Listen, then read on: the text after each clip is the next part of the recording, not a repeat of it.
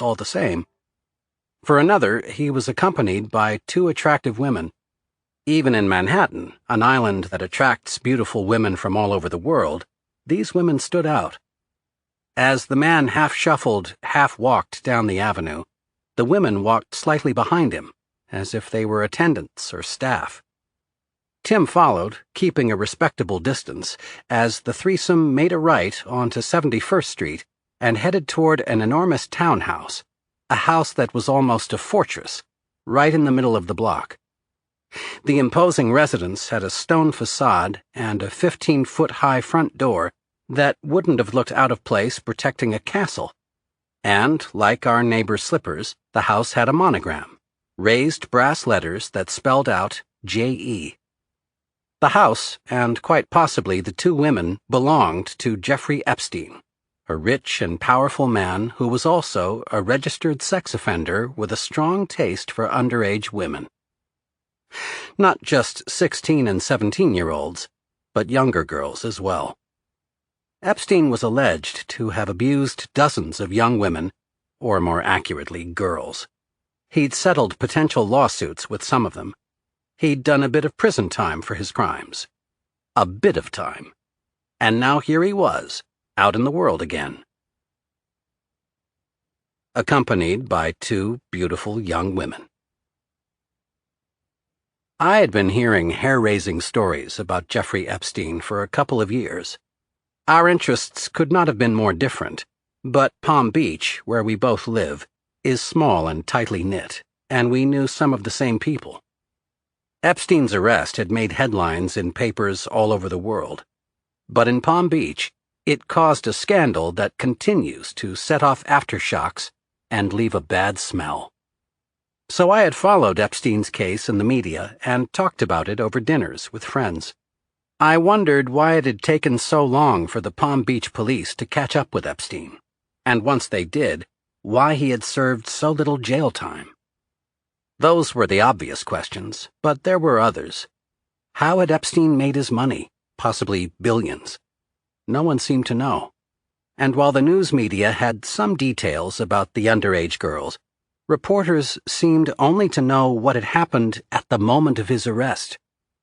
Epstein definitely liked his massages. He got them from 2, even 3 young women a day, right in his mansion on the island. He'd been operating on an almost industrial scale. But who were these girls? Where had they come from? How did they find their way to his home on a secluded street in Palm Beach? Epstein had powerful friends. He'd flown Bill Clinton around in his private jet and rubbed shoulders with heads of state, Nobel Prize winners, any number of billionaires. Prince Andrew, the man 6th in line to the British throne, had been a close friend. Were any of these connections the reason that Epstein was now a free man? I wanted to know. After all, our homes were a half-mile apart, and Epstein's actions had had an undeniable impact on the town where I lived.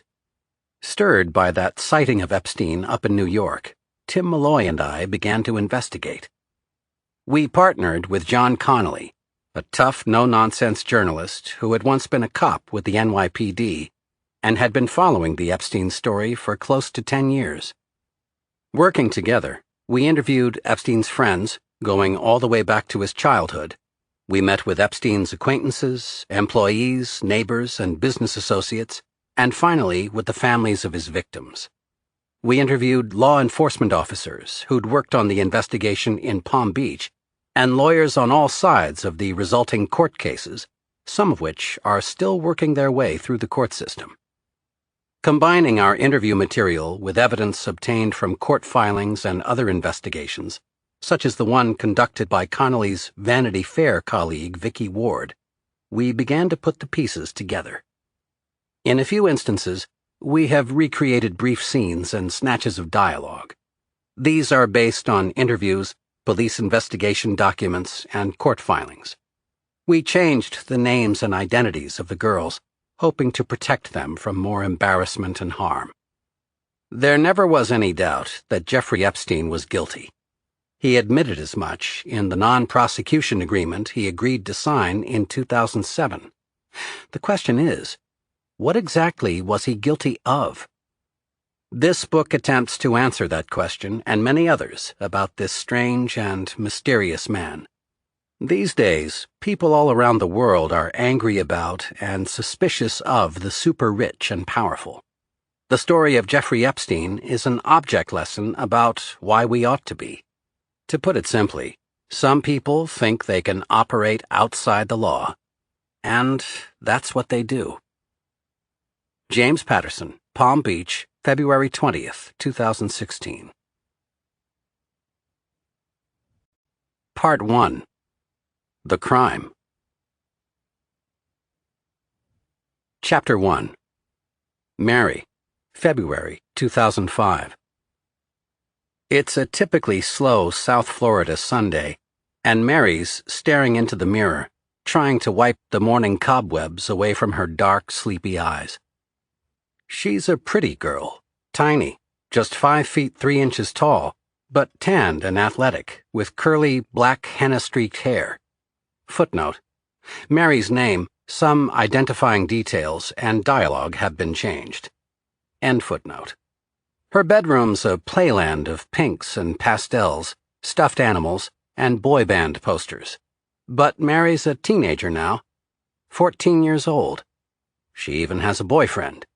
He's cute and popular. Joe, footnote, Joe's name, some identifying details, and dialogue have been changed, end footnote, is the heartthrob of her school, and Mary's feelings for him are new to her, powerful, hard to untangle.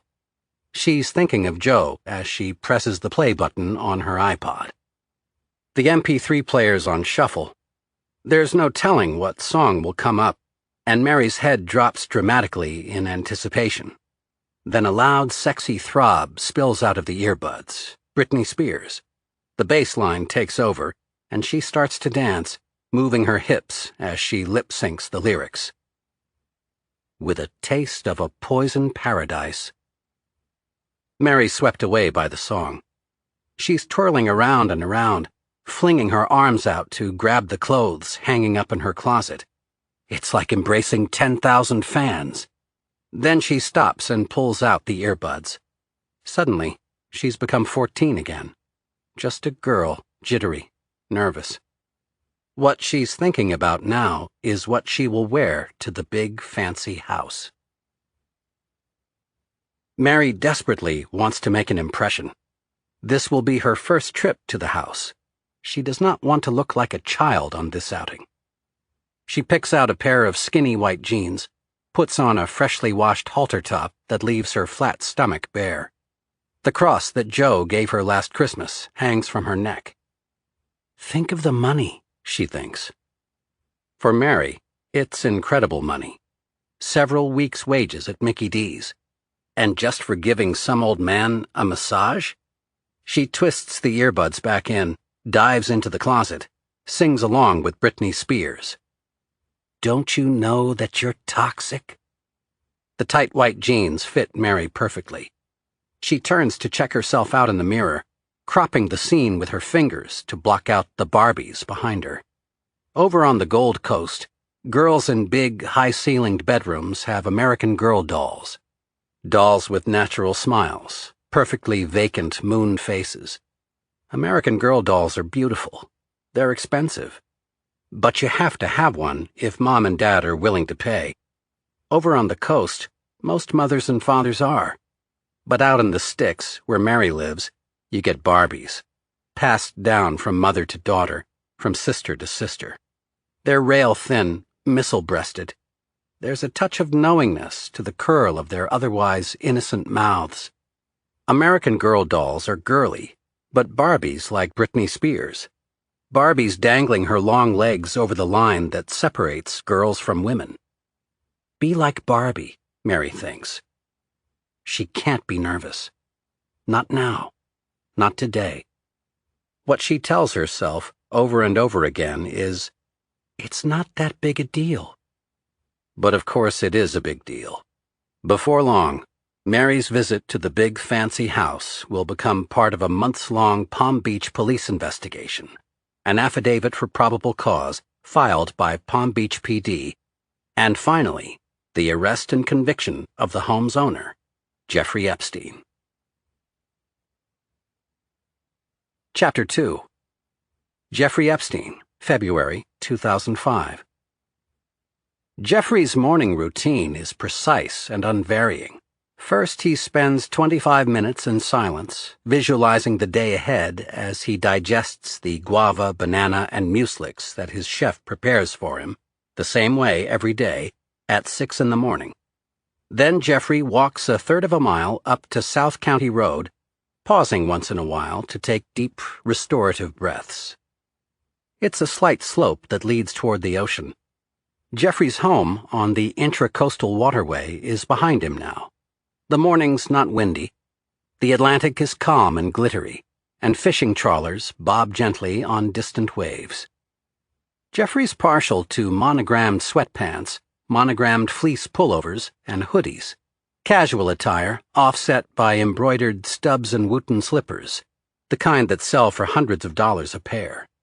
His hair, which is thick, has turned silver. But Jeffrey Epstein does not have a paunch. For a 52-year-old man, he's extremely fit. 6 feet tall, 180 pounds, brown eyes, a strong jawline.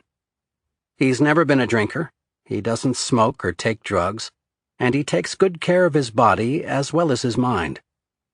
It's a magnificent mind. His gift is for numbers, complex calculations, abstract formulas. Even as a child, Jeffrey could untangle math problems that would stump most smart adults.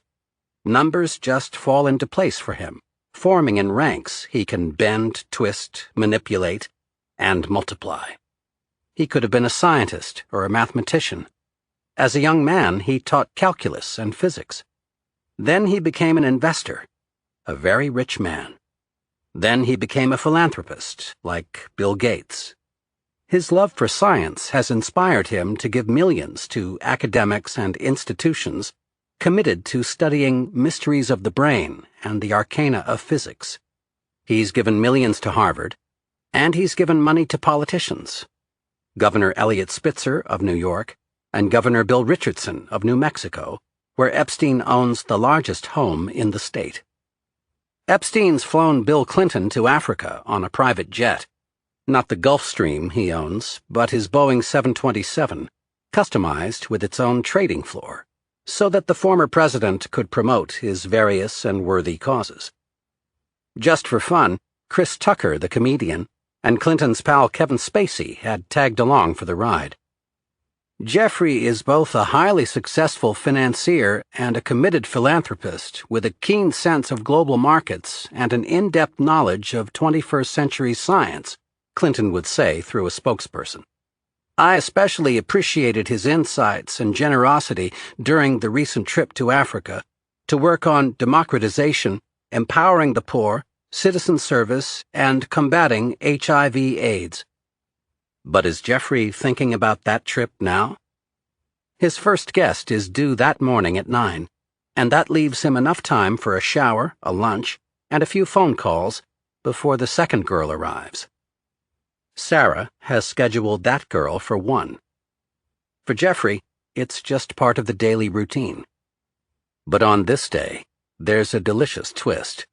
One of the girls is a first-timer. Chapter 3. Mary, February 2005. Downstairs, the doorbell is ringing. Mary's father shouts gruffly, "Ella está aquí! Su amiga con el camión!" She's here, your friend with the truck. Mary runs down the stairs. It's game day, and Dad's already got the TV on. Her stepmom's out running errands. Mary's twin sister has gone out too, rollerblading with a few of her friends. "Going shopping," she yells, and she pops a piece of double bubble into her mouth. "Dice quién?" Says who. Mary's already halfway out the door. Her father calls out again, but on Sundays there's no getting him out of his chair. Besides, Mary knows he'll be happy when he sees the money she's made. Real money, like Joe's cousin Wendy Dobbs is making. Footnote: Wendy Dobbs's name, some identifying details, and dialogue have been changed. End footnote. And it's not like she's running off to do something crazy. After all, Wendy's assured her already that there's nothing to worry about. Mary's father is Cuban, an immigrant, a self-made man who runs a contracting business. He's wise to the ways of the world and highly protective of his two daughters. They're good girls, he knows. Almost angels. As far as he knows, they don't drink. They've never tried drugs. They love clothes, and especially music. Britney Spears, Nelly Furtado, Maroon 5, the boy band with that dreamy lead singer. Mary loves California, which she's never seen but daydreams about. She just knows she'll live there someday. A plan that's okay with her father, as long as Mary keeps up with her homework and chores. What he worries about, in the meantime, is the crowd that Mary runs with. Joe is a fine boy, more responsible than most American boys his age. But Joe's cousin, Wendy, is another story. Mary's father doesn't like Wendy at all, and would have liked her even less had he known about Wendy's intentions. In just 1 hour, Wendy's told Mary she can make more money than her father makes in a day. This guy in Palm Beach, he's rich. Very rich. He has an airplane. He owns an island, you know. Like a lot of kids who live inland, away from the Florida coast, Mary's dreams reach way beyond the dull, scrubby flatlands and strip malls she's grown up around. There's so much that she wants to do and see. But for her, the Gold Coast, 20 miles away, might as well be another country. Yes, she had said, without even thinking about it. Then there was Joe to contend with. Who is this guy? Joe had said, shaking his head. You don't know a thing about him. Hundreds of dollars, Mary had whispered. She couldn't quite look at Joe, but she was firm. I can make that in 1 hour. Joe seemed to think they were actually talking about it, a conversation, some back and forth. But the thought of not going hadn't even crossed Mary's mind. If anything, she hoped that it would become a regular thing. To rub his feet? Are you kidding? If you're not worried about it, why haven't you told your dad? It's your cousin, Joe. Some girls go 3 times a week. The guy's feet must be killing him. Shut up. Tell your father. You know how Dad is. You don't tell your parents everything. I'm not going to some freak's mansion to rub his feet. That's right, I am. And if I told your father? Or mine? You'd never see me again. Mary felt bad as she said it. She felt bad for lying. She knew that it would be more than a foot rub. Wendy had told her that much, at least. Chapter 4. Jeffrey Epstein, February 2005. John Kluge, the media magnate, has bought up several lots around here, torn down the mansions, and built a grand, sprawling estate. But Epstein's neighbors have blocked his own efforts to buy more land and increase his holdings. Epstein's address in Palm Beach is 358 El Brillo Way. Built in the 50s by a totally run-of-the-mill architect, the house has none of the elegance of his neighbors' homes. It's big, with a big swimming pool. That's the most you can say for it. It's totally bland. But it's the last house on a dead-end block, the last block of the street, and this makes it very secluded. Tonight, one of Epstein's black Escalades will whisk him away, taking him to the private terminal at Palm Beach International Airport. Then a short flight down to Little St. James, or as he likes to call it, Little St. Jeff's, the 70-acre island he owns in the Virgin Islands. But for the moment, there are still things to attend to in Florida, business and pleasure, although in Epstein's experience, the two have always fit together nicely. He strolls through the gate, past the guard, up to the side door that leads to the kitchen. Inside, he ignores the maid doing dishes and climbs a wide, winding staircase to the second floor. He walks down a hallway, one that's lined with photographs of naked women. Then, in his bedroom, he opens a closet. Inside, there are many more photographs. Erotic photos, tacked to the wall, of girls who have come to the house. Familiar faces, familiar bodies. That's what makes the first-timers so special. Epstein checks his watch before closing the door. The Virgin Islands can wait. Chapter 5. Mary, February 2005. The double bubbles lost all its flavor, but Mary's still chewing the gum as she shifts nervously in the back seat of Wendy's big pickup truck. The girl sitting up front next to Wendy is a stranger to Mary. She's chain-smoking menthols. The music is blaring. The seat is filthy and gross. Worried that her white jeans will get grody, Mary sits on her hands. Then, through the window, she sees a gigantic resort called the Breakers. It is resplendent, sun-drenched, not quite real, like something you'd see in the movies. It makes for an interesting contrast. "We'll wait for her," Wendy says to the girl in the passenger seat. "Then we can all go to the mall." "Which one?" "The gardens." It's like she's not there. Mary wants to say something about it, but she doesn't know if the other girls would even respond. Wendy's always seemed so much cooler than kids Mary's age. This other girl's just a mystery. And when Wendy does turn around to speak to Mary, her stare seems to slice right through the younger girl. "Remember," Wendy says, according to a probable cause affidavit filed by the Palm Beach police, "when he asks how old you are, say 18. The light changes, and Wendy turns back around but keeps looking at Mary in the rearview mirror. "Got it?" Mary nods. "I mean it," says Wendy. Who would believe her? Anyone can see that Mary is younger than that.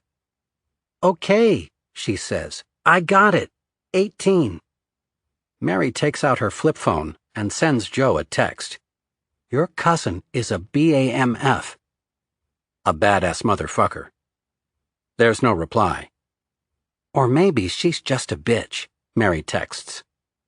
Still no reply. Joe must still be in church, Mary thinks.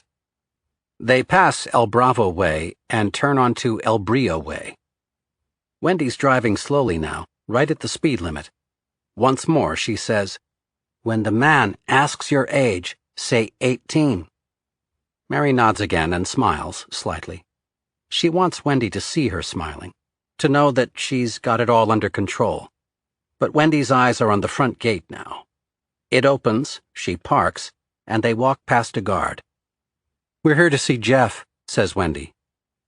The guard nods, "Of course you are," and leads them to the side door. They're in the kitchen now.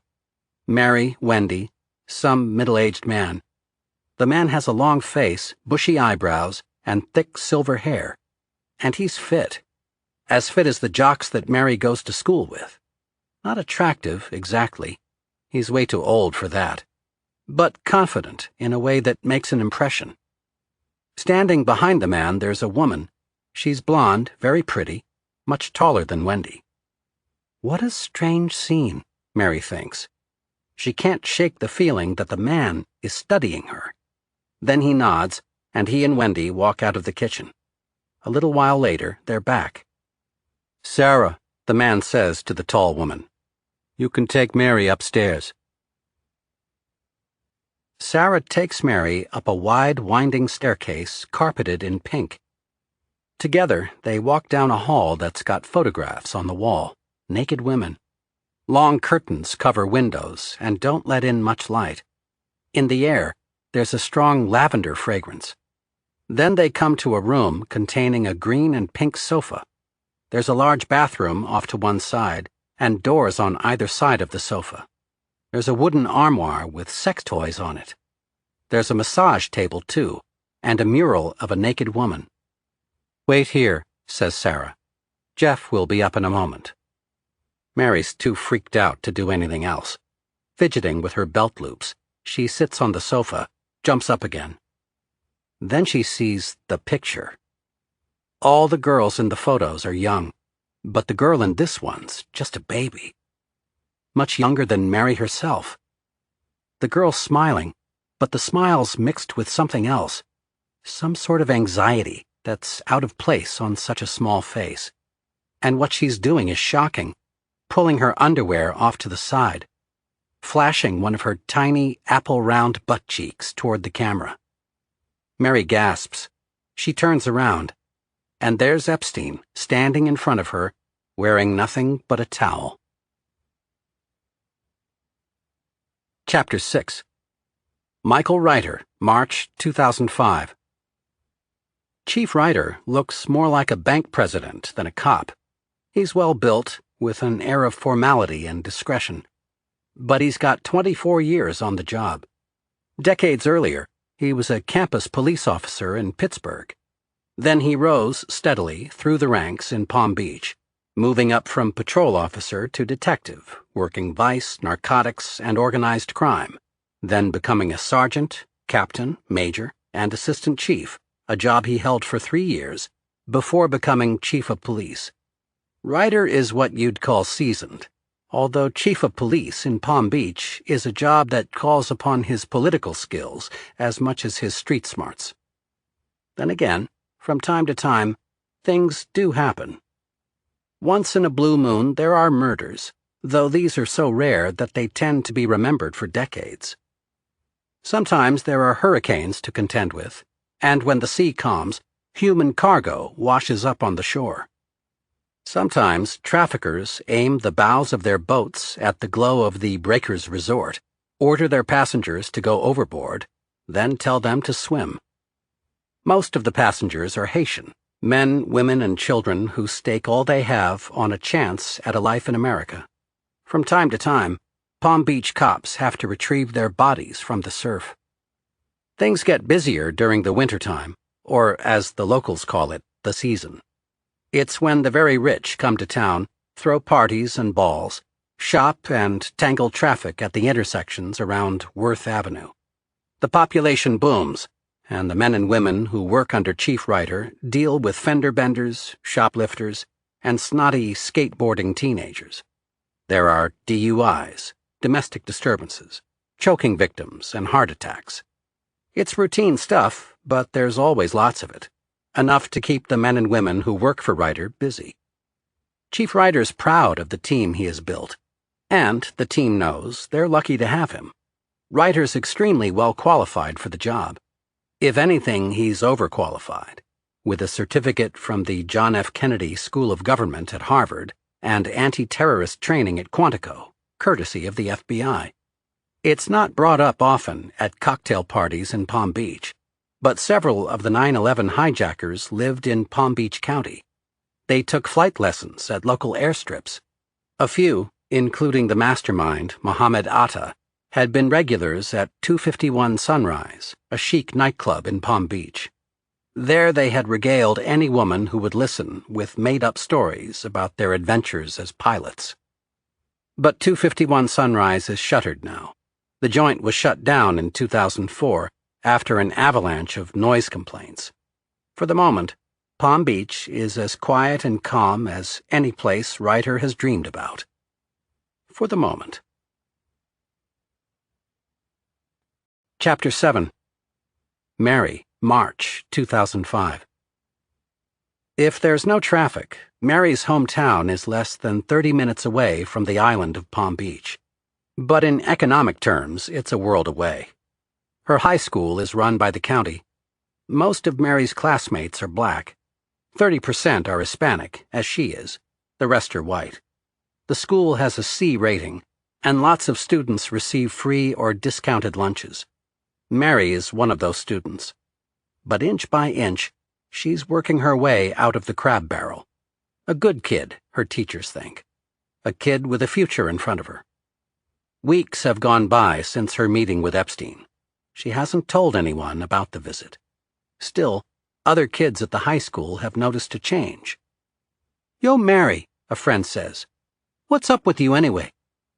This is a kid who veers from nice to mean, depending on who else is around.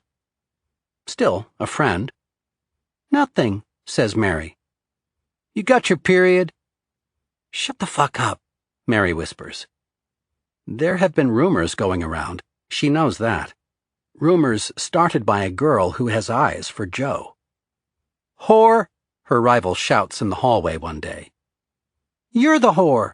Mary shouts back. Mary rushes the girl, who shoves back, grabbing at Mary's hair, twisting and tugging. Someone yells, "Catfight!" By the time the bell rings for next period, Mary's sitting in the principal's office. She shakes her head in reply to the questions, stays silent, feeling humiliated. Then, in her wallet, they find the $300. Mary's too young and too small to be stripping. Besides, the bills are all 20s, not singles or 5s. When they call Mary's parents, her teachers suggest a more obvious explanation. Does Mary do drugs or deal them? Mary's father knows better than that. No, he insists. A psychologist is called in. And then, Mary does start talking. Once she does, she can't stop. It's a wild story, highly disturbing. A mansion in Palm Beach, a powerful man. This is all far from the principal's wheelhouse. It's definitely a matter for the police. In the meantime, the school's recommending a transfer, purely temporarily, to a facility for troubled kids, ones with issues. Mary's a good girl, it's true, but further confrontations at the high school will not be tolerated. Chapter 8. Michelle Pagan, March 2005. On March 15th, Palm Beach police officer Michelle Pagan takes the first call from Mary's stepmother. "Ma'am," she says, "I'm going to have to ask you to come down to the station. I don't want to say anything more until I speak with my husband." "Ma'am, I appreciate that, but I'd urge you to come in. Let us find out what happened. Please." "I'll get back to you." "Please, ma'am, I'm here for the rest of the day. We're on South County Road." At the station, Mary's father does most of the talking. "There was an incident," he says, "at school, a fight between Mary and another girl. But please understand, our Mary's not like that." Officer Pagan's starting to feel as though she's swimming in uncharted waters. She's young, and the cases she's worked before this have been minor. Robberies, that sort of thing. Pagan's not used to the Gold Coast. She was educated in New York City, and to her, the less affluent towns further in from the coast might as well be somewhere in Georgia. Then again, she knows enough to know that in the back of the station, detectives are already whispering. What's a guy with that kind of money need with some girl from out west? The women around here could make a man cry. Extortion? The kid's 14. What would she know from extortion? Have you seen the shows these kids watch? They know about things we've never dreamed about. No, Pagan thinks, this is her case. She's the one who's going to work it. Chapter 9. Mary, March 2005. Mary's father and stepmother believe their girl. Officer Pagan believes Mary's parents. Ergo, Mary must be telling the truth. The girl's got a sweet, high, halting voice. Pagan interviews her twice, and both times, she speaks with her chin buried deep in her chest. "Tell me, honey," says Pagan, "what happened?" In her notepad, Michelle Pagan writes, "While speaking to me, Mary became upset and started to cry. This white-haired guy came into the room," Mary says, "wearing only a towel around his waist. He took off the towel, and then he was all naked, and he lay down on a massage table. He was a really built guy, but his wee-wee was very tiny." Mary tells Pagan that Epstein spoke only to give her instructions, which he did in a stern voice. She tells Pagan that she was alone and didn't know what to do. She removed her pants, leaving her thong panties on, Pagan writes in her incident report. She straddled his back, whereby her exposed buttocks were touching Epstein's exposed buttocks. Epstein then turned to his side and started to rub his penis in an up-and-down motion. Epstein pulled out a purple vibrator and began to massage Mary's vaginal area. Mary's sure that Epstein ejaculated. "He used a towel to wipe himself down as he got off the table," she says. That week, Pagan's assigned to the case, along with 6 detectives. 5 men, 2 women. A predator case, one of them will say. This is different from someone who is stealing. This predator is a smart person, and that's his desire. He can't stop. Within days, another victim comes into the station. She's got a similar story. It's a tricky case, according to a source closely involved with the investigation, because the girls involved are far too young to use as bait in an attempt to catch Epstein committing another crime, even if they were willing to play along. Still, there are other strings that Chief Reiter's team can start pulling. 2 weeks later, on March 31st, Officer Pagan has Mary make a controlled call to Wendy Dobbs. The first attempt goes straight to voicemail. The next time Mary calls, Wendy picks up. On the recordings made by Officer Pagan, Mary's voice is tiny and tentative, while Wendy sounds mature, gruff, fully grown, like the femme fatale in some old black-and-white movie. "Hey, what's up?" she says impatiently. "Nothing," says Mary. "I talked to Jeffrey, and I'm going to his house tomorrow morning," says Wendy.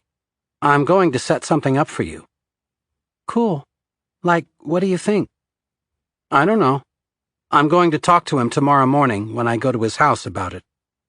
How much would I get paid?" "Talk to him. I'll talk to him tomorrow, and then I'll bring you in the next day. You can talk to him about it." So far, so good, thinks Officer Pagan. But she needs more. She looks at Mary expectantly, but not too expectantly, she hopes. She can imagine how hard it must be for the girl. Or maybe she can't imagine it at all. But either way, Mary seems to have gotten the message. Straightening up in her chair, she begins to press Wendy. "I don't know," Wendy says in response. "I don't know. You're going to have to talk to him about it. I mean, I don't really work for him like that. I just bring girls to him and they work for him. You can ask him, like, what can I do to make more money?" Mary keeps pressing. "The more you do, the more you get paid," Wendy says finally. "Want me to bring my sister for you? So that we can get paid more or something?" "Well, yeah, that's what I'm saying. I'm working tomorrow, and me and him are going to put a schedule together for you and your sister.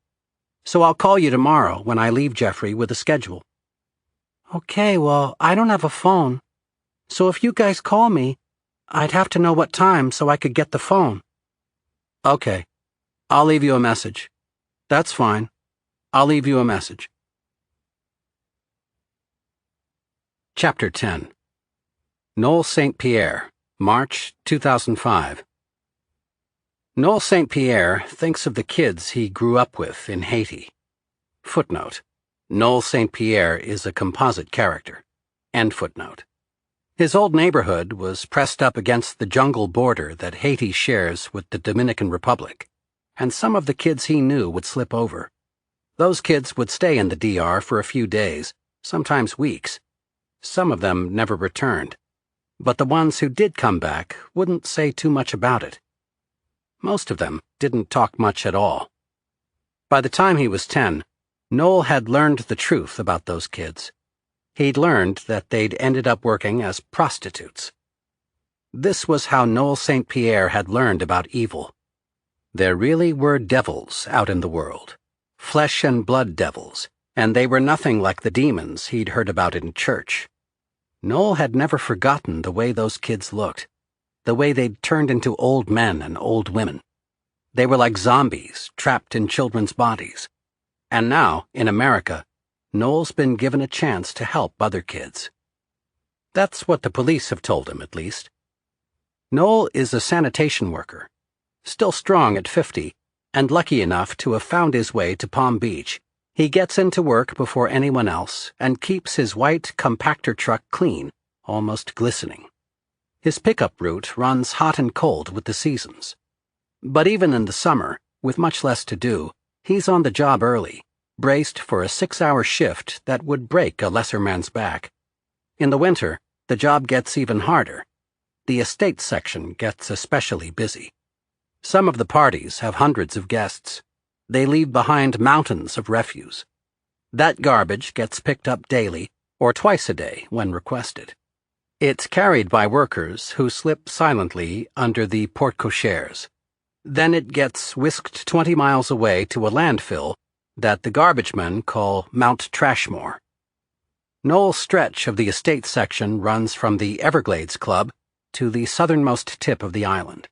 It encompasses Banyan Road, Jungle Road, El Bravo Way, and El Brio Way. His performance record is spotless. As far as the Palm Beach PD is concerned, he's the perfect man for the job. Chief Ryder's authorized a trash pull, a legal way to collect discarded evidence. In this case, evidence culled from Jeffrey Epstein's garbage. But when the police call him, Noel St. Pierre simply assumes that another refugee boat has run aground on the beach. A sad thing, but something that does happen from time to time. His homeland, Haiti, is desperately poor, run by despots who line their pockets while everyday people suffer. Many of the refugees are illiterate. Most of them speak only Creole. Est-ce que vous aidez, s'il vous plaît? They ask. Can you help us, please? The cops always need a translator, and Noel's been asked to help out before, but this time the police officer's voice is raspy, impatient. This time is different, the officer says. Something very special. You don't have to accept, but if you do, you'll have to keep things to yourself completely. When he hears what the story is, Noel accepts. I'll do it, he says immediately. The address he's been given is 358 El Brio Way. On his first morning, St. Pierre moves swiftly, sneaking a glance through the kitchen window at the 4 silhouettes standing inside. 3 women, one of them quite short, with pigtails. The 4th silhouette is that of a tall man. The police have given him clear instructions. The work is unsavory, but so is the work Noel does every day.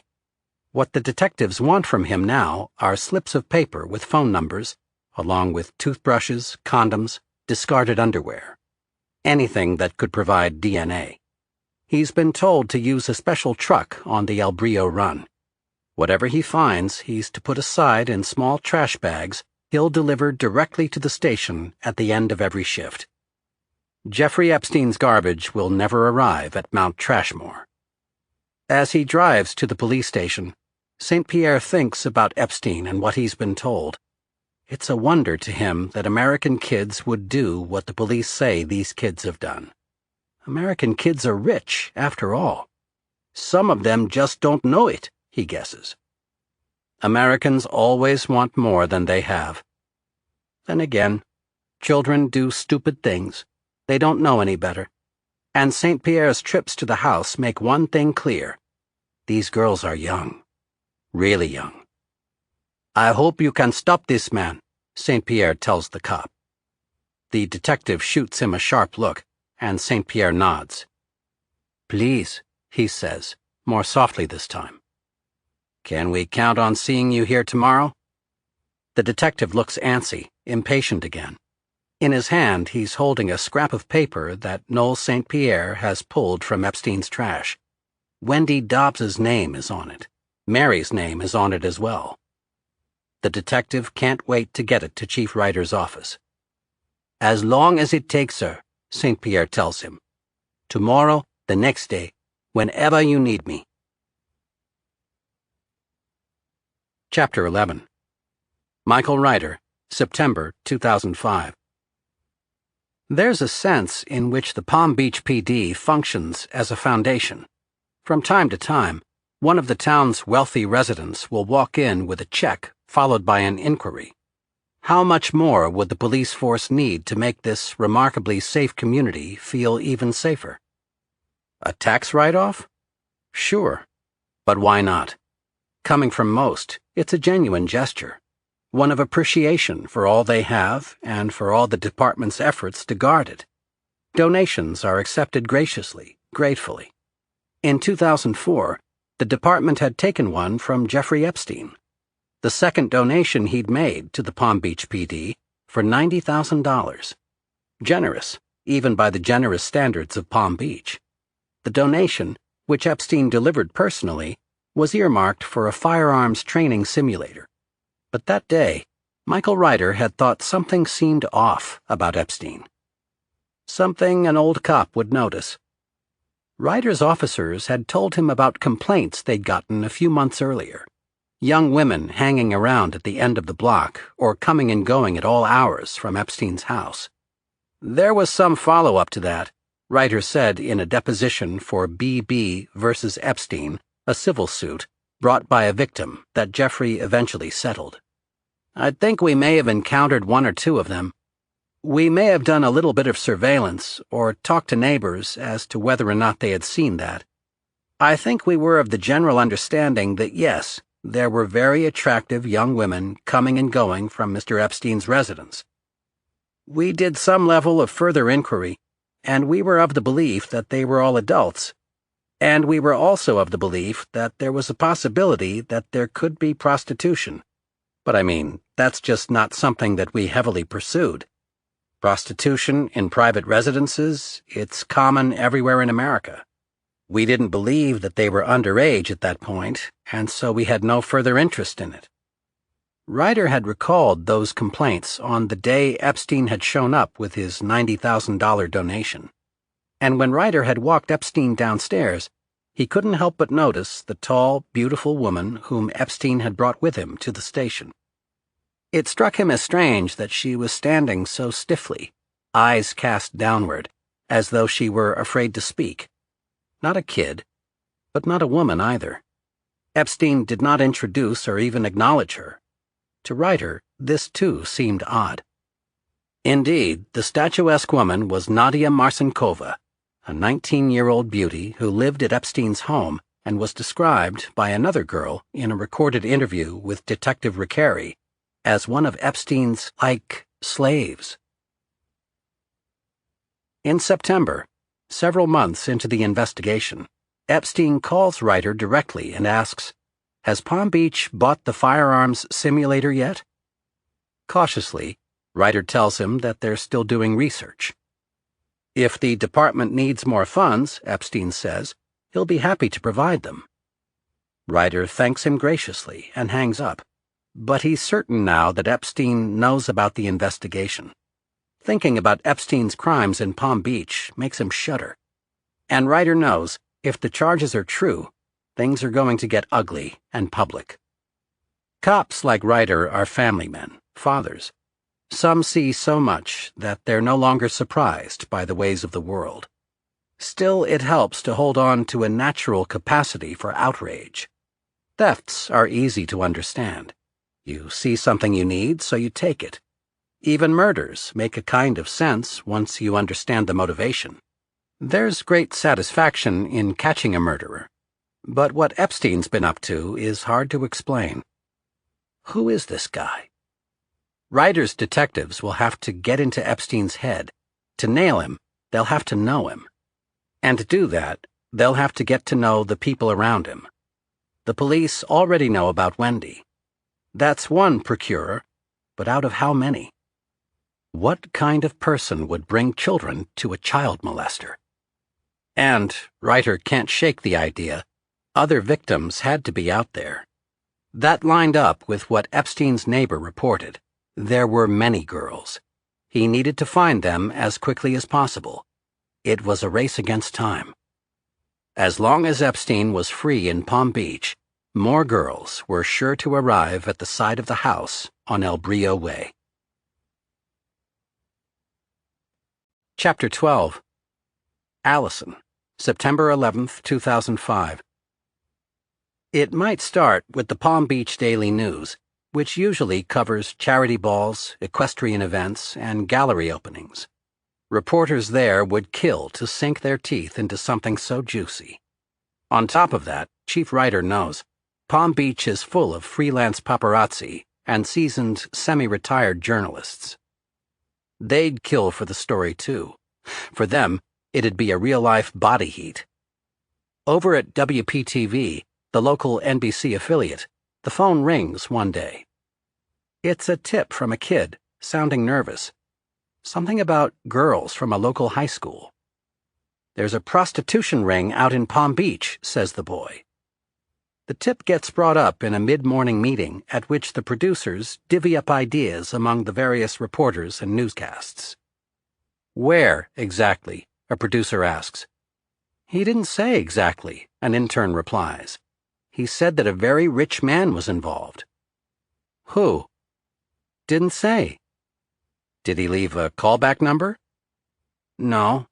The kid sounded really young, 14, 15 years old."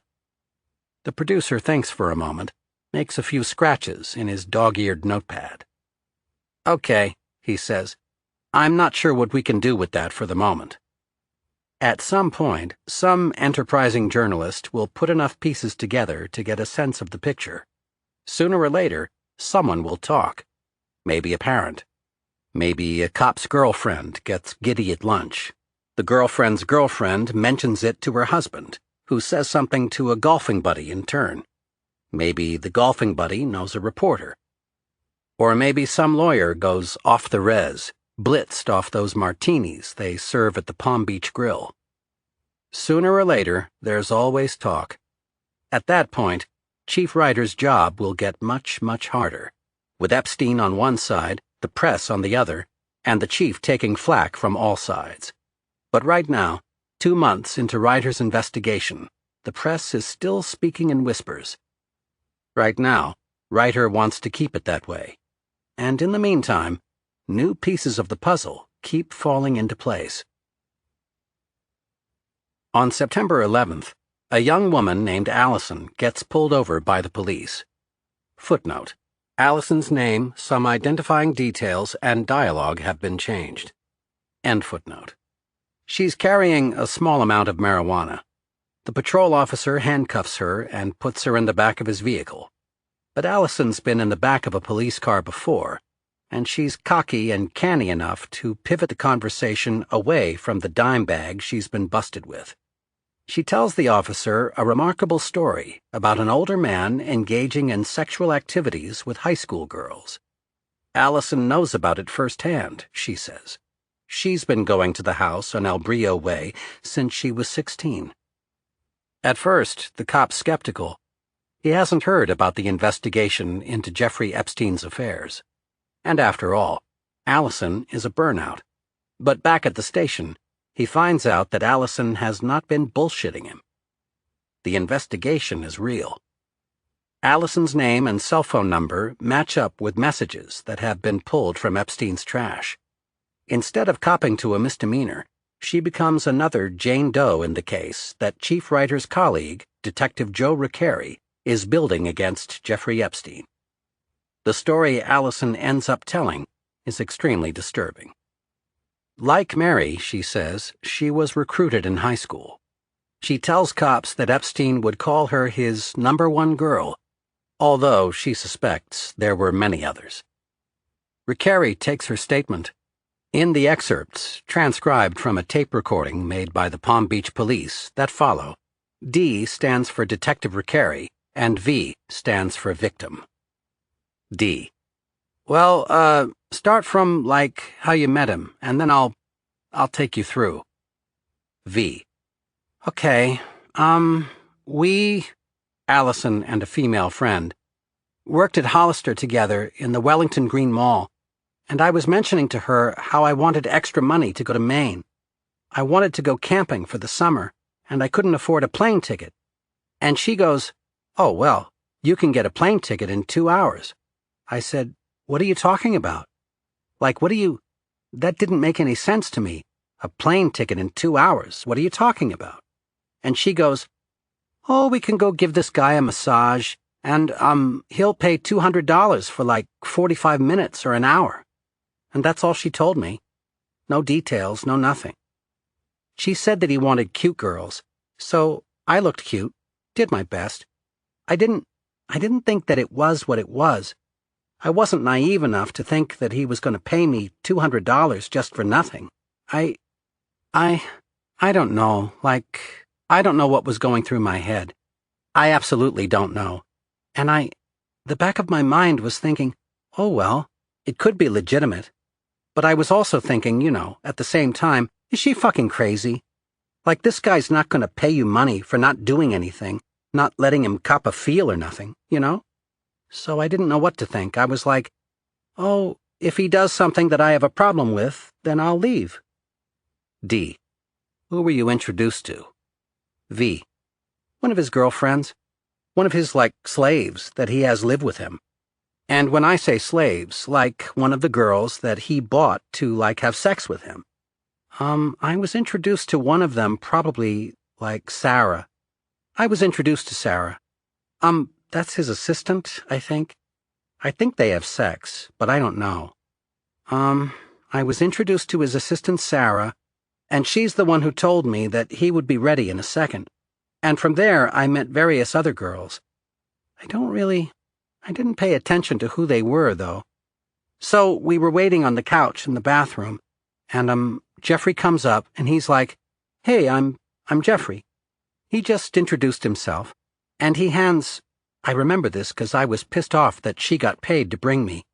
I was pissed off. He hands her a wad of $100 bills and says, thank you. And she says, I'll wait for you downstairs. And I was like, all right, I'll see you in a little while. And that's how I was brought to Jeffrey. Hold on. I'm remembering. I'm, picturing in my head. I wore a skirt. I remember specifically what I wore. I wore a skirt and just a regular t-shirt. And I was massaging his legs, and he asked me to take off my skirt. And I think I said no at first. And he's like, come on, you're not showing... He talked me into it, basically. He's like, oh, you're not showing anything. Or he did something, I don't even know. So I ended up taking off my skirt, and then he goes, well, I think he just started touching, the top of me. And then he asked me, when you're saying the top of you, you mean your breasts? Yeah. And then he asked me to take off my shirt. So I took off my shirt, but I kept my underwear on. And I wouldn't take my underwear off. I told him no. And he still paid me the same amount. And that was that. I went home. So in other words, he finished with himself, and that was it.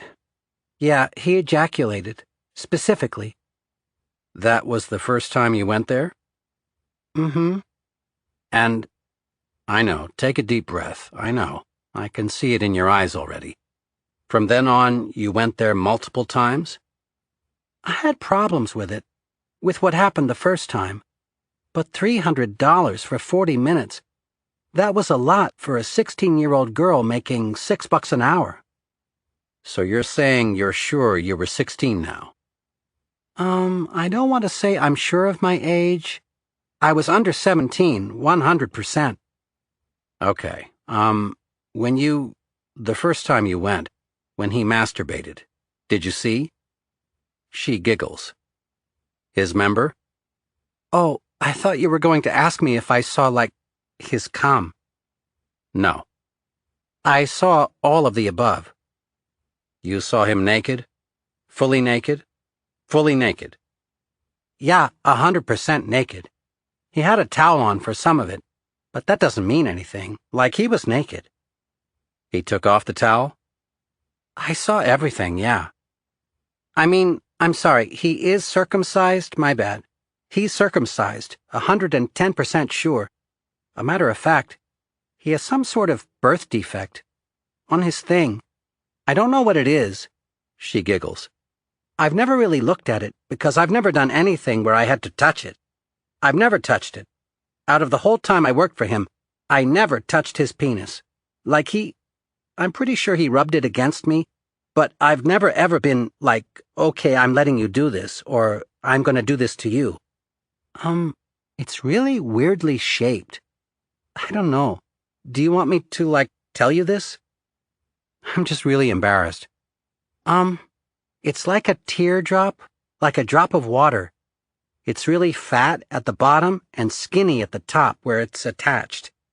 And he never gets fully hard, ever. Like I just could tell by looking at it.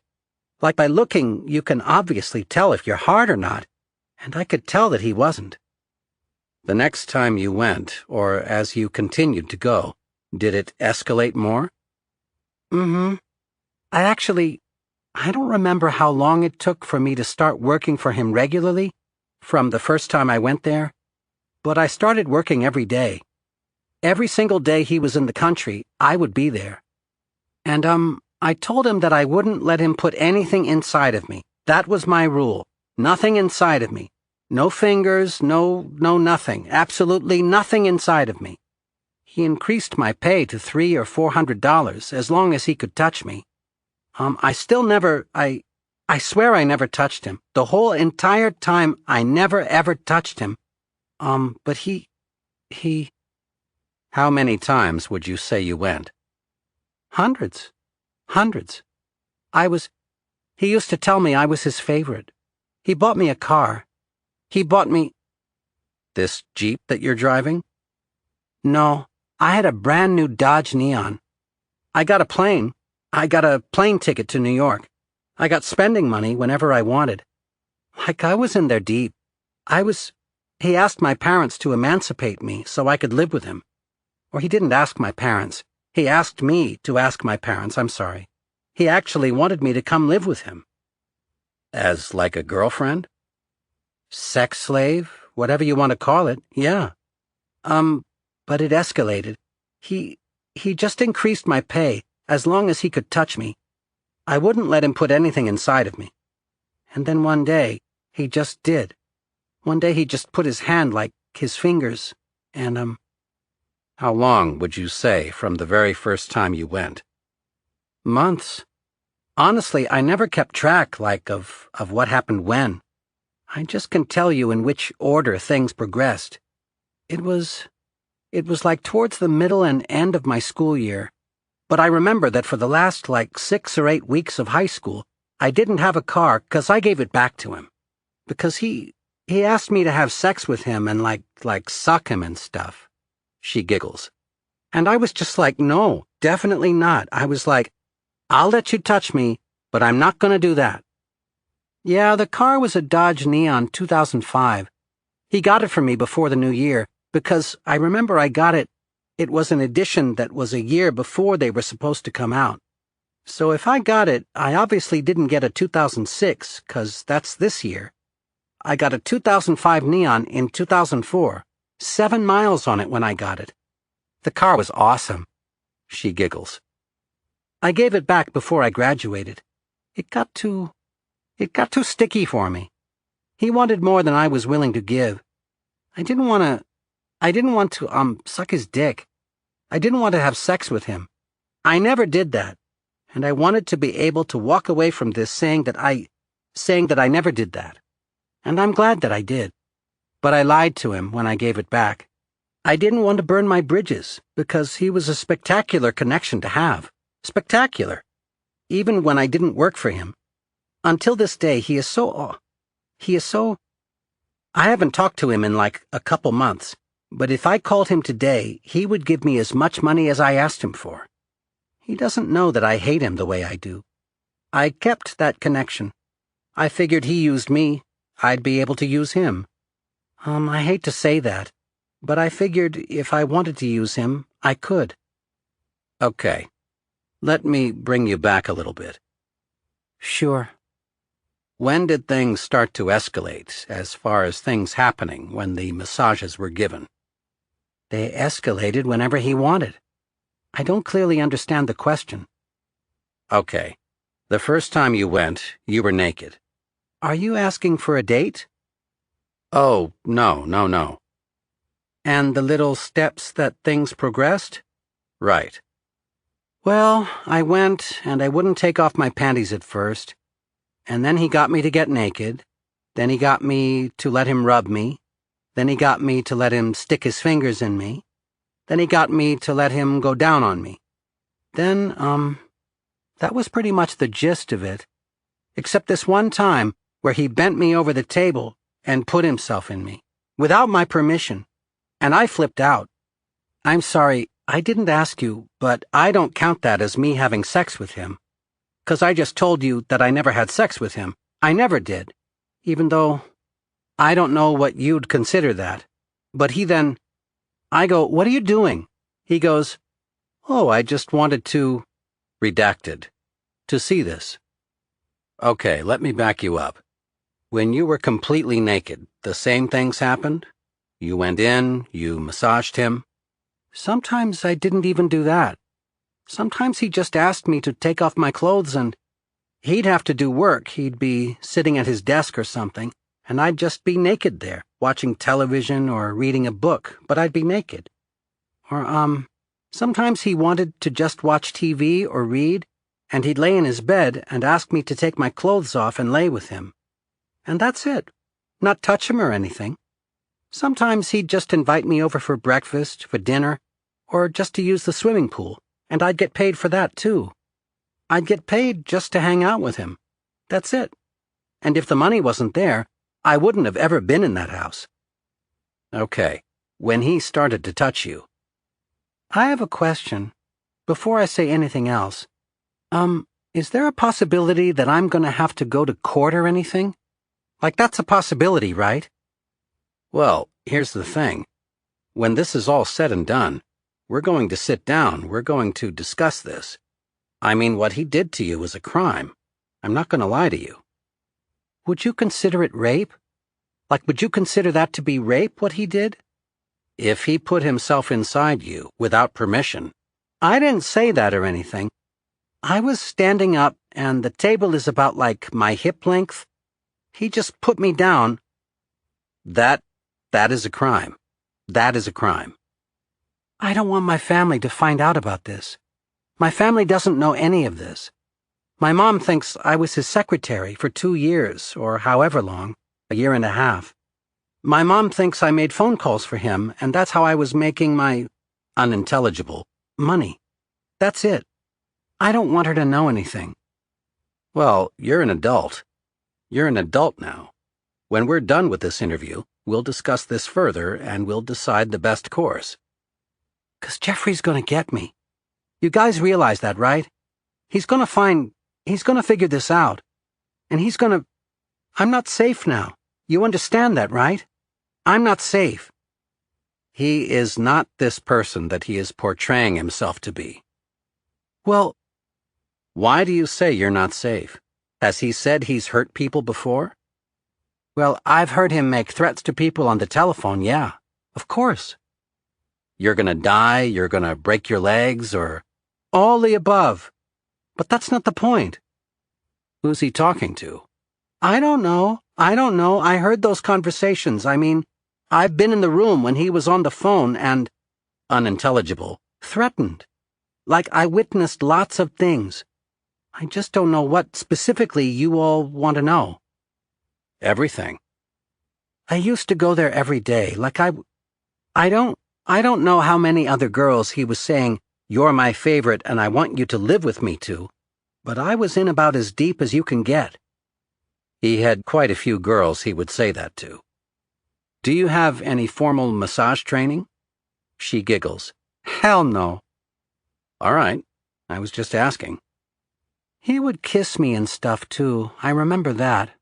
And when he kissed me, if he was jerking off, he would, like, rub himself on my breasts. And I was extremely uncomfortable. I would maneuver myself away from that activity. I'd get up and I'd move somewhere else, or I don't even remember. I would stop whatever was going on without saying, "Can you get the fuck off me?" I would stop it without saying stuff like that. Okay. I wouldn't let him put anything in me until one day he did, just out of nowhere. And I said, "Wait a second. My boyfriend, we had this thing. You can't do that. I'm allowed to work here as long as you don't do that." And he said, okay. Well, a couple months later, I guess he assumed me and my boyfriend had broken up. And he just did it one day. He just did it without asking or anything. And then I said, "What are you doing?" I said, "That's not cool." And he goes, "Oh, I thought we did that last time." And I said, "No, we did not do that last time. And then he goes, and then he just offered me more money. He's like, well, why don't I just give you something extra, and we can try this out? And I was like, sigh, all right. Very hard guy to say no to. I don't know if any of you guys ever talked to him. Oh yeah, well, if you talk to him, I mean, he straight up tries to control the situation. Every word that comes out of your mouth, it seems like he knows what you are going to say. Like that's his job. That's how he made his money, is knowing what people are going to say and what people are going to do. What did he tell you he does for a living? Well, there's a couple of things. Things that I found for myself, things I looked up on the internet. What he specifically told me when I asked him the first time was, oh, I'm a brain scientist. And I said, what the fuck is a brain scientist? I was like, that's not a real job, tell me the truth. But anyway, his explanation was, it's my job to know how people's brains work. And I said, whatever the fuck that means, whatever. You're like some old guy who... unintelligible. You know what he promised me? Here's the reason I held on so long is, he promised me that I would get into NYU. That I would get into NYU and he would pay for it. And I waited, and I scored great on my SATs. I would get 4.0, like, I did great in school. I filled up my application, and he told me that it wasn't good enough. So I filled it out again, and it was like 3 times. So I'm pretty sure he wasn't checking into it. He was just telling me that he was. But I think that had a lot to do with the reason I stayed there so long, 'cause my dream was right in front of me, you know? And it's so far. Aside from having been with Redacted, was there anybody else that you brought to the house? I brought a few people. Because it got out that I did this, like everyone at school knew. You know, everyone talks. It was a circle and... It was a little circle, yeah. Not that I would want anybody to get involved. I brought girls I didn't like and frankly did not give a shit about. Girls that I knew were skanks, that would do anything. Girls that would just, like, suck dick in the bathroom at school. Like not even people I was friends with. I'd just hear a rumor about a girl and be like, hey, I know a way you can make $200. How about... I would tell them flat out, like, this is what you've got to do. Are you cool with this? 'Cause I'm not going to take you if you're not. So I told them. They all know that I got paid to bring them. It was actually... Redacted. She took off her shirt. She was a little overweight, so he didn't want anything to do with her. She was my best friend. But you know, she was another story. I did care about her. But, she lost her house and stuff and really needed money. She was homeless. She had nowhere to go. So she did it out of desperation. Did he ever hurt you? Sometimes he got violent, yeah. Violent as in what? As in... He pulled my hair a lot harder than it should have been pulled. Like he... Okay, I can understand having sex, and you're all like not that we were having sex, but I mean like, if you're all into it, and you pull hair a little bit, like my ponytails, just like a little bit, whatever. But he would pull it to where it would rip my hair out. It would rip my hair, and then sometimes he would pick me up, and like throw me, whichever way he wanted me, and then he would just use a toy or like his hand or whatever. Never his penis, though, ever. I never had sex with him. But I'm little, so he could pick me up. Like if you pick me up and throw, obviously it's gonna hurt. I mean, there's been nights that I walked out of there barely able to walk, from him being so rough. But nothing specific that he really got violent with. Like I can't really recall. Nothing that I went to the doctor for, no. I mean, I remember getting tore up a few times, but it was nothing that... This is getting real personal, but were you active before him? What, like, had I had sex? Yeah, she laughs. Okay. But honest, I mean, I'm not a hoe. I've had only 3 steady boyfriends, and those are the only 3 that I've ever done anything with. And they were all with me for over a year, so it's not like I just go and hook up at parties. Like, I've gotten thousands of dollars worth of shit. Man, the underwear I'm wearing right now he gave me. Like, I'd go over there and there'd be a bag of Victoria's Secret underwear, like, waiting for me. talking like $1,500 worth of stuff. I got a plane ticket from him once. I got a car, I got Christmas bonuses, I got movie tickets. Like he'd buy me movie tickets, like he'd say, "Hey, have you gone to the movies lately?" I'd be like, "I don't know, oh, not really." And he goes, "Do you want to go?" He'd give me like 8 movie tickets. I got show tickets, I went and saw like David Copperfield, I had like VIP tickets or something like that. I need to show you like what I'm talking about, like the positioning that we were. It was like, okay, here's the thing. There's the like little flower thing, then here's the massage table. I was right here, he was right here, and she was here. And I was standing up, and he just pushed me over the table, and he did his thing with me. Okay, were you facing the table? Were you? I was face down on the table. Like face down, hands like on my head, holding. I don't mean, I wasn't fighting really. So I don't know if he was holding me down to kind of stop me from fighting or what he was doing. He's just he's into really weird stuff. Like I was just bent over and my face was on the table. I was face down on the table, and then he did his thing. So, but anyway, redacted, was right here, and I'm pretty sure she was naked, and the couch is like right behind, but that's how it happened. He was only in me for like a minute or two. I don't even know if you could say that long. He put it in, did a couple of pumps, or whatever the fuck you want to call it, and I was like, "What are you doing?" She giggles. I go, "What are you doing?" He's like, "Oh, I just wanted," redacted, "to see this." Then, that was that. Chapter 13. Wendy Dobbs, October 3rd, 2005. Every chance he gets, and he gets lots of chances, Chief Ryder drills the same thing into his investigators' heads. They need to be careful, patient, methodical, strategic, or Epstein's lawyers will eat them for lunch. Inch by inch, they move their case toward the goalpost. But in October, Detective Riccari and his co-workers catch a break that moves the ball several yards down the field.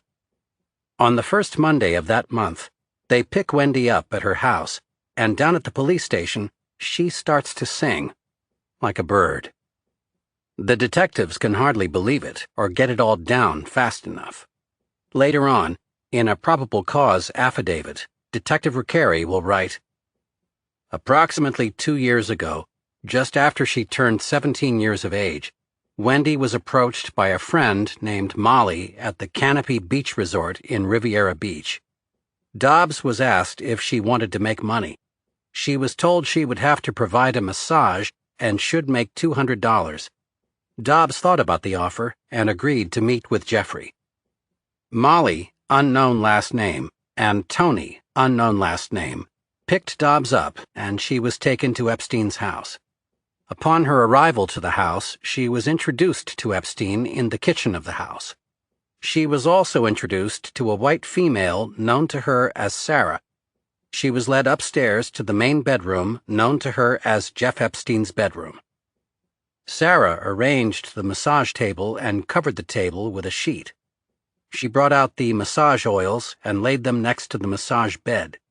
Sarah then left the room and informed Dobbs Jeff would be in a minute. Jeff entered the bedroom wearing only a towel. He removed the towel and laid nude on the massage table. He laid on the table onto his stomach and picked a massage oil for Dobbs to rub on him. "He tried to touch me, and I stopped him," says Dobbs. I asked how he tried to touch her. Dobbs stated that Epstein grabbed her buttocks and she felt uncomfortable. "I'll massage you," Dobbs had told Epstein, "but I don't want to be touched." Dobbs stated she performed the massage naked. At the conclusion of the massage, Epstein paid Dobbs $200. After the massage, Epstein stated to Dobbs that he understood she was not comfortable, but he would pay her if she brought over some girls. He told her the younger the better. Dobbs stated she once tried to bring a 23-year-old female, and Epstein stated that the female was too old. Dobbs stated that in total she only remembers 6 girls that she brought to see Epstein. Each time she was paid $200. Dobbs said at the time she brought these girls to Epstein's house, they were all 14 through 16 years of age. Wendy Dobbs keeps talking. What she says about Mary's visit lines up neatly with what Mary's already told the police.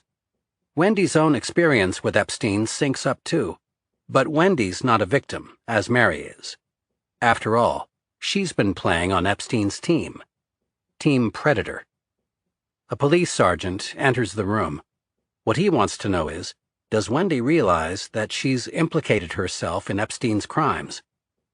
Beads of sweat form on Wendy's forehead, and now the police know they've really got her. She gives them phone numbers to go with the young girls she's named.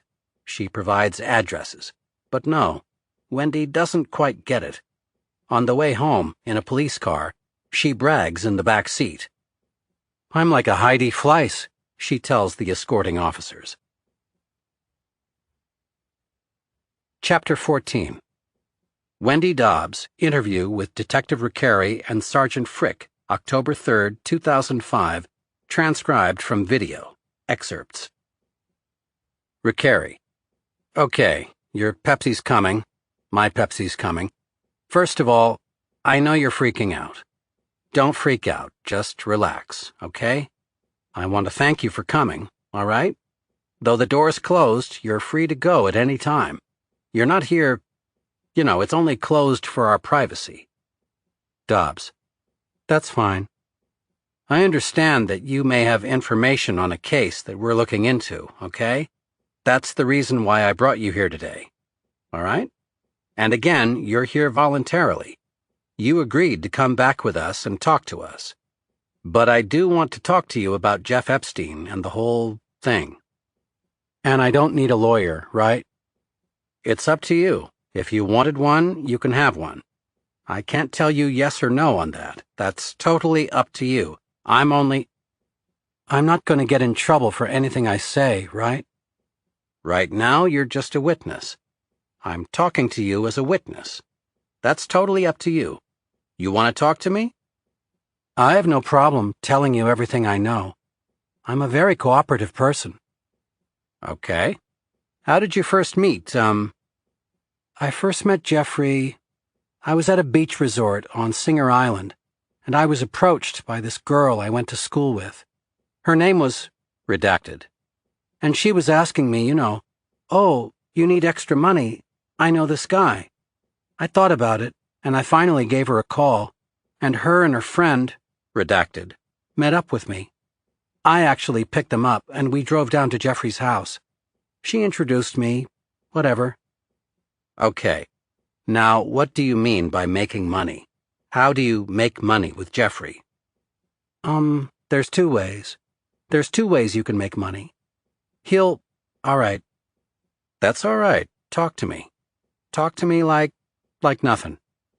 How do I say? This is going to sound really sleazy, but... No, go ahead. Talk to me. Every girl that meets Jeffrey starts off with giving him a massage. The more you do with him, the more you make.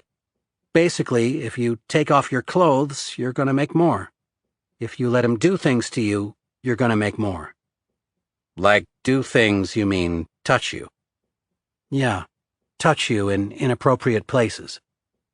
Okay, does he use his hand? He uses his hands, and I really wouldn't call it a vibrator.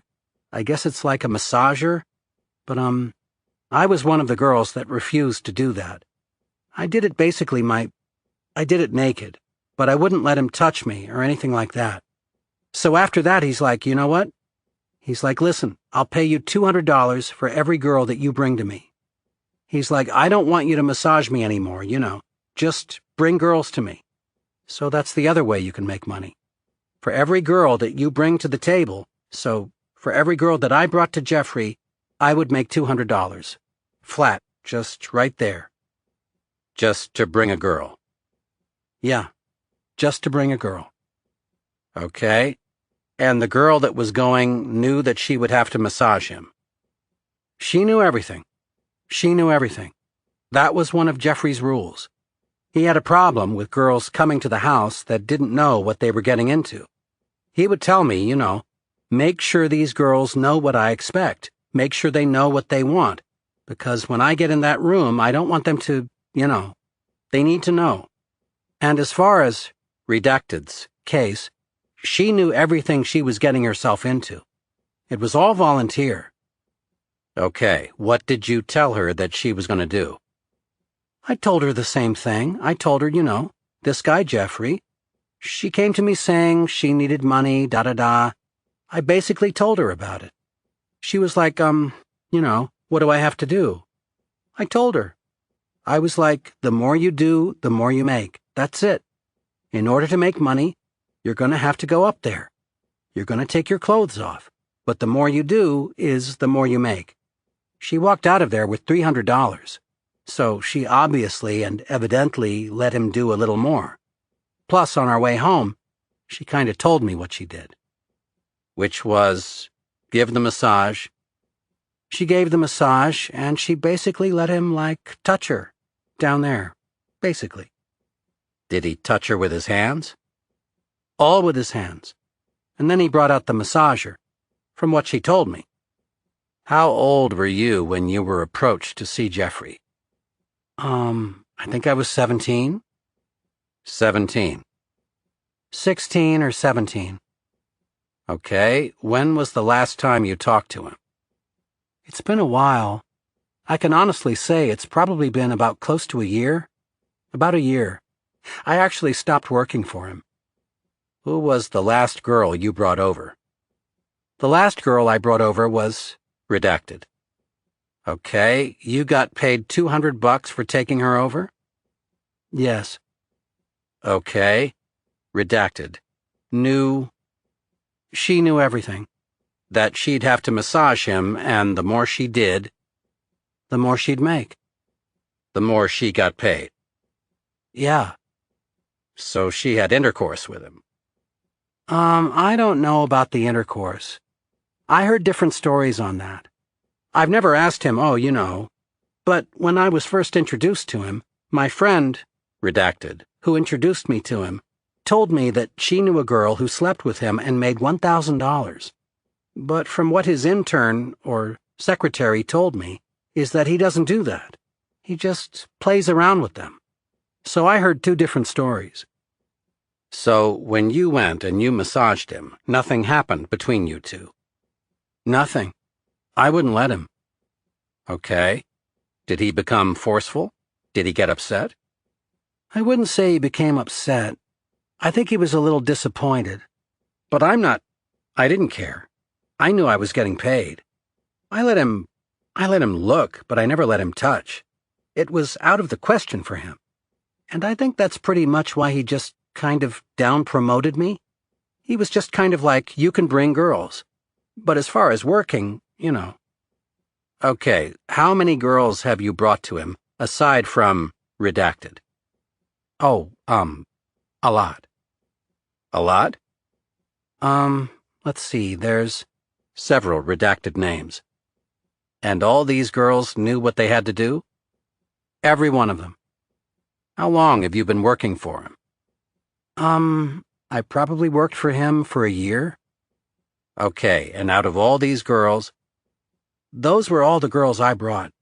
But you have to remember, those girls brought other girls too. Oh, okay. So it's like a train. It's like I introduced him to all my friends and then it goes on and on like that. Okay. Redacted, being 14 or 15 at the time, I think Redacted was 14 when this happened. Who else was underage, out of all these? Underage, what do you mean? Under 18. Under 18? All of them. All of them? All of them. Okay. Did Jeff know anybody's real true age, or he didn't care? I don't think he cared. He told me the younger the better. The younger the better, all right. Pretty much, that's how it worked. He didn't. Let me just put it this way. I tried to bring him a woman who was 23, and he didn't really like it. Didn't go for it. It's not that he didn't go for it. He just didn't care for it. And he likes the girls that are between the ages of like 18 and 20. But some of them, I think, lie about their age. I know that when I started off young, I think he knew better than to believe me. I think he knew that I was younger, like 17, but I told him I was like 18. Most of those girls lie when they go in there. Let's talk about Mary for a minute. Okay. Mary, at the time, was dating your cousin, right? Mm-hmm. Okay. She told you she needed to make money. Did she know you worked for Jeffrey? I told her. You had told her you worked for Jeffrey? Mm-hmm.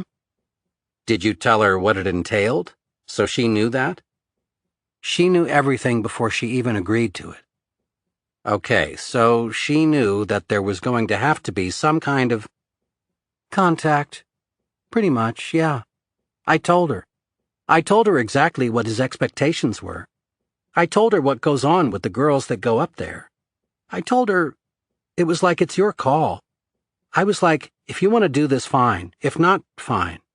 But when you go in that room, I don't want to hear you say, oh, I didn't know he was going to do all that. Because I'm telling you right now, he's expecting it. Basically, this is touching. Fondling. Fondling. Or whatever. And I told her when she went on her own, just remember, the more you do, the more you make. But that's up to you. And she asked me, and I told her I wouldn't do more. Okay, you made that clear. You wouldn't do more. No, screw that.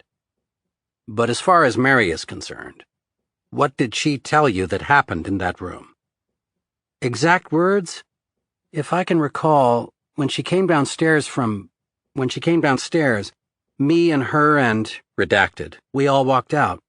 We got into the car, and I was like, how much did you make? She's like, $300. And I looked at Mary, and I just knew right then she did more. Than just a massage, right? Yeah. And I asked her. I was like, well, what did you do? She's like, well, I started giving him a massage, and then my clothes came off, and, he put his fingers inside me, and then he brought out the massager. And that's basically what she said. It's all right. You can talk to me. It's all right. It's kind of incredible talking about it, now that I can't believe I worked for him. But it's okay. You know what? We all go through things in life. You know what I mean? It's an experience. And you can put this experience behind you. People that you brought over, how did you approach them? That they were going to have to do this? Like if they wanted to work, how did you approach them? Say, listen, I got this guy in Palm Beach. 2 of them are my friends. The others were like my acquaintances. It was a little more easier talking to them about it, 'cause I knew them. Take a deep breath. Take a deep breath, 'cause I can see you're working up again. You're working up the tears, I can see it, and I don't want to get you like that. Pretty much, I just would ask them.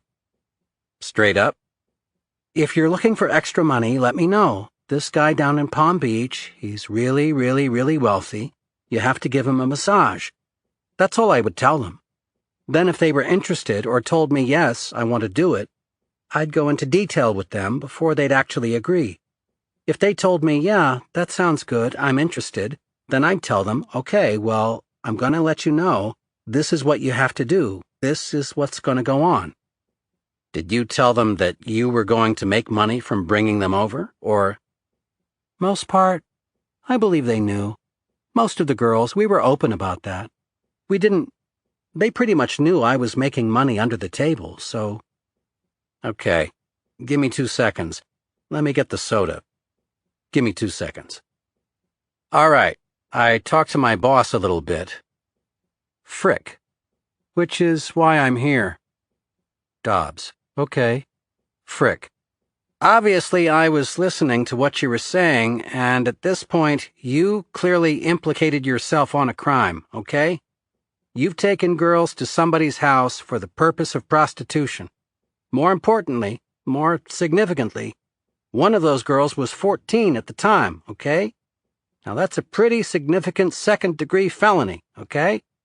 I'm not going to kid you, it's a significant thing, okay? Now you came in, you cooperated with us. The question we have for you now is, do you want to continue cooperating with us and try and help us make a case against Jeff? I don't think that's really going to help me in the long run, though. I've already admitted to a second-degree felony, right? Yeah, you have. Okay, so there you go. What's going to keep me out of trouble? It's not going to keep me out of trouble. I've already admitted committing a crime. I'm not going to argue with that. So basically, I just fucked myself.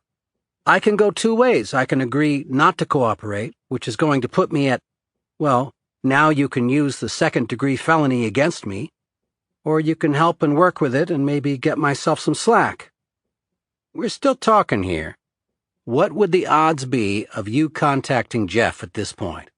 Have you had any contact with him at all? I have not had any contact. How about with... No, none of them. I had a phone call about 4 or 5 months ago, and I told my parents, look, I swear to you, I'm not anywhere, like, no connection with him at all. That's why I pretty much got my number changed. I have not made any communication with him. It stopped.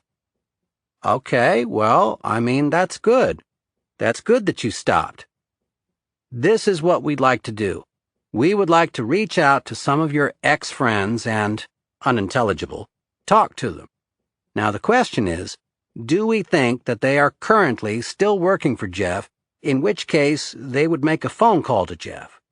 Or can we just kind of show up and, have you make a call as we're standing outside and say, hey, these guys want to talk to you, and I've already told them everything?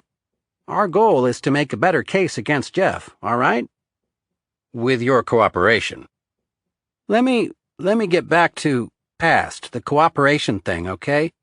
There are lesser charges that can easily be filed, leading to the delinquency of a minor as compared to a second-degree felony. You know what I mean? That's a misdemeanor. First of all, I'll tell you straight up, okay? We're not going to take you to jail today. Not today? Well, and here's the other thing. If you cooperate, and if you cooperate whether we pull it off or not, that's not up to you, that's up to us, okay? So what we would do is if we ended up charging you with like a misdemeanor, we'd give you a call, we'd say, hey, you gotta come in, You sign it. That's our preference. You come in, you've been very forthright with us, you've been very upfront, very truthful. Do you want us to call your parents, or do you want to deal with it, or do you... As far as we're concerned, you're an adult, okay? You're 19. You do what you do. We can drop you off at the end of the block if you'd like. Or we can cushion the blow beyond what... But again, you're helping us at this point. We've been pretty forthright with you on what is going on, our options for your future. And what we'd like you to do, obviously, is make a couple of calls with us this evening to talk to a couple of your, these other girls. I'm not really me and my parents really don't get along right now. So you'd prefer that if they found out that I was into some other stuff, I'm actually stripping now, so they're not exactly happy with me at the moment. And I don't want to do anything that's going to piss him off even furthermore. Chapter 15. Michael Reiter, October 3rd, 2005. Chief Reiter sifts through the evidence, information about underage girls, 6 of them, whom Wendy Dobbs procured for Epstein. Phone numbers pulled from the trash on El Brillo. An arrest report for Allison, the girl who'd been caught with a dime bag of weed. She'd told Detective Riccari about an encounter that sounded very much like a rape. Soon, Reiter will ask a judge for a warrant, but not yet. There's more footwork to do, and Reiter calls Detective Joe Riccari into his office. Later that day, Detective Riccari and Sergeant George Frick arrive at the home of a girl named Jenny.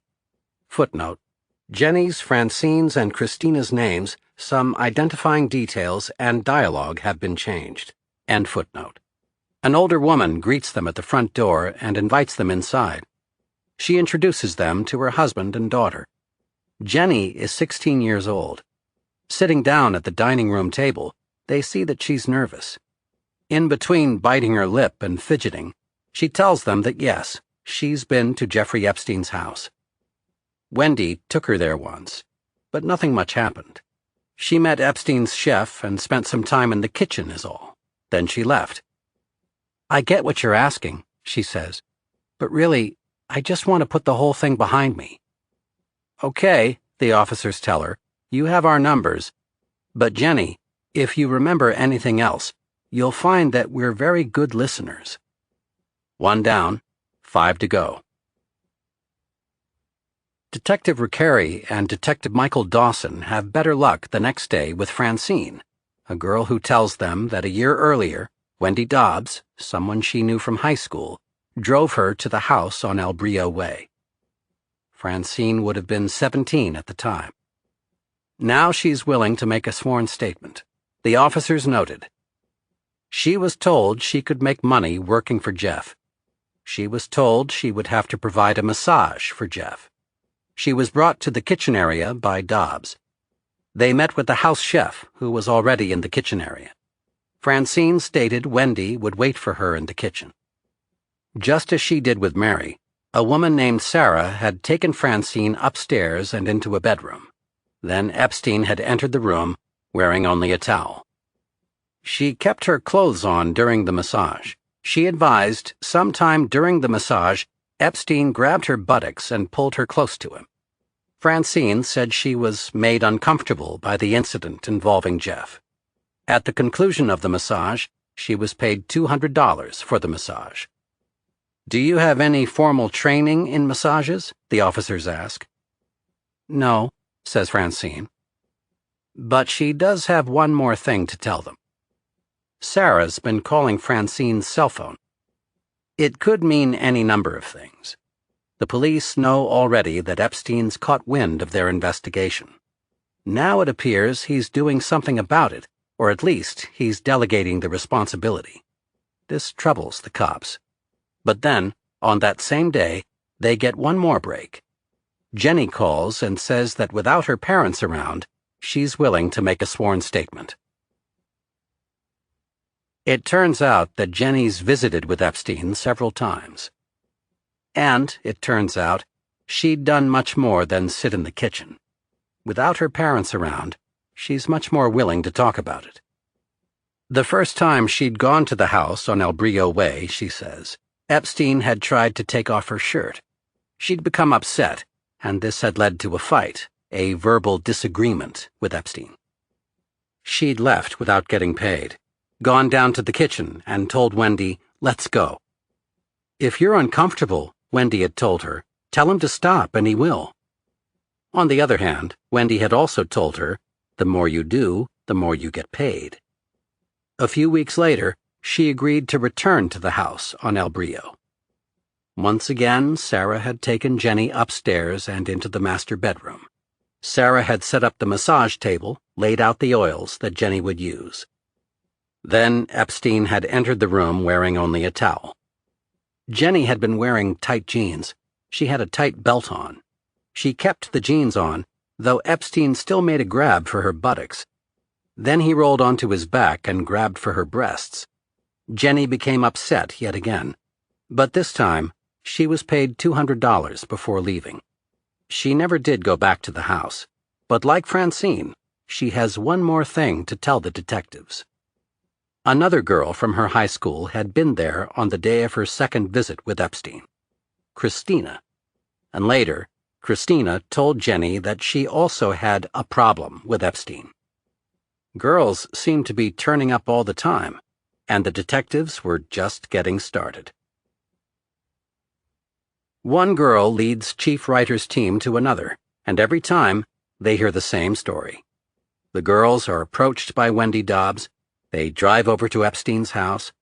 After a short wait in the kitchen, maybe some milk and cereal if they feel hungry, they're walked upstairs. Epstein's there waiting, wearing his towel, sometimes with a vibrator. Sometimes the girls recommend their friends, and for this they receive a commission. None of the girls comes from money, and none of them has been trained as a masseuse. Then again, how could they be? To become a licensed massage apprentice in Florida, you need to be 18 years old at least and have a high school diploma or GED. Chapter 16. Cynthia, October 6, 2005. 3 days after meeting with Francine, the police drive to Boca Raton. They're there to see Cynthia Selleck, who's 18 years old. Footnote: Cynthia Selleck's name, some identifying details, and dialogue have been changed. End footnote. But according to the probable cause affidavit that the Palm Beach PD is preparing in order to obtain an arrest warrant for Epstein, Cynthia was 16 when Wendy Dobbs first took her to meet him. During a sworn taped statement, she tells the police that she'd met Wendy at her high school. She says that Wendy had recruited her and prepped her for her first visit to Epstein's house. And she says she'd ended up going to the house a lot of times to provide massages over the past 2 years. The affidavit states, she considered Epstein a pervert, and he kept pushing to go further and further until Cynthia explained she would keep telling him she had a boyfriend. Only recently, Cynthia says, did she begin to remove her clothes in the course of giving Epstein massages. Jeff would try to get away with more and more on each massage, she tells the cops. Still, Sarah had Cynthia's cell phone number, and Sarah would call whenever Epstein was in Palm Beach to make an appointment for work. Each time she went, Sarah would meet her at the kitchen door area. She would bring her upstairs and prepare the massage table. Cynthia advised Epstein would ask her questions about herself. Epstein knew she was a soccer player and would be attending a nearby university. The cops want to know, did Epstein know her real age? Cynthia stated Epstein did and didn't care. The most recent massage she provided was on October 1st, 2005. October 1st? That's less than a week ago. What the cops know now is that Epstein's still at it. What they're about to learn seals Epstein's fate. Chapter 17. Allison, October 11th, 2005. After speaking with Cynthia, Detectives Riccari and Dawson meet up once again with Allison. It's been exactly 1 month since her arrest, and once again, she's willing to talk. They have no trouble obtaining her sworn taped statement. Allison is 18, but she's been going to Epstein's house since 2002. Things got off to a slow start, she says. She received $200 for her first session, during which she had her bra off but her underwear on. Still, at the end of the session, Epstein had asked for her number. Then the sessions got heavier, much heavier, as Detective Riccari already knew. Allison stated that during her many visits, a routine was established between her and Epstein, he wrote in his report. She would enter the house and get naked in the bedroom. She would then start with a back massage. Epstein would roll onto his back and allow her to massage his chest area. Allison stated Epstein would then begin to masturbate himself and at the same time would insert his fingers in her vagina and masturbate her with his fingers. Allison explained Epstein would continue this process until he ejaculated. He would then utilize a vibrator/massager on her vagina until Allison climaxed. Allison advised that during her frequent visits, Epstein asked for her real age, and Allison stated she was 16. Epstein advised her not to tell anyone her real age. Allison advised that things escalated within the home as Epstein would instruct and pay Allison to have intercourse with his female friend, Nada Marcinkova. Allison explained the intercourse included using strap-on dildos, large rubber penises, and other devices that Epstein had at his disposal. Epstein would watch them have intercourse and masturbate himself. Occasionally, Epstein would then join in during the female-on-female intercourse and provide oral sex to both Allison and Marcinkova. This occurred during the time Allison was 16 years of age. Allison advised this continued to escalate during 2 years. The routine became familiar to Allison. Epstein's assistant, Sarah, would telephone her every time Epstein was in the town of Palm Beach and would place appointments for her to visit and work for Epstein. Each time something new was introduced, additional monies were produced and offered for Allison to allow the acts to happen.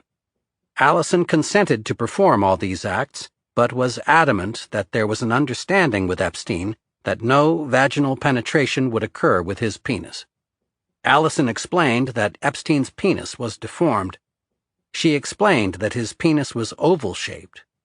She claimed when Epstein's penis was erect, it was thick toward the bottom, but was thin and small toward the head portion. She called Epstein's penis egg-shaped. She stated Epstein would photograph Marcinkova and her naked and having sex, and proudly display the photographs within the home. Allison stated during one visit to Epstein's house, in which she provided a massage to Epstein, his female friend, Nada Marcinkova, was also present. Allison provided the massage in which Marcinkova and her would fondle each other's breasts and kiss for Epstein to enjoy. Towards the end of this massage, Epstein grabbed Allison and turned her over onto her stomach on the massage table and forcibly inserted his penis into her vagina. Allison stated Epstein began to pump his penis in her vagina. She became upset over this. She said her head was being held against the table forcibly as he continued to pump inside her. She screamed, "No," and Epstein stopped. She told him that she did not want to have his penis inside of her. Epstein did not ejaculate inside of her and apologized for his actions, and subsequently paid her $1,000 for that visit. Allison stated she knows he still displays her photographs throughout the house. What happened to Mary had been bad enough, but what happened to Allison was on a whole other level. She'd been caught with some pot, sure, but that was hardly a felony offense. It didn't make her a liar. And, in important respects, Allison's statement had aligned with Mary's and with statements they'd been given by other girls, including Wendy Dobbs. Could Wendy be trusted? Probably not. Almost certainly not. But again, what she said was also in line with what the police had heard from other girls. Detective Recarey and his team had done exceptional work on the investigation that Officer Pagan had started. It was enough, Reiter decided, to cause a judge to issue a search warrant. Chapter 18. Michael Reiter, October 2005. On October 20th, Palm Beach police officers execute a search warrant signed by Judge Laura Johnson at Jeffrey Epstein's home on El Brillo Way. Inside the house, an employee is on the phone with Epstein. They ask him politely to hang up. Then, guns drawn, they walk up the winding stairs to the home's second story. Detective Recarey remains outside and reads the warrant out loud to Epstein's houseman, while another officer videotapes them. "This is your copy," Recarey says as he hands over the warrant. "When we are concluded, I will leave a list of what items we've taken, okay? I would ask that you don't answer your telephone. I know that the gentleman was having a conversation with Mr. Epstein at the time, so I'm sure he's trying to call and find out what's going on. He will be told what was going on as soon as we're done, okay?"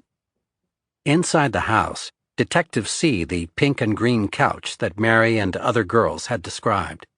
They see photos of naked young girls, in some cases, girls they've spoken to about Epstein. They also find message pads on which are written first names, dates, and numbers for the girls. Sometimes there are notes to go with the names and numbers. "I have girls for him," or "I have 2 girls for him." These notes are signed by one Sarah Kellen. Epstein's house has a strangely antiseptic quality. Some of the bedrooms look almost like doctor's offices.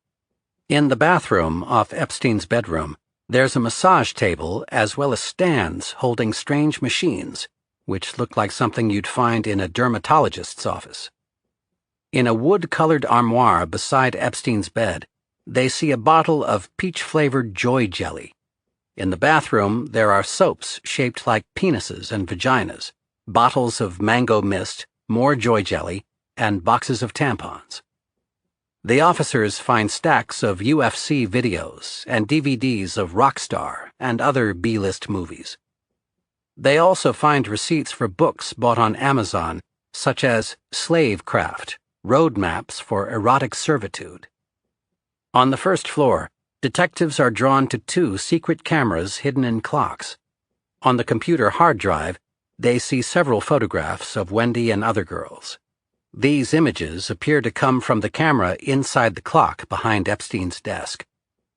The officers know where the cameras are because they helped install them in 2004 when Epstein complained that someone had stolen a gun and $2,700 from him. Detective Recarey had investigated that case.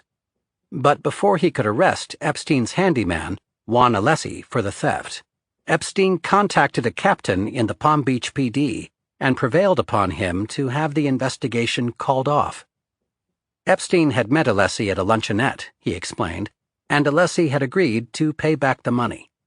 At the time, it made no sense to prosecute. Epstein was a busy man. He was going to get his money. But he did invite the police into his home to install the cameras. This was a service that the Palm Beach PD provided, though Epstein would be the only one with access to the footage. But while they were there, the police had noticed a group of attractive young women who seemed to be camped out at the house.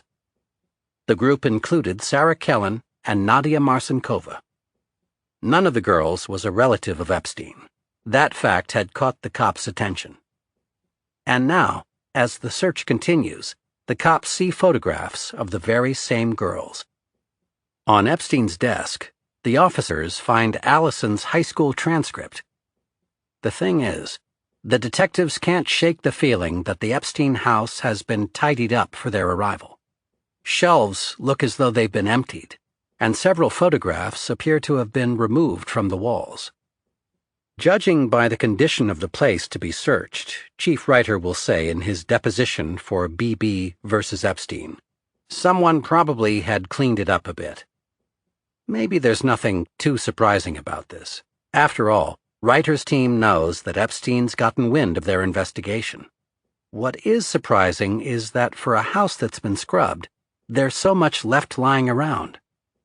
In fact, the oddest thing about the search is that someone appears to have gone through the house, gotten rid of incriminating materials, but left many clues behind. It was as if the things the police were seeing didn't even register as wrong. There's another feeling the cops can't shake, the nagging sense that they themselves are being investigated and tailed. First, Reiter hears through the grapevine that Epstein's lawyers have hired private investigators to perform background checks. A public records demand has been filed in an effort to obtain Reiter's own records. Detective Recarey tells Reiter that he too is being surveilled and that his trash has been picked through. In his entire career as a police officer, this is the first time that Reiter's seen or heard of such a thing. A suspect investigating his investigators. But for the moment, he puts it aside. Recarey's doing great work on the investigation. He's deeply invested, and for good reason. The detective's got 4 kids of his own. Right now, more victims are coming out of the woodwork. And now that the warrant's been executed, there's no downside to interviewing Epstein's servants. Chapter 19. Detective Recarey, Probable Cause Affidavit, May 2006. On November 21, 2005, I interviewed Jose Alessi, a former houseman for Jeffrey Epstein. Alessi stated he was employed for 11 years with Mr. Epstein, from approximately 1993 through 2004. Alessi stated he was the house manager, driver, and house maintenance person. It was his responsibility to prepare the house for Epstein's arrival. When asked about cooks or assistants, Alessi stated they traveled with Epstein on his private plane. I asked Mr. Alessi about the massages that have occurred at Epstein's home. Alessi stated that Epstein receives 3 massages a day. Each masseuse that visited the house was different. Alessi stated that towards the end of his employment, the masseuses were younger and younger. When asked how young, Mr. Alessi stated they appeared to be 16 or 17 years of age at the most. The massages would occur in Epstein's bedroom or bathroom. He knew this because he often set up the massage tables. I asked if there were things going on other than a massage. Alessi stated that there were times towards the end of his employment that he would have to wash off a massager vibrator and a long rubber penis, which were in the sink after the massage. Additionally, he stated the bed would almost always have to be made after the massage. On January 4, 2006, I interviewed another former houseman, Mr. Alfredo Rodriguez. During a sworn taped statement, Mr. Rodriguez stated he was employed by Jeffrey Epstein for approximately 6 months, from November 2004 through May of 2005. His responsibilities as house manager included being the butler, chauffeur, chef, houseman, and to run errands for Epstein and provide for Epstein's guests. I asked Rodriguez about the masseuses coming to the house. Rodriguez stated Epstein would have 2 massages a day. Epstein would have 1 massage in the morning and 1 massage in the afternoon every day he was in residence. Rodriguez stated he would be informed to expect someone and make them comfortable until either Sarah Kellen or Epstein would meet with them. Rodriguez stated once the masseuses would arrive, he would allow them entry into the kitchen area and offer them something to drink or eat. They would then be encountered by either Sarah Kellen or Epstein. They would be taken upstairs to provide the massage. I asked Rodriguez if any of the masseuses appeared young in age. Rodriguez stated the girls that would come appeared to be too young to be masseuses.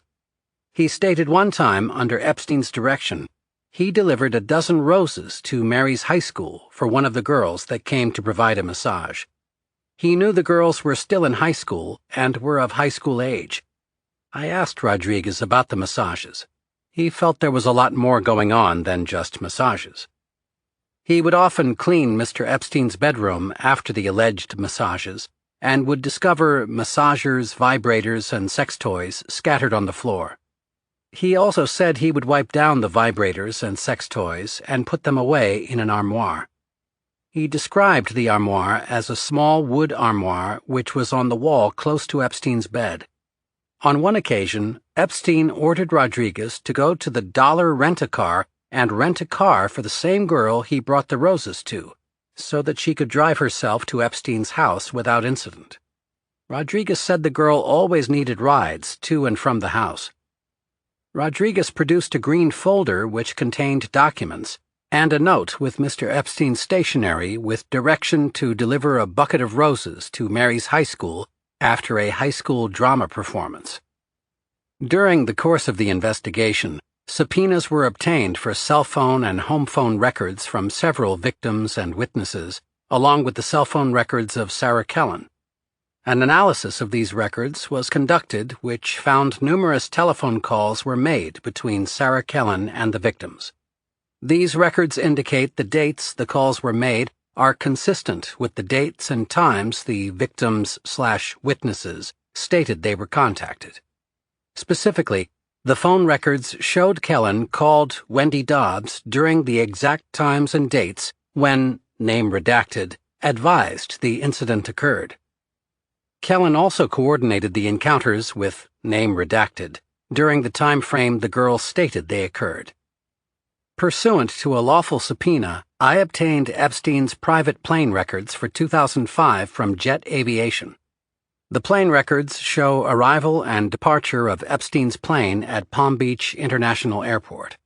These records were compared to the cell phone records of Sarah Kellen. This comparison found that all the phone calls Kellen made to Dobbs and the victims were made in the days just prior to their arrival or during the time Epstein was in Palm Beach.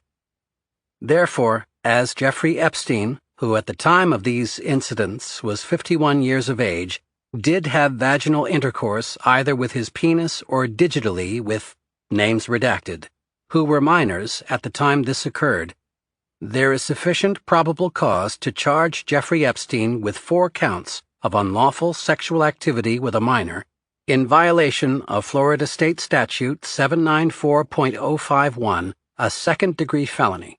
As Epstein, who at the time of the incident was 52 years of age, did use a vibrator on the external vaginal area of, name redacted, a 14-year-old minor, there is sufficient probable cause to charge him with lewd and lascivious molestation in violation of Florida State Statute 800.045, a second-degree felony.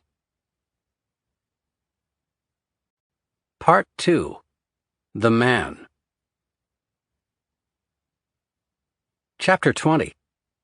Jeffrey Epstein, 1953 to 1969. Jeffrey Epstein's mother, Paula, was the daughter of Max and Lena Stolovsky, who arrived in the United States as Lithuanian refugees. Relatives on that side of the family who remained in the old country would all perish in the course of Adolf Hitler's campaign to exterminate European Jewry. Epstein's father, Seymour, was a manual laborer, like his father before him. Seymour's parents, Julius and Bessie Epstein, had emigrated from Russia and landed in Brooklyn, both of them with 8th-grade educations. They lived in Crown Heights, where Julius owned a house-wrecking company. Before landing a job with the city, Seymour had worked with his father. They were kind people, says Epstein's childhood friend Gary Grossberg. Seymour was there for him at a difficult time, Grossberg says. When Grossberg was young, his parents divorced, and his father moved out of Brooklyn. Seymour and Paula took Gary in. Often they referred to him as their third son.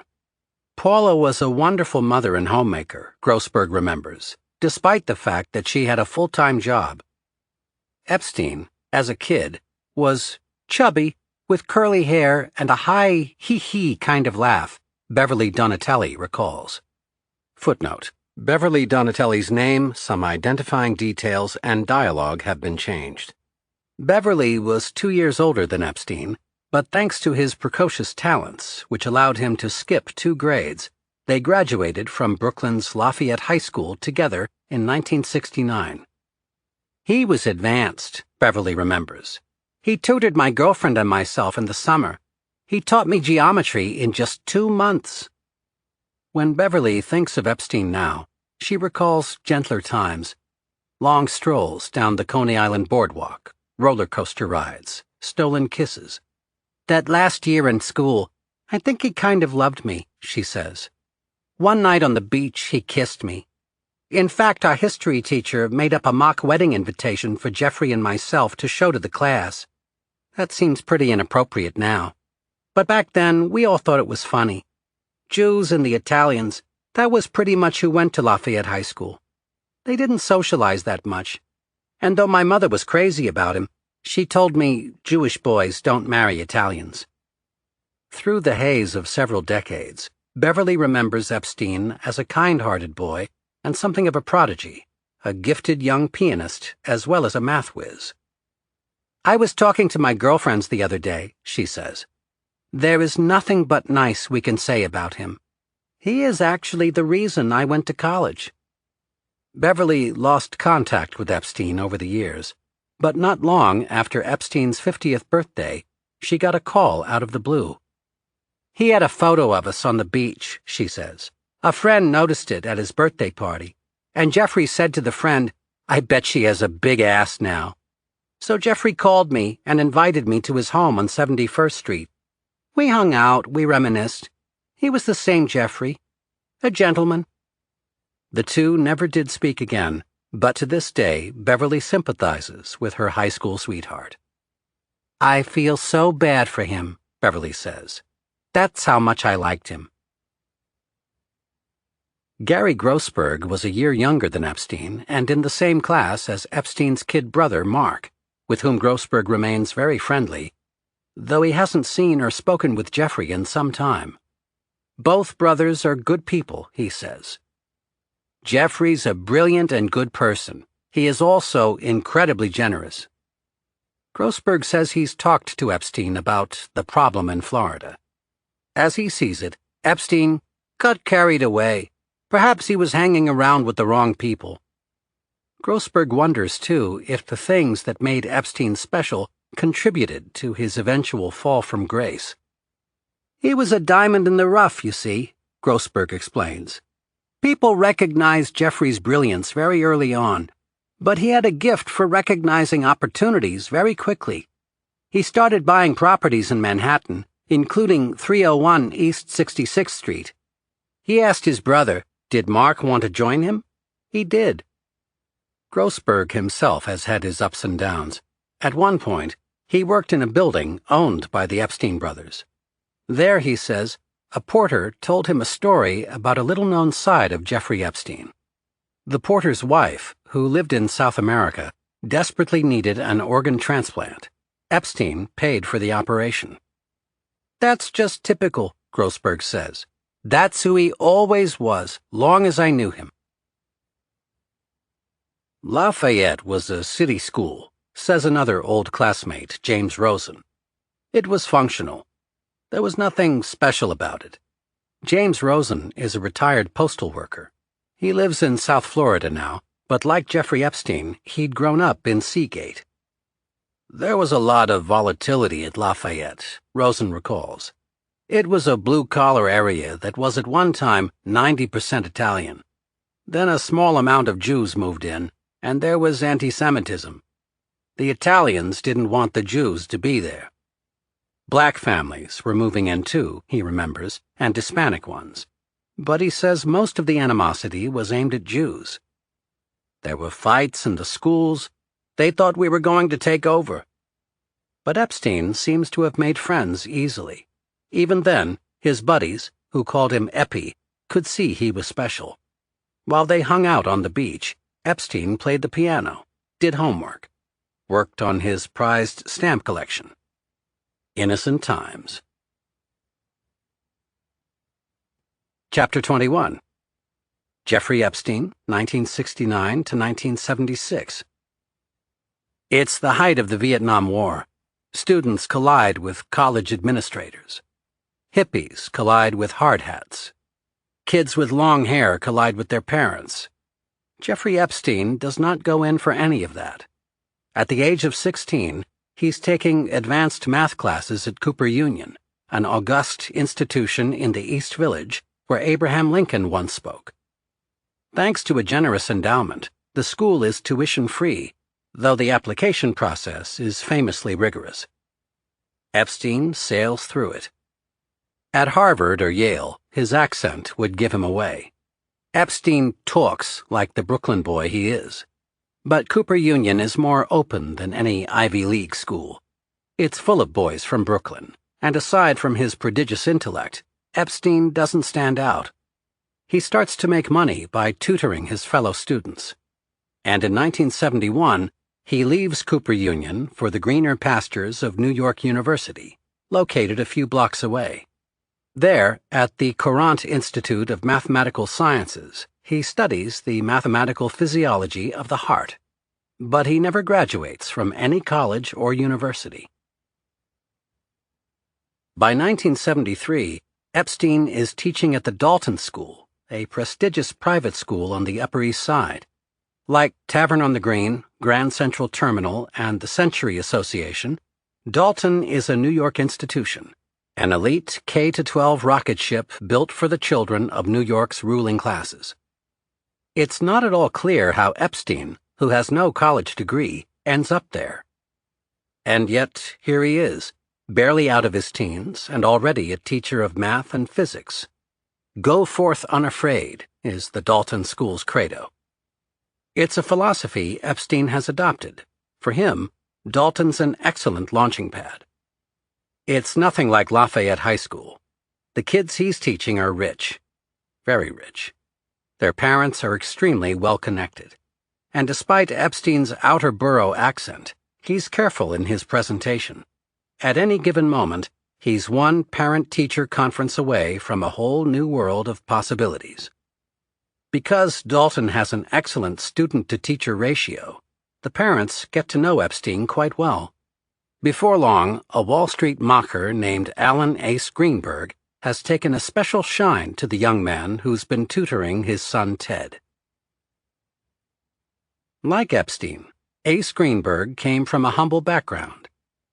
The son of an Oklahoma City shopkeeper, he won a football scholarship to the University of Oklahoma, transferred to the University of Missouri following a back injury, and graduated in 1949.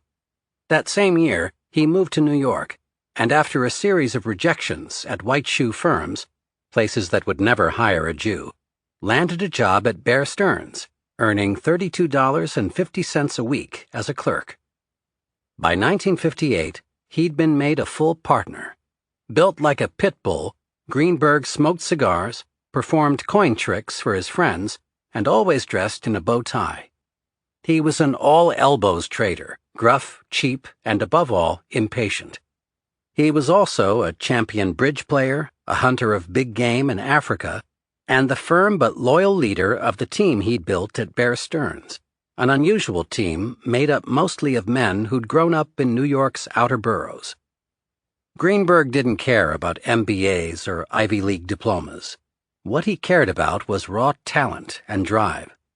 Greenberg cultivated risk-takers, unconventional thinkers, and he looked high and especially low for his PhDs, men who, in his estimation, were poor, smart, and above all determined. Jeffrey Epstein, the Dalton School teacher, fit Greenberg's bill perfectly.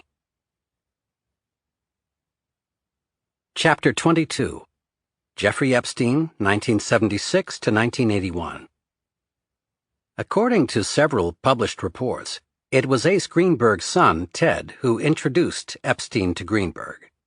But other sources say Greenberg's daughter, Lynn, was dating Epstein at the time.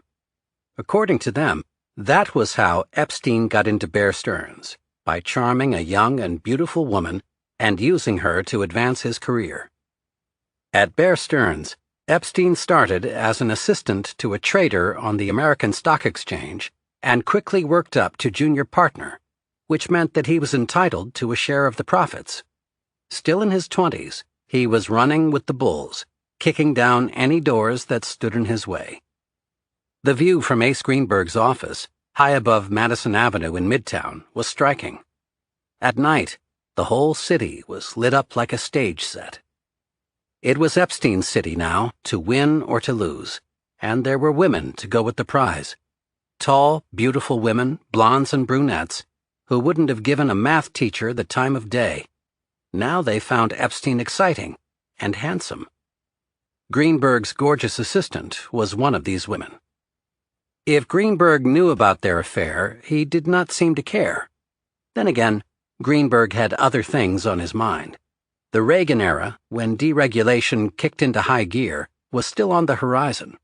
But there was already a decreasing amount of government oversight on Wall Street, and a new breed of bare-knuckle traders had begun to push every available limit. It was the start of the age of corporate raiders, and with Ace Greenberg looking out for him, Epstein had no reservations when it came to throwing his weight around.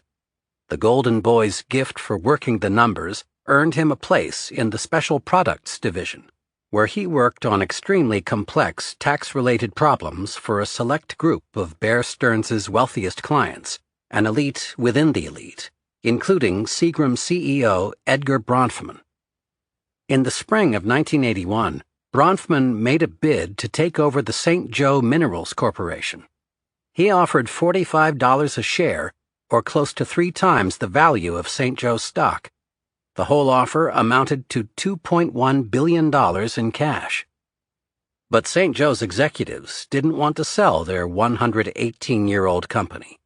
In a press release, they called Seagram's bid unsolicited and dismissed it as grossly inadequate, at which point the SEC decided to investigate. There were allegations of insider trading. Within a few weeks, Bear Stearns' employees were called in to testify. Epstein got called in as well and categorically denied any wrongdoing. But, as it turned out, he'd just resigned from Bear Stearns. Chapter 23. Jeffrey Epstein, 1981.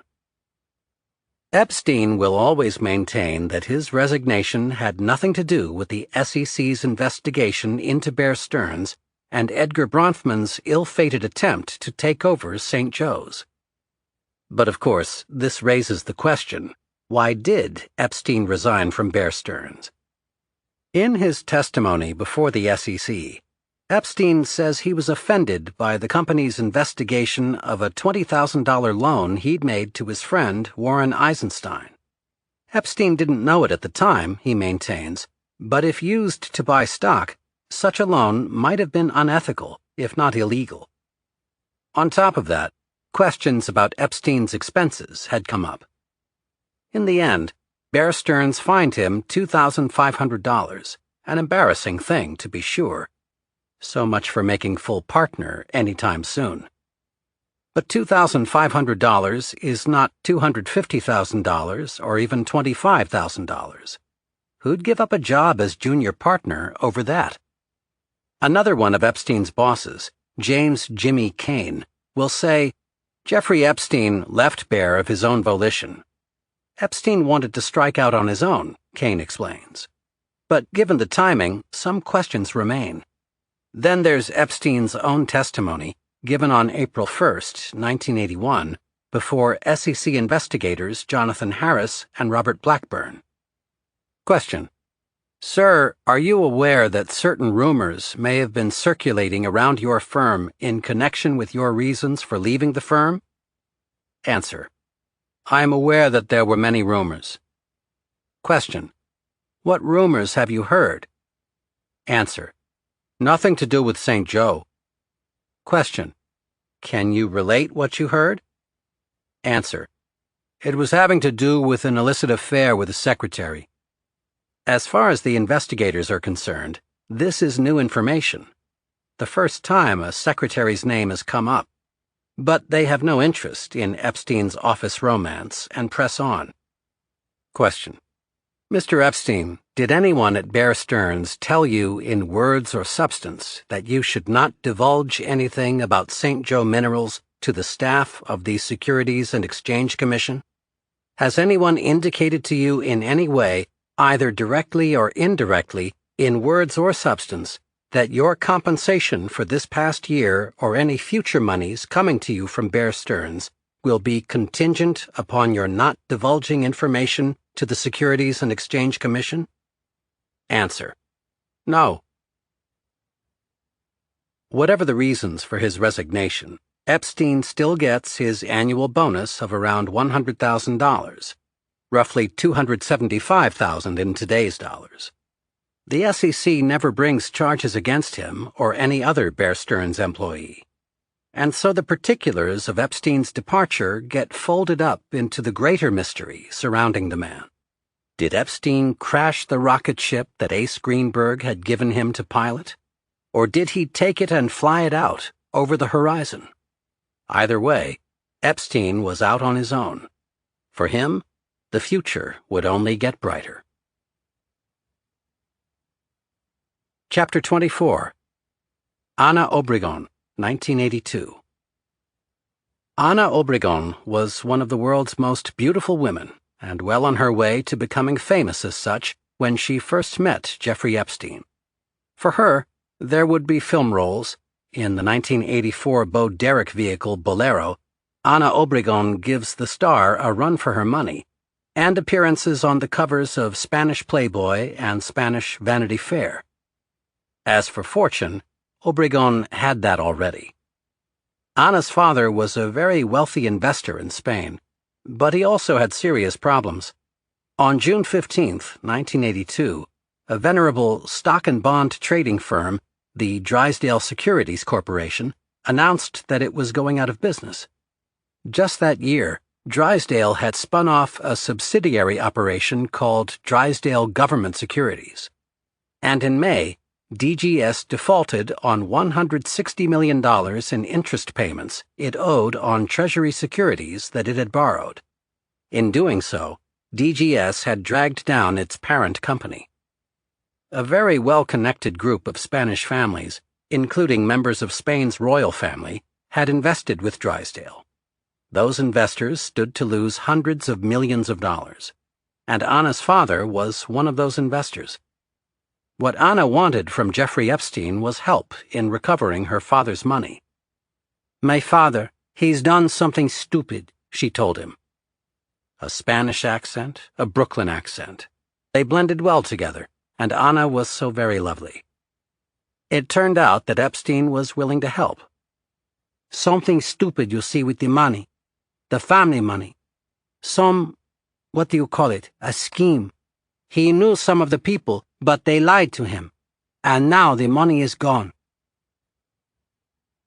People who knew Jeffrey Epstein recalled that he was bad off after his exit, or ouster, whatever it was, from Bear Stearns, moving from couch to couch for a while, sleeping in his lawyer's offices before settling down in an apartment in the Solo Tower on East 66th Street. It's a bit hard to believe. After all, Epstein left Bear Stearns with a good deal of money, but Epstein's lifestyle was expensive.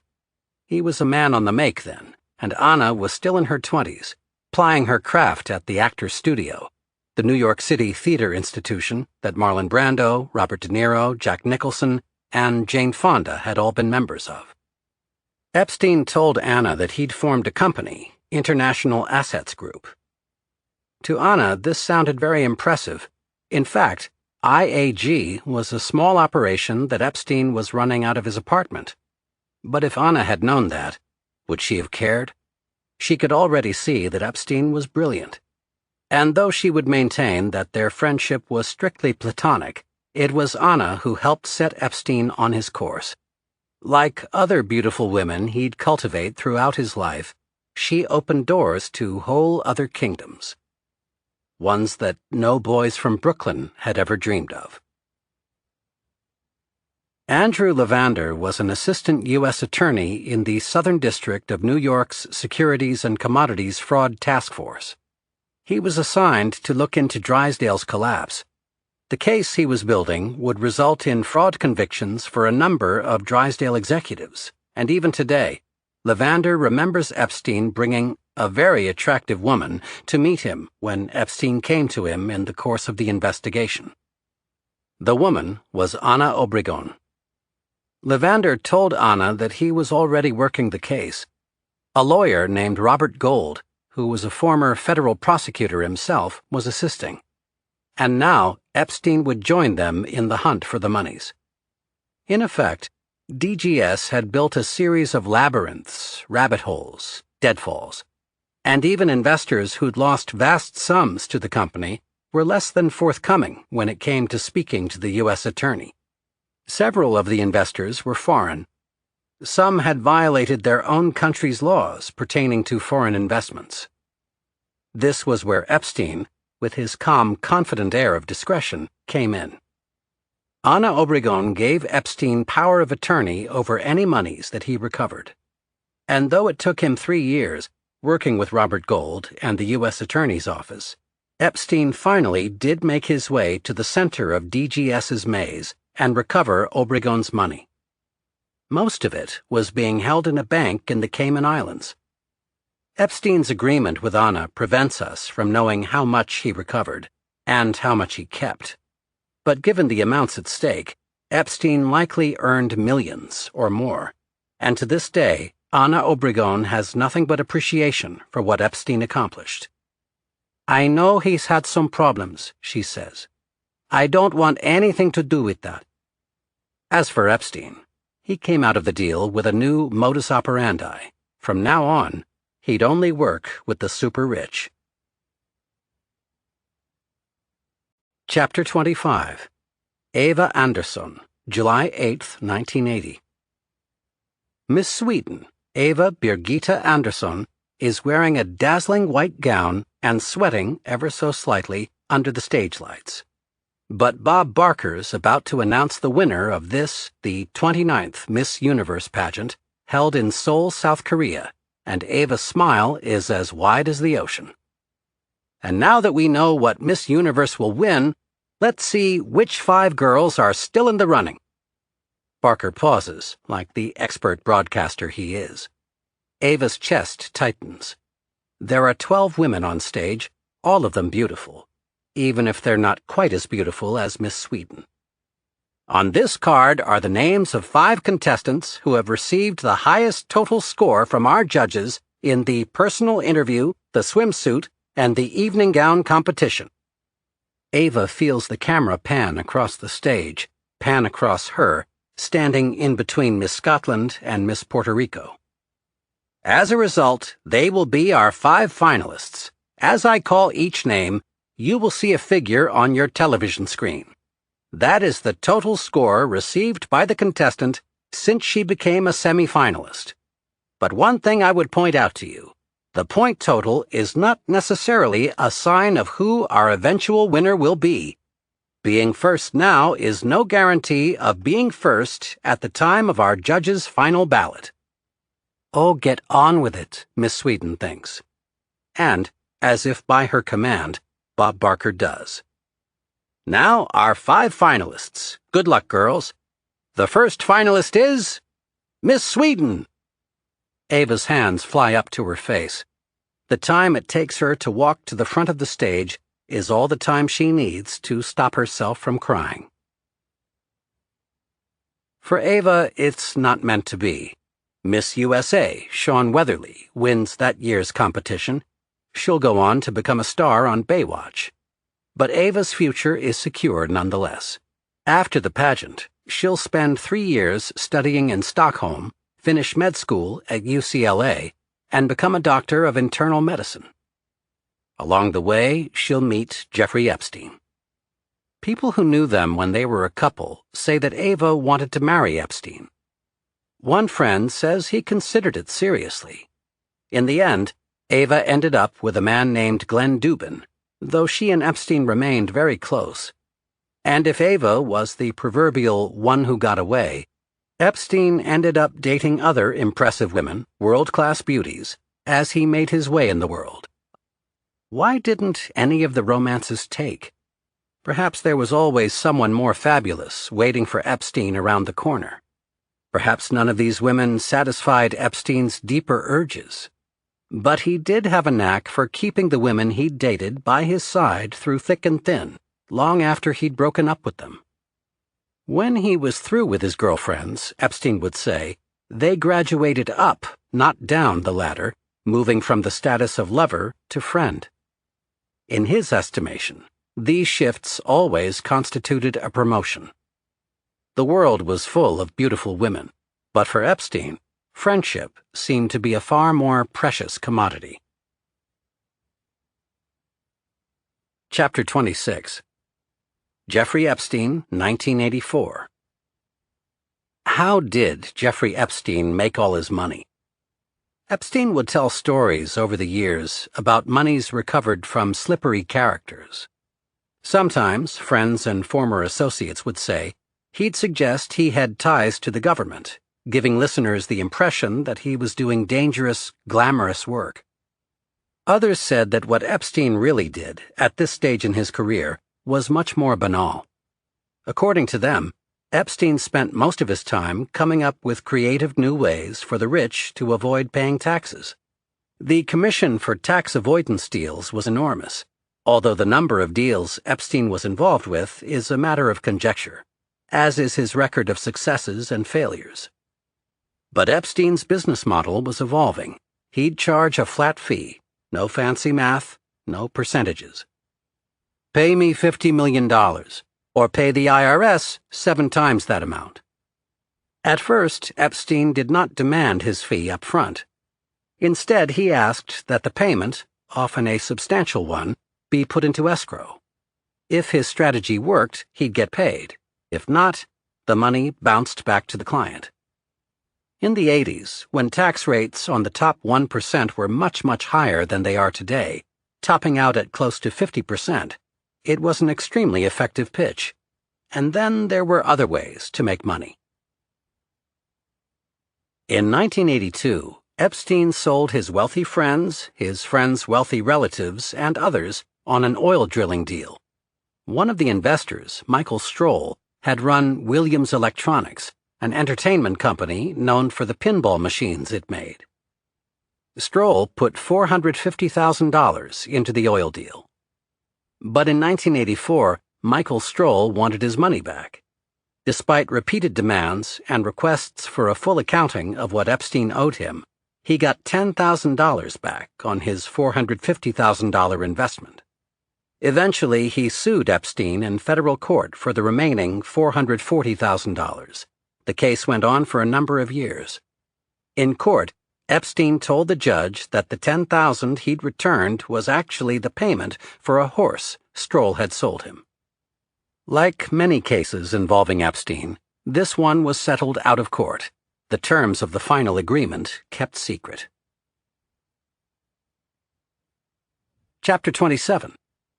Stephen Hoffenberg, July 10, 1987. Before there was Bernie Madoff, there was Stephen Hoffenberg.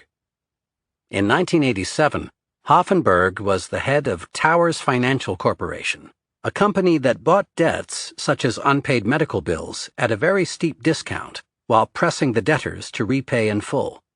He'd started the company 15 years earlier with $2,000 and just a handful of employees. Thanks in part to a grueling work ethic, he'd turned that into a much bigger concern, with 1,200 employees and stock that traded over the counter. But Hoffenberg still spent 15 hours each day, 6 days a week, in his office. He wanted more. Hoffenberg was a Wall Street outsider, a Brooklyn boy, a college dropout like Epstein. One thing Hoffenberg wanted was respect. The other was someone who was familiar with Wall Street's inner workings. Jeffrey Epstein, who had traded options for Bear Stearns, fit the bill. Hoffenberg began paying $25,000 per month for Epstein's expertise as a consultant. The SEC had already looked into Hoffenberg's affairs, settling with him out of court in a matter relating to unregistered securities. But Hoffenberg was dangling a very big prize. In the 1980s, several major financial players were involved in the green mailing of publicly traded companies. What green mailing means, in practice, is that a brokerage house or group of investors will start buying shares in companies that seem to be vulnerable to takeover attempts. To ward off the attempts, executives at those companies will buy the shares back at a premium. It's risky, but very often the investors stand to make a handsome profit. Yet another thing Hoffenberg wanted was to take over Pan American World Airways. The iconic airline had already entered its downward trajectory, but it was still a giant. For Hoffenberg, the green mailing profits could have been huge. According to Hoffenberg, Epstein handled the attempted takeover of Pan Am, a deal that went sideways almost immediately. Stephen Hoffenberg still has a lot to say on the subject, but in listening to him, one must bear in mind that in 1995, he pleaded guilty to criminal conspiracy and fraud charges involving a $460 million swindle, a familiar scheme to anyone who followed the Bernie Madoff case. Like so many others, Hoffenberg had tried to fly very high without the necessary updraft. And despite all the hours he spent at the office, he'd also developed a taste for the high life. He bought his own jet, a luxury yacht, and a Long Island mansion to go with his expensive Manhattan apartment. He'd also briefly owned a controlling interest in the New York Post. To cover his tracks, Hoffenberg had been taking money from investors and using it to pay previous investors. It was a classic Ponzi scheme, one of the biggest in history, and Hoffenberg ended up spending 19 years in a federal prison. Why was Epstein not implicated in the case? All that Hoffenberg will say when asked is, "Ask Robert Gold." Another source suggests that Gold, the former federal prosecutor who had helped Epstein recover Ana Obregon's money, kept the U.S. attorney away from Epstein until there were only a few weeks left before the statute of limitations ran out. As for Epstein himself, he would always deny any wrongdoing. Despite his proximity to Hoffenberg, he managed to avoid the blast radius. Chapter 28. Robert Meister, 1985. Robert Meister, the vice chairman of a giant insurance brokerage and consulting firm called Aon, met Jeffrey Epstein in the mid-'80s aboard a flight from New York to Palm Beach. Both men were flying first class. Each one thought the other looked familiar. They talked in the course of that flight, and Meister filed the conversation away, only to recall it in 1989. At that time, Les Wexner, who was Meister's friend and a client of Meister's insurance company, was complaining to him about the people managing his money. Wexner was a billionaire, but for all his wealth, his finances were in a tangle. Maybe Epstein could help. And perhaps Epstein would also be grateful for the introduction. Hard as it is to believe, there's evidence to suggest that Epstein really had spent the last of his last Bear Stearns bonus, along with his share of the money he'd recovered for Anna Obregon, and was broke again at the time. One estranged friend says that he had to loan Epstein money to pay the bill at Epstein's garage, which had seized Epstein's car for non-payment. Another estranged friend says that Epstein didn't have 2 nickels to rub together. Diana Crane, a former model, says that Epstein always had first-class upgrades he would give to his friends so they didn't have to fly economy class. No one knew where or how he got them, Crane recalls. Sometimes they worked, and other times they didn't. I remember he saw a friend of mine wearing a Concorde jacket. He asked if he could borrow it for a day or so. My friend never got the jacket back. But Epstein would tell people he always flew on the Concorde, a total lie. But even if Epstein were flush, Lex Wexner would have been a big fish to catch. From the get-go, Meister's wife, Wendy, had her suspicions about Epstein, about the way he presented himself and the way he worked himself into their inner circle. Before long, Wendy was calling Epstein the virus. But for Epstein, the Meisters weren't the point. Wexner was. And hard as it is to understand why the billionaire would associate with a man who'd worked with a Ponzi king like Stephen Hoffenberg, it turned out that Wexner and Epstein would get along perfectly well. Chapter 29. Ghislaine Maxwell, 1991. Robert Meister was not the only friend who helped Jeffrey Epstein, the boy from Coney Island, on his way up the social ladder. There was also Ghislaine Maxwell, a wealthy heiress from the United Kingdom who'd retained her ties to some of the world's most glamorous and scandalous jet-setters. Maxwell was the youngest and most favored child of one of the most famous, even infamous, men in Europe.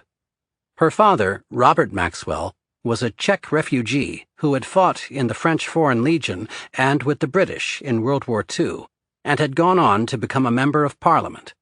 By the 1960s, he'd become a media baron. Born into a Hasidic family, his birth name was Jan Ludwig Hyman Benjamin Hoch.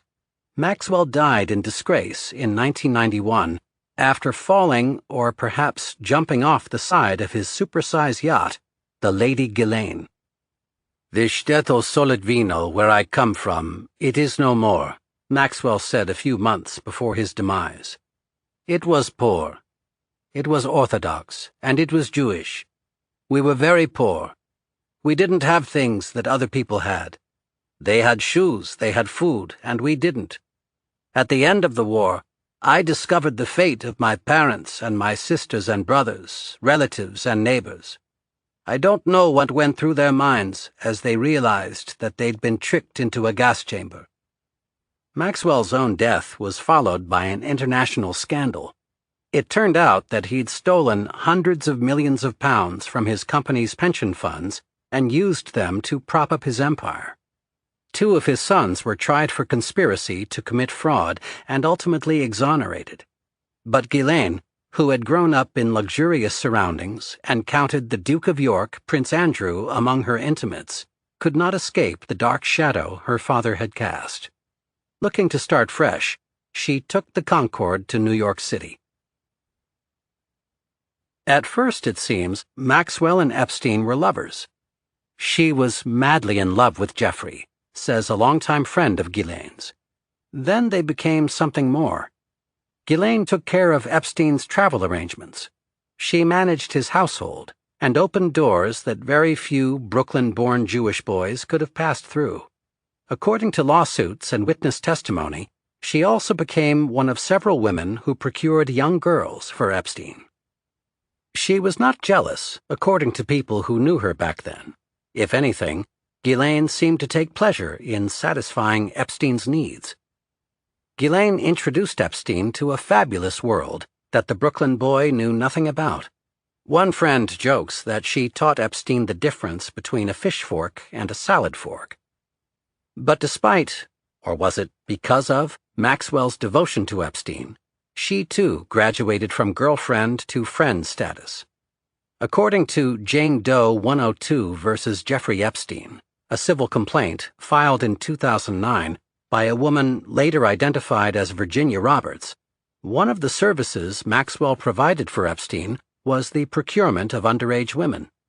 Through her lawyer and in court papers, Maxwell has vehemently denied any involvement with Virginia, with any other young women Epstein was involved with, or with any criminal activities committed by Jeffrey Epstein. In a 2016 answer to a defamation lawsuit brought by Roberts, Maxwell called the allegations fabricated for financial gain. The case of Nadia Borlin, who was 13 when she was first noticed by Epstein, raises questions in this regard, at least in the eyes of her mother. Borlin's Iranian-born mother spoke to a British tabloid some years ago about her family's disturbing experience with Maxwell and Epstein. Borlin's father, a celebrated conductor of classical music, had died a year earlier, the mother said. She believed that this made the girl a vulnerable and easy target. She was at school at the famed Interlochen Arts Center in Michigan when she met Epstein, the mother said. My daughter was a singer. She was a baby. She was a skinny little girl, not mature for her age. She was 13, but everyone thought she was 9 or 10. Epstein was a big donor, and he heard about Nadia and that her father had died, so she was vulnerable, and he contacted her. He said, "Here's my number." He kept saying, "Come, will you come?" He said he wanted to help mentor her. I wouldn't let her meet him. What sort of a man approaches a young girl and asks to meet her? In the meantime, Maxwell had become friendly with the family. I trusted Ghislaine. She was like a mother, Borlin's mother recalled. She was always calling my house. Ghislaine didn't want me to meet Epstein, but I did anyway, and I asked what he wanted with Nadia. He said he wanted to help her singing career. He said, I'd like to be like a godfather. It felt creepy. I had a bad vibe about him and said, stop. I told him, no thank you. She doesn't need your help. I kept Nadia away from him. She never met him alone. She never went anywhere with him. Despite her suspicions, it took Epstein's arrest to make Borlin's mother wonder whether Maxwell and Epstein hadn't been sizing her daughter up for his stable of underage women. Chapter 30. Leslie Wexner, 1993. Leslie Wexner, the richest man in Ohio, is a proud Midwesterner. Born into the rag trade, Wexner's parents were Russian Jewish immigrants. He grew up to be a straight shooter, taciturn and camera-shy. For several years running, his 315-foot boat, the Limitless, was the largest yacht owned by an American. Wexner's employees loved him, and he was known to be fiercely loyal to them. In time, he'd come to see the same qualities in Jeffrey Epstein. Everyone was mystified as to what Epstein's appeal was, says Robert Murawski, a former vice chairman of the clothing retailer The Limited, founded by Wexner. Almost everyone at The Limited wondered who he was, another former employee of Wexner's recalls. He literally came out of nowhere. But it seems that Epstein did work hard to untangle Wexner's finances, and it appears he succeeded. Jeffrey cleaned that up right away, a former associate of Epstein's says. The two men became all but inseparable. Very smart, with a combination of excellent judgment and unusually high standards, Wexner said of Epstein at the time. Also, He is always a most loyal friend. When Wexner wanted to break up with a woman he'd been dating for several years, a woman who moved to Ohio and converted to Judaism to make him happy, he dispatched Epstein to do the dirty work. When Wexner hired a decorator for his Ohio mansion and wanted someone to verify the authenticity of several expensive antiques, Epstein flew in his friend Stuart Pevar, the renowned art collector and author. According to Pevar, most of the antiques were cheap imitations. When Wexner traveled abroad, he'd bring back trinkets and gifts for Epstein. When Wexner wanted to see cats, Epstein arranged to have the cast perform in his mansion. In Ohio, Wexner's associates whispered about his relationship with Jeffrey Epstein. In New York, they wondered about Epstein's role in Wexner's 1993 marriage to Abigail Koppel. At 31, Koppel was 24 years Wexner's junior. It was Epstein who negotiated the prenuptial agreement and orchestrated its very strange signing. Abigail signed the agreement in her law office. Wexner signed it in his office. According to an associate of Epstein's who was present, Epstein brought a Sports Illustrated swimsuit model along to Wexner's office, as if to make the point that there are other beautiful women in the world. As a joke, Epstein placed the agreement on the model's belly and had Wexner sign it right there. Epstein asked his friend, "Are you sure you want to do this?" "Yes, Jeffrey," said Wexner. "Quite sure." It was an uproarious scene, Epstein's associate recalls. Just Jeffrey being Jeffrey. That was his gestalt. Part 3. The Women. Chapter 31. MC² Model Management's NYC branch is looking for highly motivated and energetic interns to assist their agents part-time or full-time. If you're thinking to yourself, who? It's the agency founded by Jean-Luc Brunel, the guy who first signed Christy Turlington when she was just 14. Responsibilities include scanning pictures, answering phones, assisting with updating models' portfolios, and working in Photoshop, Word, and Excel, so you have to already know what you're doing in those. You must be interested in the fashion, modeling, and photography industries, outgoing, well-spoken, and able to keep cool while 5 different people demand Starbucks, copies, phone calls, etc. This is a great opportunity to get hands-on experience at a smaller agency. Plus, they can offer a stipend and a Metro card as well as school credit if needed. Send your resume to intern@mcsquaredmm.com. Good luck. Julia Hermans, Fashionista, January 30th, 2009. Jean-Luc Brunel, 2005. For Jeffrey Epstein, Leslie Wexner is more than a mentor. More than the last in a line of older men, father figures, whom Epstein cultivated while making his way in the world. Wexner is also a steady, if indirect, source of beautiful women. After all, Wexner is the man in charge of Victoria's Secret, part of the limited family of companies, and better yet, in charge of the Victoria's Secret catalog. What this means for Epstein is models galore. In fact, like a fox that's gotten hold of the lease to a henhouse, Epstein, according to evidence collected in a later lawsuit brought by Epstein victims, eventually provided financial support for a modeling agency and provided support for models employed by that agency in New York City. This story begins with a Frenchman, a Playboy modeling agent named Jean-Luc Brunel, who was an owner of the Caron modeling agency. Brunel had been working as a modeling agent since the 70s. He claimed to have launched the careers of Monica Bellucci, Estelle, Jerry Hall, Rachel Hunter, Mila Jovovich, Rebecca Ramjan, Christina Semyonovskaya, Sharon Stone, and Estella Warren, as well as Christy Turlington and other well-known cover girls. Brunel had also been a subject of a 60 Minutes investigation broadcast in 1988 into sexual exploitation in the modeling industry. That exposé had caused Eileen Ford, of the elite Ford modeling agency, to sever her ties with the Playboy. Brunel's activities were also chronicled in a 1995 book about the fashion industry, Model: The Ugly Business of Beautiful Women, by Michael Gross. But Brunel's reputation did not prevent Jeffrey Epstein from getting involved in his business.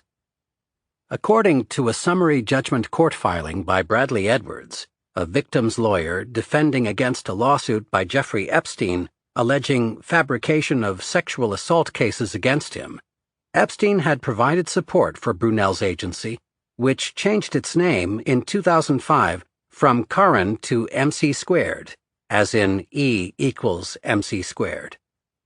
As a scout for MC², Brunel traveled the world in search of undiscovered talent, favoring Scandinavia, Israel, Central Europe, the former Soviet republics, and South America, setting up modeling competitions and negotiating with other international modeling agents and agencies. But according to the court filing, in which Edwards detailed the information he had gathered in support of victims, Epstein and Brunel had used the agency to bring underage girls from foreign countries into the United States by promising them modeling contracts. These girls were then housed in condominiums belonging to Epstein. Epstein and Brunel would then obtain a visa for these girls, the document states, then charge the underage girls rent, presumably to live as underage prostitutes in the condos. I strongly deny having participated, neither directly nor indirectly, in the actions Mr. Jeffrey Epstein is being accused of, Brunel would say. I strongly deny having committed any illicit act or any wrongdoing in the course of my work as a scouter or model agency's manager. I have exercised with the utmost ethical standard for almost 40 years. According to Brunel, his association with Jeffrey Epstein ended up having a strong negative impact on his reputation and business. Several photographers refused to work with him. Other agencies, such as Modellino's Model Management, curtailed their relationships with Brunel.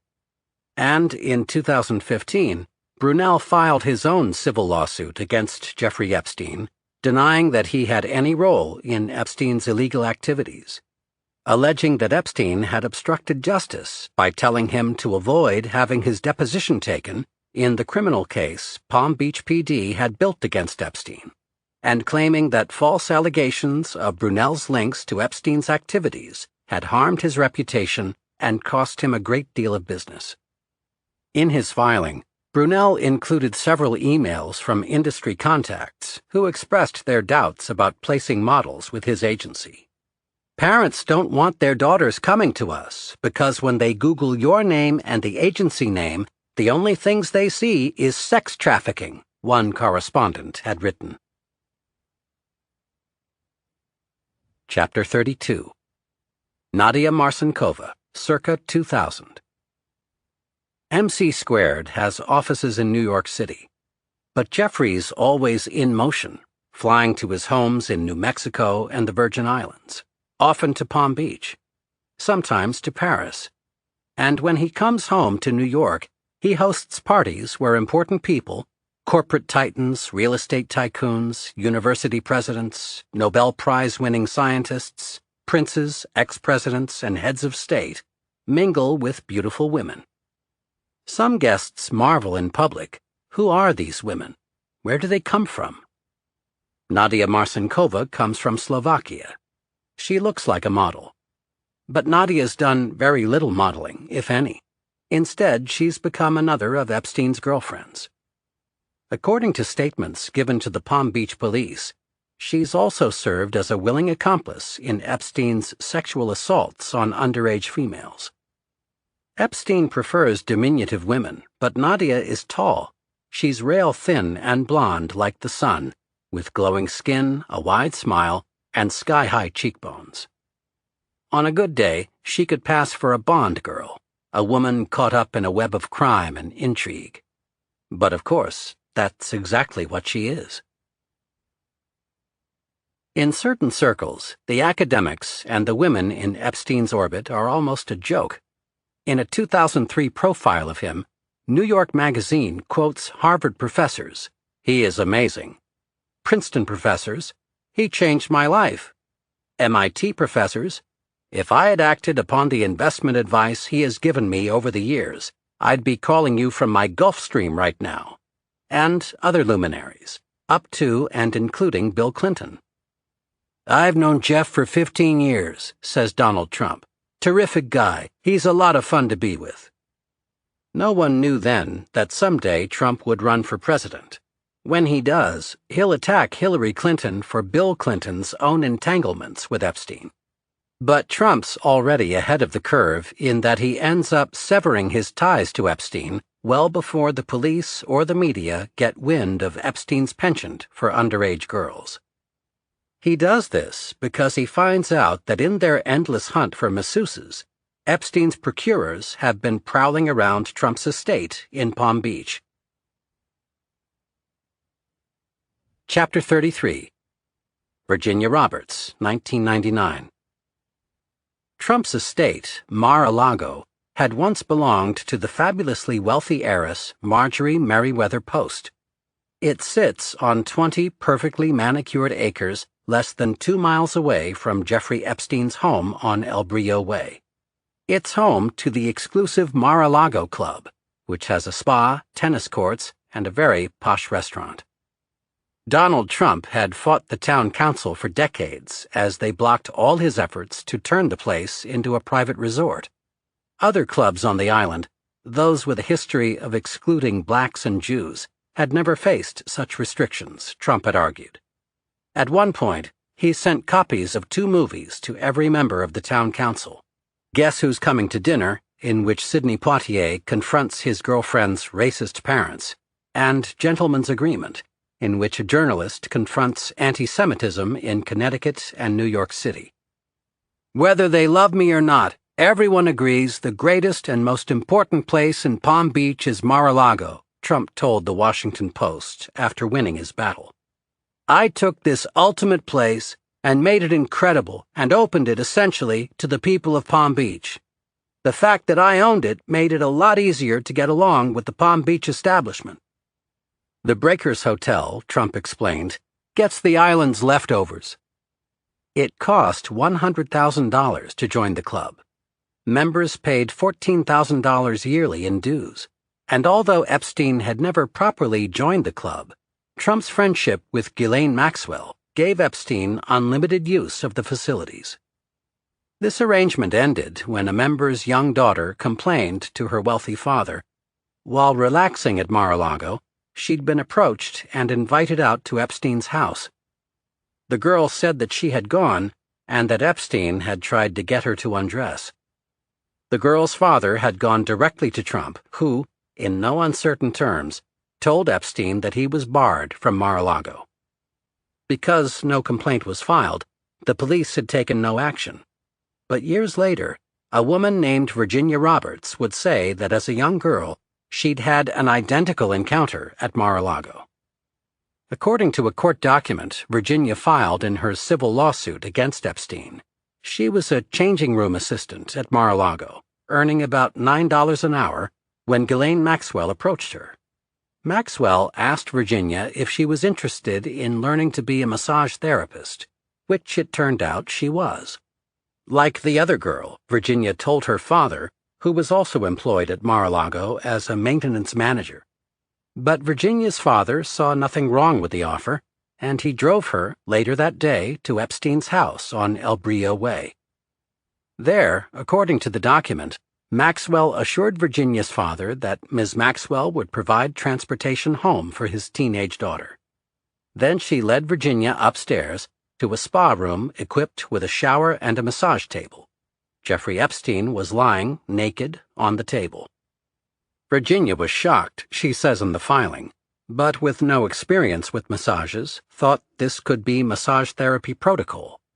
Ms. Maxwell then took off her own shirt and left on her underwear and started rubbing her breasts across Jeffrey's body, impliedly showing Virginia what she was expected to do, the filing continues.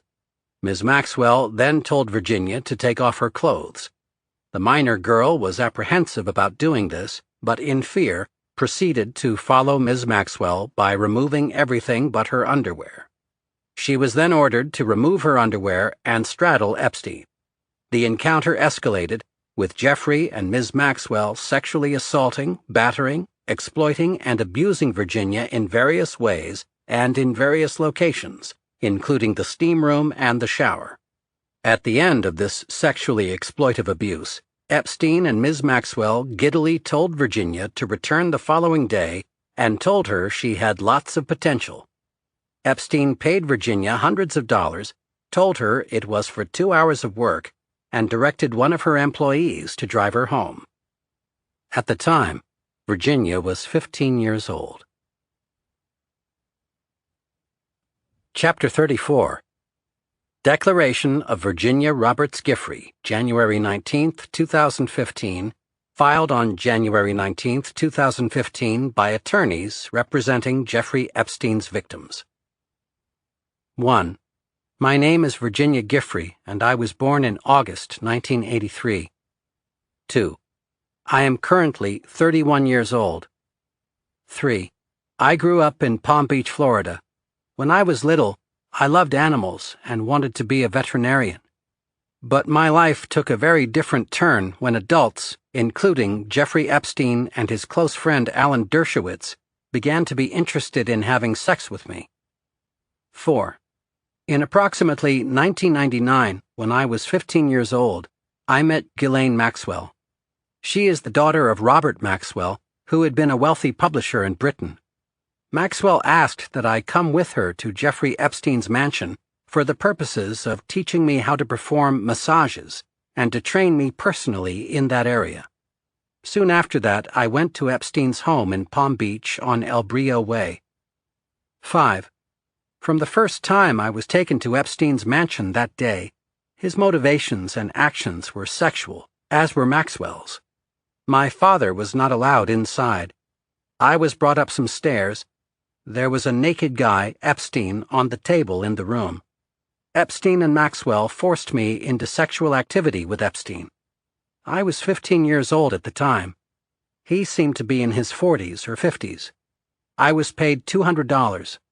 I was driven home by one of Epstein's employees. 6. I came back for several days following and did the same sorts of sexual things for Epstein. 7. After I did those things for Epstein, he and Maxwell said they were going to have me travel and were going to get an education for me. They were promising me the world, that I would travel with Epstein on his private jet and have a well-paid profession. Epstein said he would eventually match me up with a wealthy person so that I would be set up for life. 8. So I started working exclusively for Epstein. He took me to New York on his big private jet. We went to his mansion in New York City. I was shown to my room, a very luxurious room. The mansion was huge. I was very young, and I got scared because it was so big. Epstein brought me to a room with a massage parlor. Epstein made me engage in sexual activities with him there. 9. You can see how young I looked in the photograph below. See insert page 3. 10. Epstein took me on a ferry boat on one of the trips to New York City, and there he took the picture above. I was approximately 15 or 16 years old at the time. 11. Over the next few weeks, Jeffrey Epstein and Ghislaine Maxwell trained me to do what they wanted, including sexual activities. The training was in New York and Florida at Epstein's mansion. It was basically every day, and it was like going to school. I also had to have sex with Epstein many times. 12. I was trained to be everything a man wanted me to be. It wasn't just sexual training. They wanted me to be able to cater to all of the needs of the men they were going to send me to. They said that they loved that I was very compliant and knew how to keep my mouth shut about what they expected me to do. 13. Epstein and Maxwell also told me that they wanted me to produce information for them in addition to performing sex on the men. They told me to pay attention to the details about what the men wanted so I could report back to them. 14. While I had juvenile hopes of bettering my life, From very early on, I was also afraid of Epstein. Epstein told me he was a billionaire. I told my mother that I was working for this rich guy, and she said, go far away. Epstein had promised me a lot, and I knew if I left, I would be in big trouble. I was witness to a lot of illegal and bad behavior by Epstein and his friends. If I left Epstein, he knew all kinds of powerful people. He could have had me killed or abducted, and I knew he was capable of that if I did not obey him. He let me know that he knew many people in high places. Speaking about himself, he said, "I can get away with things." Even as a teenager, I understood what this meant, and it scared me, as I believe he intended. 15. I visited and traveled with Jeffrey Epstein from 1999 through the summer of 2002, and during that time, I stayed with him for sexual activities at each of his houses or mansions in locations including New York City, New York, the area of Santa Fe, New Mexico, Palm Beach, Florida, an island in the U.S. Virgin Islands, and Paris, France. I had sex with him often in these places, and also with the various people he demanded that I have sex with. Epstein paid me for many of these sexual encounters. Looking back, I realize that my only purposes for Epstein, Maxwell, and their friends was to be used for sex. 16. To illustrate my connection to these places, I include 4 photographs taken of me in New Mexico. See insert page 3 for one of the photographs mentioned. The first one is a museum in Santa Fe, New Mexico. We had gone sightseeing for the day. Epstein took this picture of me. I was approximately 17 at the time, judging from the looks of it. At the end of the day, we returned to Epstein's Zorro Ranch. The second picture is me on one of Epstein's horses on the ranch in New Mexico. The following 2 are from wintertime in New Mexico. 17. When I was with him, Epstein had sex with underage girls on a daily basis. His interest in this kind of sex was obvious to the people around him. The activities were so obvious and bold that anyone spending any significant time at one of Epstein's residences would have clearly been aware of what was going on. 18. Epstein's code word for sexual encounters was that it was a massage. At times, the interaction between Epstein and the girls would start in the massage room setting, but it was always a sexual encounter and never just a massage. 19. In addition to constantly finding underage girls to satisfy their personal desires, Epstein and Maxwell also got girls for Epstein's friends and acquaintances. Epstein specifically told me that the reason for him doing this was so that they would owe him, they would be in his pocket, and he would have something on them. I understood that Epstein thought he could get leniency if he was ever caught doing anything illegal, or that he could escape trouble altogether. Roberts submitted her declaration in support of a motion to be added as a plaintiff in a suit, ongoing as of this writing, that sought to overturn a non-prosecution agreement that Jeffrey Epstein would reach with the government. Roberts was seeking to join a case brought against the government by 2 other victims, but a judge denied her motion in April of 2015, explaining that the case had already been pending for several years, and it was unnecessary to add an additional plaintiff. Roberts's declaration, which goes on for another 8 pages and makes 24 additional points, was stricken from the record. The judge explained that the lurid and unnecessary details involving non-parties to the lawsuit against the government were immaterial and impertinent to the proceedings. Through a representative, Ghislaine Maxwell called the allegations against her obvious lies, after which Roberts filed a defamation suit against Maxwell. In an answer filed in the suit, Maxwell elaborated that Roberts's story of abuse at the hands of Ms. Maxwell was fabricated for financial gain. Chapter 35. Alicia, May 20th, 1997. Donald Trump's instincts regarding Jeffrey Epstein were solid, but if the reporters who were beginning to look into Epstein's mysterious background had dug a bit further, there's a chance they would have hit pay dirt as well, and not just in Palm Beach. In California, for instance, a paper trail already stretched from the Santa Monica Police Department to Epstein's front door. In the spring, almost the summer of 1997, a call came into the police. The young woman who placed it, a young actress who'd appeared on Baywatch and General Hospital, said she'd been sexually assaulted at a trendy hotel called Shutters on the Beach. The officer who took the call knew the woman's name, Alicia, and her voice.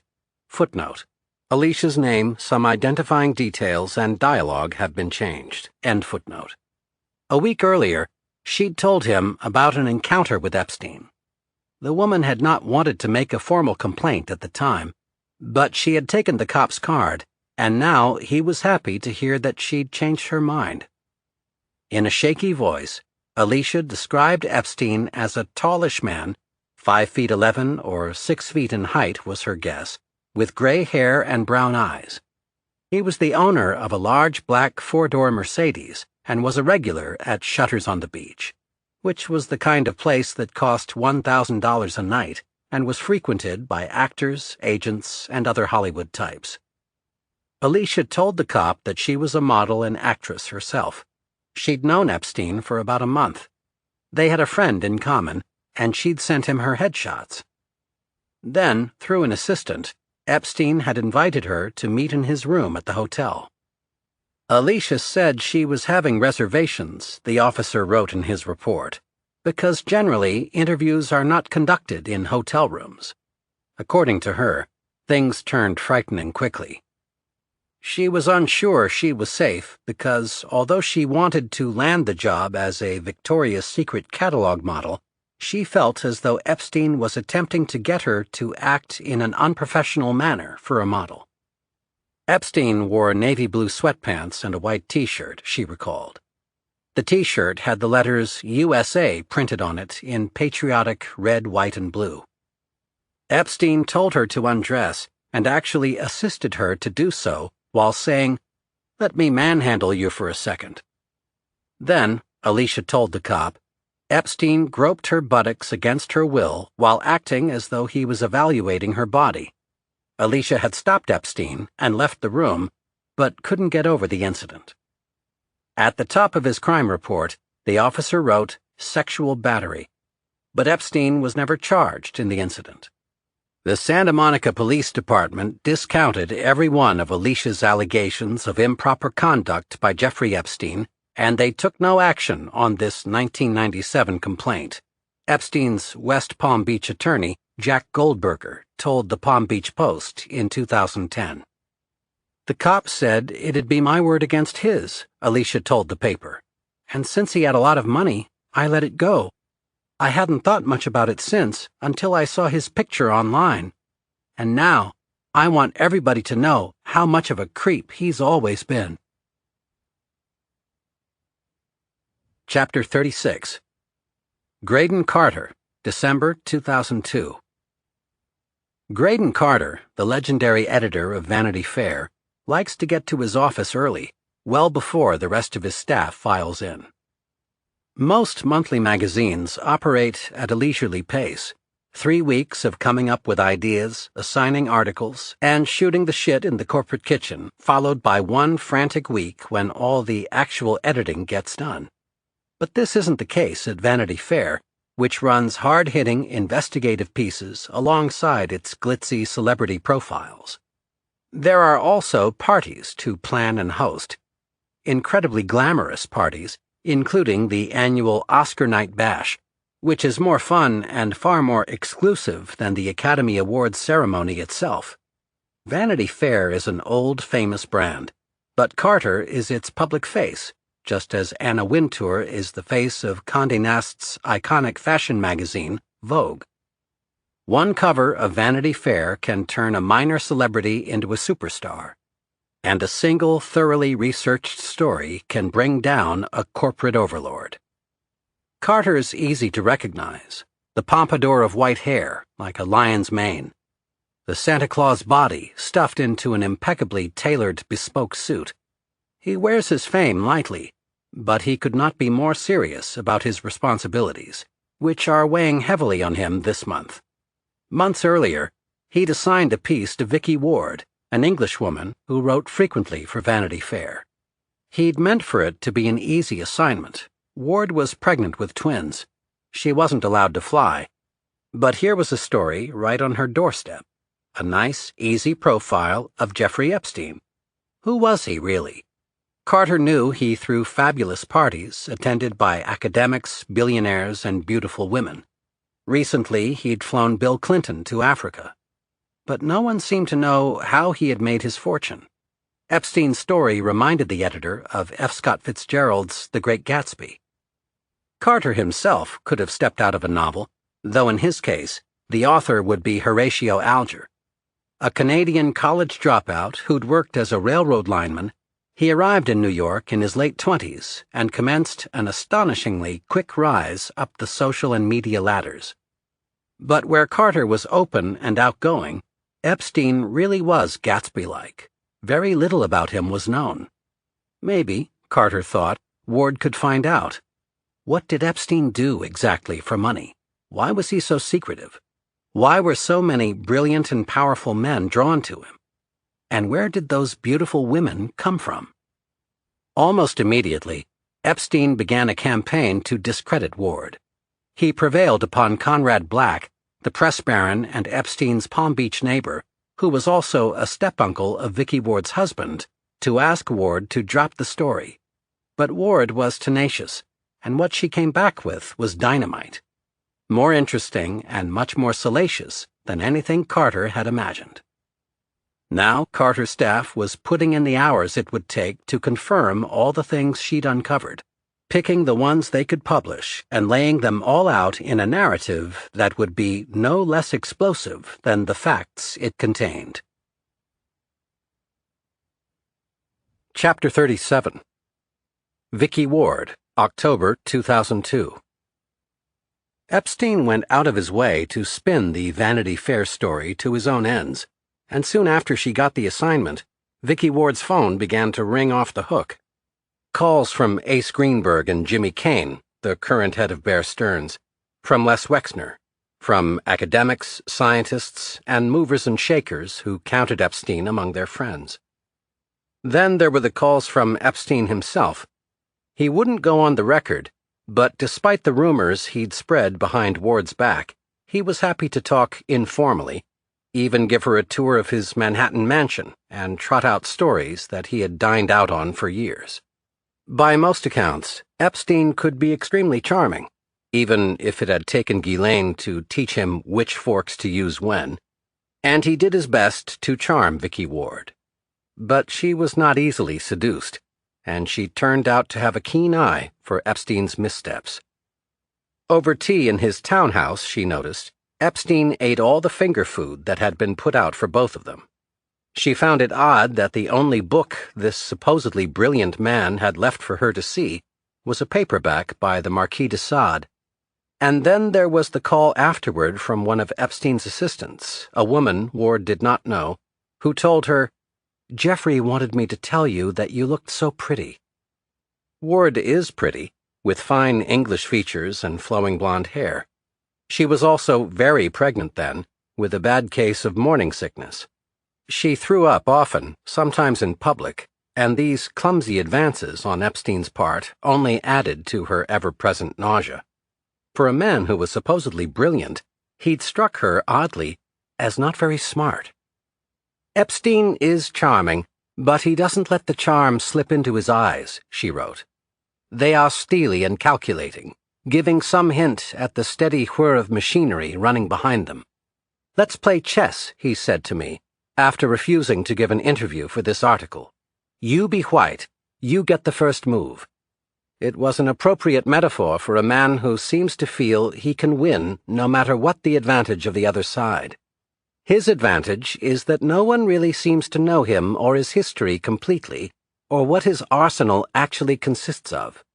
He has carefully engineered it so that he remains one of the few truly baffling mysteries among New York's moneyed world. People know snippets, but few know the whole." The testimonials Epstein's friends gave were glowing.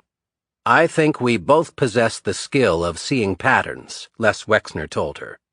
"Jeffrey sees patterns in politics and financial markets, and I see patterns in lifestyle and fashion trends. My skills are not in investment strategy, and as everyone who knows Jeffrey knows, his are not in fashion and design. We frequently discuss world trends as each of us sees them." "I'm on my 20th book," said Alan Dershowitz, who'd met Epstein in 1997. "The only person outside of my immediate family that I send drafts to is Jeffrey." But Ward also talked to other sources, who had their own questions and qualms about Jeffrey Epstein. Some were involved in lawsuits against him. Others had served on prestigious boards with him. One who had witnessed Epstein's aborted stint on the board of Rockefeller University called him arrogant. One powerful investment manager wondered about Epstein's conspicuous absence from New York's trading floors. "The trading desks don't seem to know him," he says. "It's unusual for animals that big to not leave any footprints in the snow." Ward uncovered legal documents, including Epstein's interview with the SEC, given in the wake of his departure from Bear Stearns. She visited a federal prison in Massachusetts and spoke at length with Stephen Hoffenberg, who told her that Epstein had made a major mistake in taking Bill Clinton to Africa. "I always told him to stay below the radar," Hoffenberg said. He made other accusations about Epstein's financial practices, which Epstein denied, and Ward knew that Hoffenberg, the Ponzi scheme mastermind, was not to be trusted. But she did find it strange that throughout the reporting process, Epstein was much less openly concerned with what she'd found out about his finances than with what she'd uncovered about his dealings with women. Time and again, he would call and ask her, "What do you have on the girls?" One young woman Ward talked to had been invited by Ghislaine Maxwell to attend a party at Epstein's townhouse. There, the woman had noticed, female guests far outnumbered the male guests. "These were not women you'd see at Upper East Side dinners," the woman had said. "Many seemed foreign and dressed a little bizarrely." This same guest also attended a cocktail party thrown by Maxwell that Prince Andrew attended, which was filled, she says, with young Russian models, Ward wrote. "Some of the guests were horrified," the woman says. Another source, one who had worked with Epstein, said, "He's reckless, and he's gotten more so. Money does that to you. He's breaking the oath he made to himself, that he would never do anything that would expose him in the media. Right now, in the wake of the publicity following his trip with Clinton, he must be in a very difficult place." Chapter 38. Vicky Ward, November 2002. "What I had on the girls," Ward explained in a Daily Beast article published after Epstein's arrest, "were some remarkably brave first-person accounts. 3 on-the-record stories from a family, a mother and her daughters who came from Phoenix. The oldest daughter, an artist whose character was vouchsafed to me by several sources, including the artist Eric Fischel, had told me, weeping as she sat in my living room, of how Epstein had attempted to seduce both her and, separately, her younger sister, then only 16. Ward had written it all down in her notes. She had crossed the T's, dotted the I's. But when she called Epstein to get his response, he denied the allegations completely. "Just the mention of a 16-year-old girl," Epstein told her, "carries the wrong impression. I don't see what it adds to the piece, and that makes me unhappy." If some sort of criminal investigation had taken place, that would have been one thing, but at the time, no criminal investigation into Epstein's affairs had been launched. And in the absence of an investigation, the rumors of Epstein's dealings with very young women seemed to be just that, rumors. Graydon Carter consulted his lawyers, his editors, and his fact-checkers. And then something odd and disturbing happened at the Condé Nast building, then in Times Square. As usual, Carter had come into the office early. He swiped his key card in the lobby, pressed the elevator button, and arrived in the hallway outside the reception area on the 21st floor. It would have been a perfect time to review Ward's story. Her description of Epstein's townhouse, which is said to have been the largest private residence in New York City at the time, was priceless.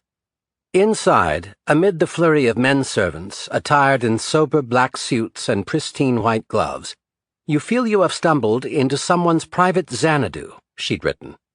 This is no mere rich person's home, but a high-walled, eclectic, imperious fantasy that seems to have no boundaries.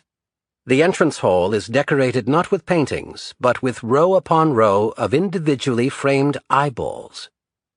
These, the owner tells people with relish, were imported from England, where they were made for injured soldiers. Next comes a marble foyer, which does have a painting in the manner of Jean Dubuffet, but the host coyly refuses to tell visitors who painted it. In any case, guests are like pygmies next to the nearby twice life-size sculpture of a naked African warrior. The journalist had confirmed that several prominent names, Mort Zuckerman, the famous real estate mogul and publisher, Microsoft executive Nathan Myhrvold, and Donald Trump among them, had dined at the residence.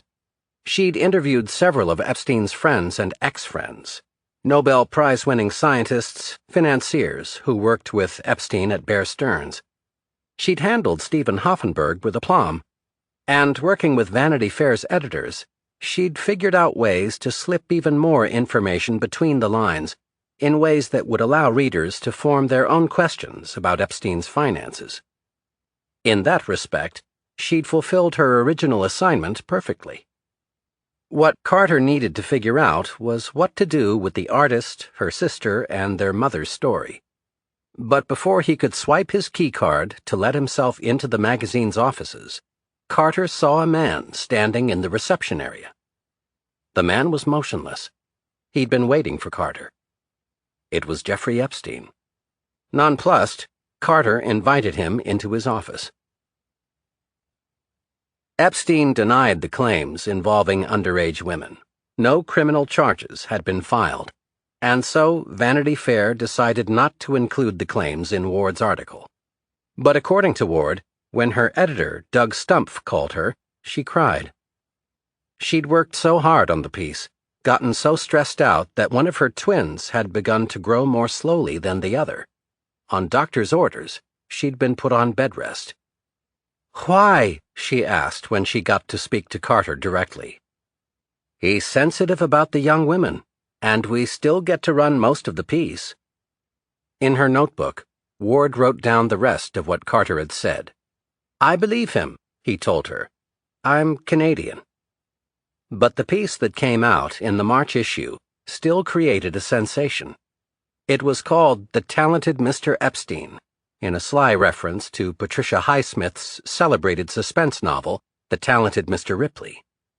The film adaptation, by Anthony Minghella, was still fresh in the minds of Vanity Fair's readers.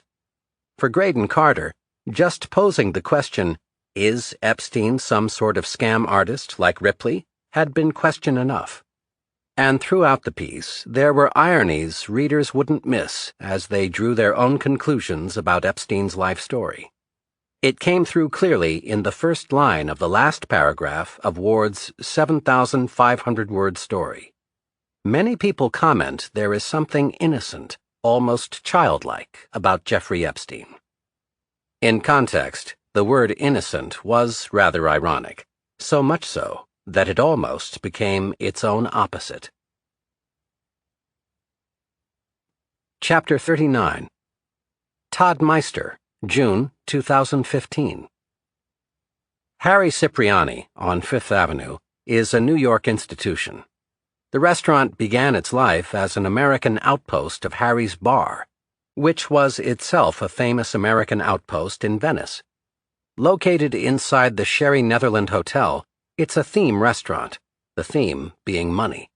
And today, a hedge fund manager named Todd Meister is talking about a very wealthy man, Jeffrey Epstein, whom he knows through his father, Epstein's sometime friend, Bob Meister. "I've known Jeffrey since I was 19, Meister says. So let me tell you what I know, Whatever everyone knows and everybody else says. First off, he's no billionaire. Second off, and here's why, he has no clue how to invest. He has people do that for him. Meister knows how to invest. He does it for other people, and as the son of a super-rich father, for himself. He also knows about the good life. Parties in Vegas, weekends in the Hamptons, affairs with beautiful women that end up getting splashed all over the tabloids.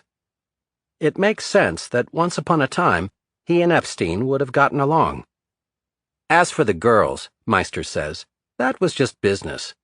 He'd seek them strategically at client dinners. When he went to the movies, he'd take 3 or 4 girls with him. They'd take turns massaging his back, arms, and legs. According to Meister, Epstein used to boast that he liked to go into insane asylums because he liked to fuck crazy women. Who knows if it's true, Meister adds, but I'm telling you, he used to say it. From time to time, Epstein's friends and acquaintances would see sides of Epstein that he'd grown much less shy about sharing.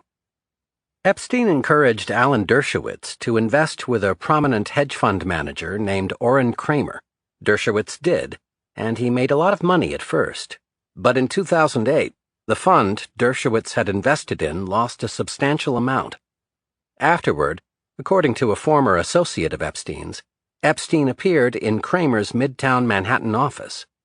There, sources say, he told Kramer, "It's very much in your interest to make Alan Dershowitz whole." Epstein's intervention worked, and Dershowitz recovered his money. To people who'd known Epstein back in the 1980s, this kind of behavior was out of character. But the thing about Epstein was that you never could figure him out. One minute he was charming, the most charming man you'd ever meet. The next he was snarl, threat, and bluster. Something didn't add up. So you'd run the numbers, this many parties, that many women. Even with the connection to Victoria's Secret, the women didn't add up either. Throw in the modeling agency, it makes more sense. Then you plug in the parties. The scene brings Eyes Wide Shut to mind. But the thing is, Eyes Wide Shut only works in the shadows. For Epstein, getting on that plane with Clinton was more like a moment in Caddyshack, the one in which the groundhog peeks out from his hole in the golf course. From there on in, Jeffrey Epstein was like the mole in a game of whack-a-mole. It was only a matter of time before he'd be caught. But the question you had to ask yourself was, are people like Epstein born without morals? Or are their morals like snakeskin, just something they shed, along with all the other basic, day-to-day concerns that everyday working people have, as they make their way into that eyes-wide-shut world? Todd Meister, who was married to Nikki Hilton, and stole the heiress Samantha Boardman away from Condé Nast's former editorial director James Truman, should know. He wonders out loud, how does a yutz like Epstein get beautiful women? At Harry Cipriani, the question lingers in the air. Part 4. The Investigation. Chapter 40. Michael Reiter, January 2006. As far as Michael Reiter's concerned, the case that his team has built against Epstein, slowly, meticulously, over the course of an entire year, is airtight. Even now, Detective Ricari's finding new pieces of evidence. And already, Reiter's been laying the groundwork with prosecutors. State Attorney Barry Krischer has a reputation for toughness. He's known, nationally, for his prosecution of juvenile offenders. And Reiter's been keeping him abreast of the investigation. With Jeffrey Epstein, it's not simply a matter of seeing him punished. It's a matter of getting a sexual predator off the streets of Palm Beach. Krischer assures the chief that he's taking this case very seriously. The state attorney's office will have Reiter's back at every turn. I told him that we had an investigation that was very serious, that involved a very noteworthy person, and that involved a number of underage females, Reiter would say in his deposition for the suit that was later settled by Epstein. that it was of a sexual nature. I was concerned that we had not reached all of the victims, and we hadn't, I'm sure, at this point. I told him that I felt like the suspect would probably become aware of the investigation at some point, and that we should probably expect some contact from Mr. Epstein's lawyers. And I told him that I wanted to keep him very well informed on this, and that I hoped that he would do the same, and that we would have to have more contact in making sure it was handled responsibly, intelligently, and appropriately as it moved forward. Reiter would say that Epstein's name did not seem to ring a bell with the state attorney, but shortly afterward, the chief became aware that in certain powerful circles his investigation was being looked upon unfavorably. I had many people-related conversations on the cocktail party circuit that suggested we approach this in a way that wasn't necessary, he would say. Michael Reiter was a good cop, a good man, but he was about to discover that when it came to men with the power and influence Epstein wielded, fairness under the law was a relative, malleable concept. Chapter 41. Detective Recarey, February 2006. For months, Joe Recarey's been interviewing girls who'd been brought to Epstein's house, subpoenaing telephone and car rental records, conducting surveillance. Ultimately, according to a source within the Palm Beach PD, the department would identify 47 underage girls who'd been molested on El Brillo Way. Recarey interviewed one of Epstein's pilots, a man named David Rogers, as well as Epstein's houseman, Alfredo Rodriguez. He also spoke to a woman who really was a massage therapist. It turned out that Epstein paid just $100 for actual Swedish deep tissue massages that the therapist provided for him and his friends, the lawyer Alan Dershowitz among them. Did anything untoward ever happen? Recarey asked. Had Epstein ever asked the woman to rub his chest? No, she told him. She wasn't Epstein's type. The girls she'd seen at his house were very thin and beautiful and did not have tattoos. This massage therapist had several tattoos that were visible, and on quite a few occasions, Epstein and Ghislaine Maxwell had made negative comments about them. According to a Palm Beach Police Department incident report filed by Recarey on July 25, 2006, the detective had also heard from Mary's father, who said that a private eye had been to his house, photographing his family and chasing visitors away. Mary's dad had gotten the license plate, Florida E79-4EG. Recarey traced it back to one Ivan Robles of West Palm Beach. Robles turned out to be a licensed private investigator. Recarey informed the state attorney's office. Allison also contacted Recarey and told him that she'd been approached by someone who was in touch with Epstein. Allison had been told that she'd receive money if she would refuse to cooperate with the police.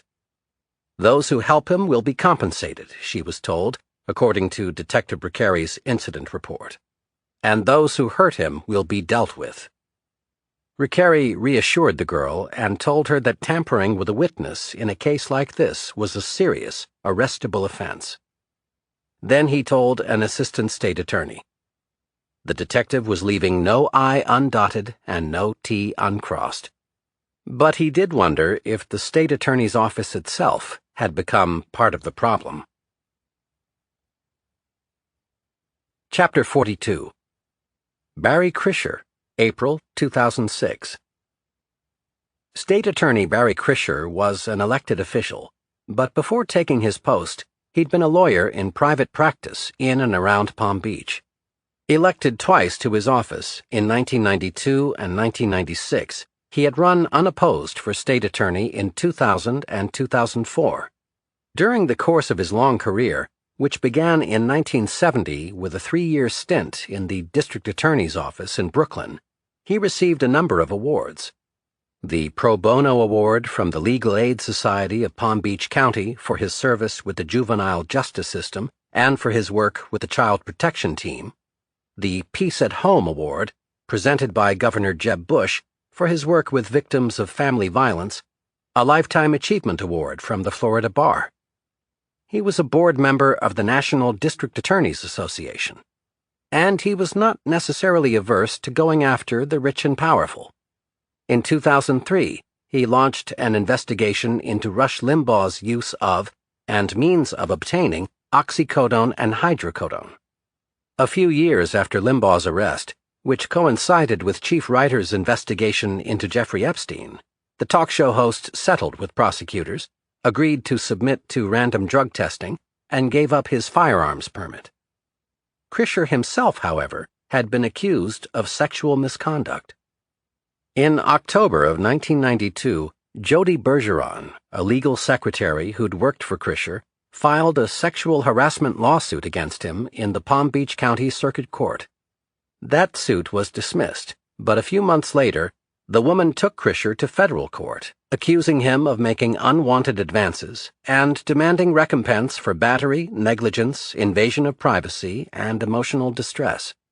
Krischer had placed his hands violently inside her blouse, the woman said. He'd forcibly fondled her breasts, forcibly kissed her, and rubbed her shoulders while brushing her buttocks with his hands and knees, all while accompanying the gestures with verbal advances. When she declined those advances, the woman claimed, Krischer fired her. Krischer denied the allegations. At the time, he was making his first run for the state attorney's office. The charges were politically motivated, he said. Members of a local chapter of NOW, the National Organization for Women, had stood by the lawyer, citing his efforts to stop domestic violence, among his other virtues. I am here to support Barry Krischer for the work his office did in my daughter's case, one woman said during a rally that took place in front of the courthouse. Her murderer received the maximum sentence, a life sentence. The second lawsuit had also been dismissed after Krischer's former law firm agreed to pay Bergeron's attorney $7,000 in legal fees. Now, Chief Reiter and Detective Riccari were beginning to have their own questions about Barry Krischer. The Palm Beach PD wanted to charge Epstein with 1 count of lewd and lascivious behavior and 4 counts of unlawful sexual activity with a minor, felony charges that would have amounted to years behind bars in the case of a conviction. Wendy Dobbs and Sarah Kellen would be charged as accomplices. This was not the plan that Krischer seemed to have in mind for Jeffrey Epstein. In cases involving the sexual abuse of minors, prosecuting attorneys tend to have suspects arrested, then push for a trial. But instead of granting his approval for an arrest, Krischer told the police that he would convene a grand jury, which would be asked to consider a broad range of charges. In a case such as Epstein's, this was highly unusual. Not damning in and of itself, but very strange. In Florida, grand juries are only required in capital cases. At the state attorney's discretion, they may also be called in controversial cases, for instance, cases involving crimes committed by public officials. But Jeffrey Epstein wasn't a public official, and as far as the Palm Beach PD was concerned, the only controversial thing about the case they'd built was that Epstein was rich and well-connected. In his deposition for BB versus Epstein, Chief Reiter relayed Krischer's concerns. The prosecutor had to make sure that his case was solid, beyond a reasonable doubt. And Krischer did have his doubts about the credibility of the young women who'd be called to testify against Epstein. Even so, Reiter was beginning to wonder if Krischer was stacking the deck in Epstein's favor. If, thanks to the sway prosecutors have over grand juries, assembling such a jury wasn't an excellent way to let Epstein off with the lightest punishment possible. Another unusual thing, the way Barry Krischer and the lawyers working for him ignored Chief Reiter's multiple phone calls as well as Detective Riccari's, even though the police had been hearing from Epstein's own lawyers. Krischer and I had an excellent relationship, Chief Reiter said in his deposition. I was the speaker at his swearing-in ceremony.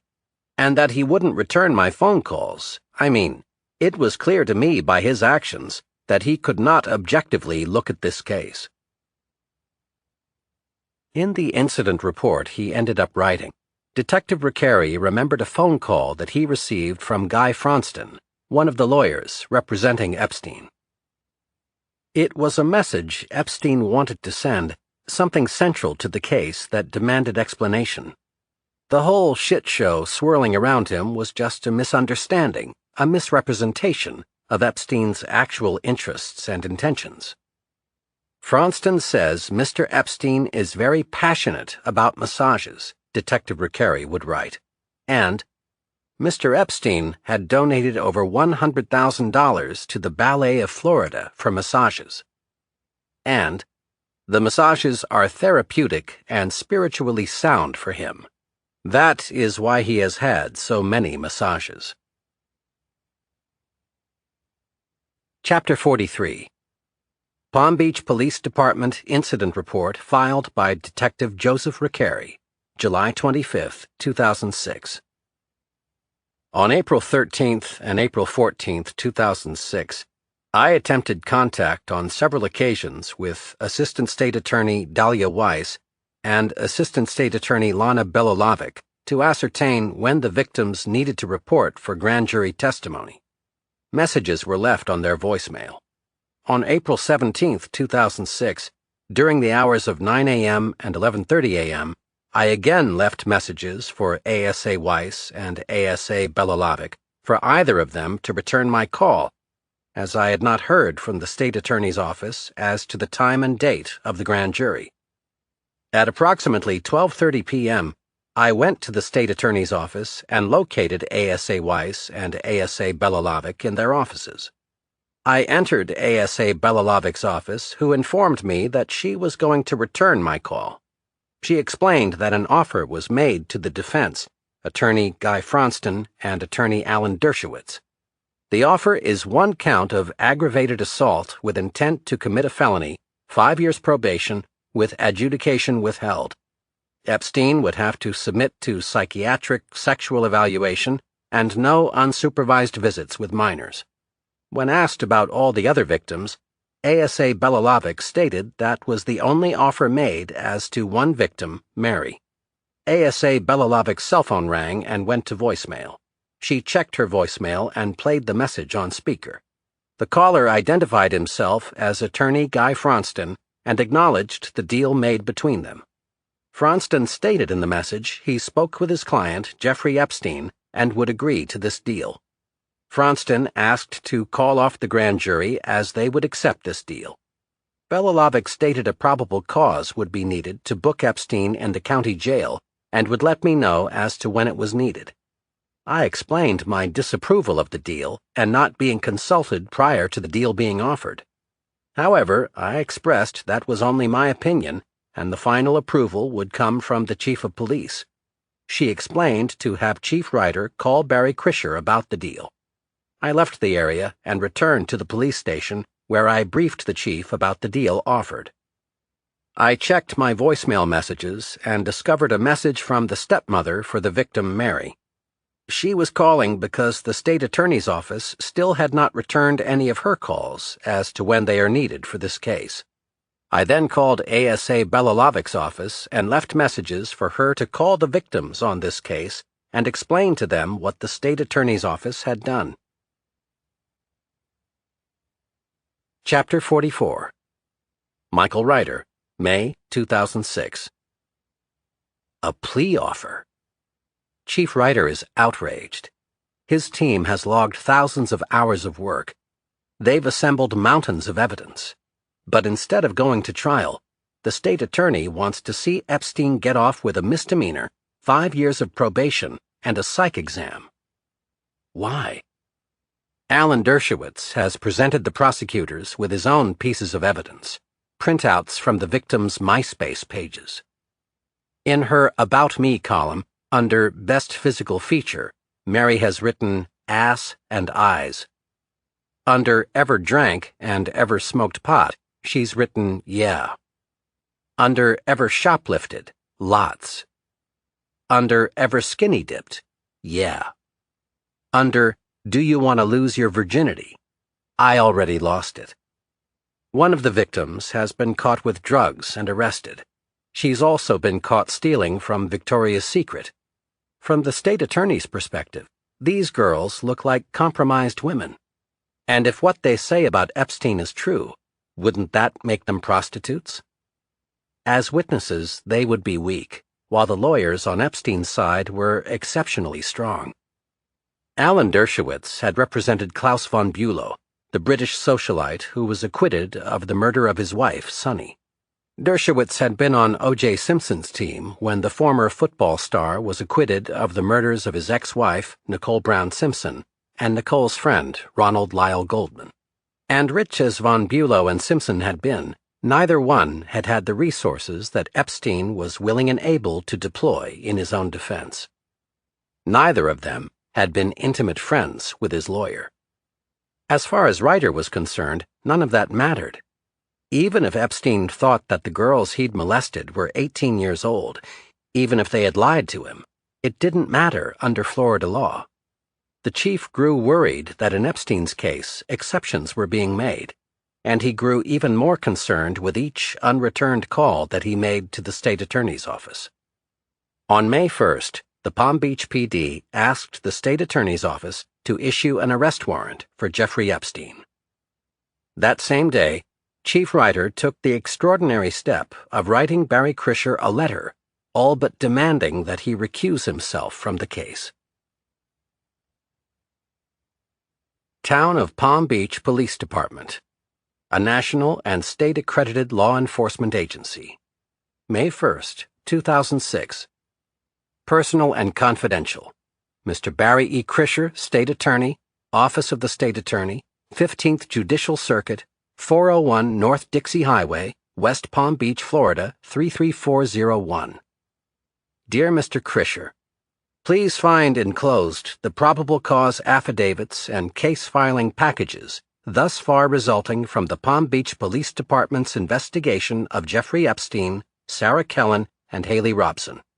The submission of these documents are both in response to Assistant State Attorney Lana Belilovic's request for them and to serve as the Palm Beach Police Department's presentation for prosecution.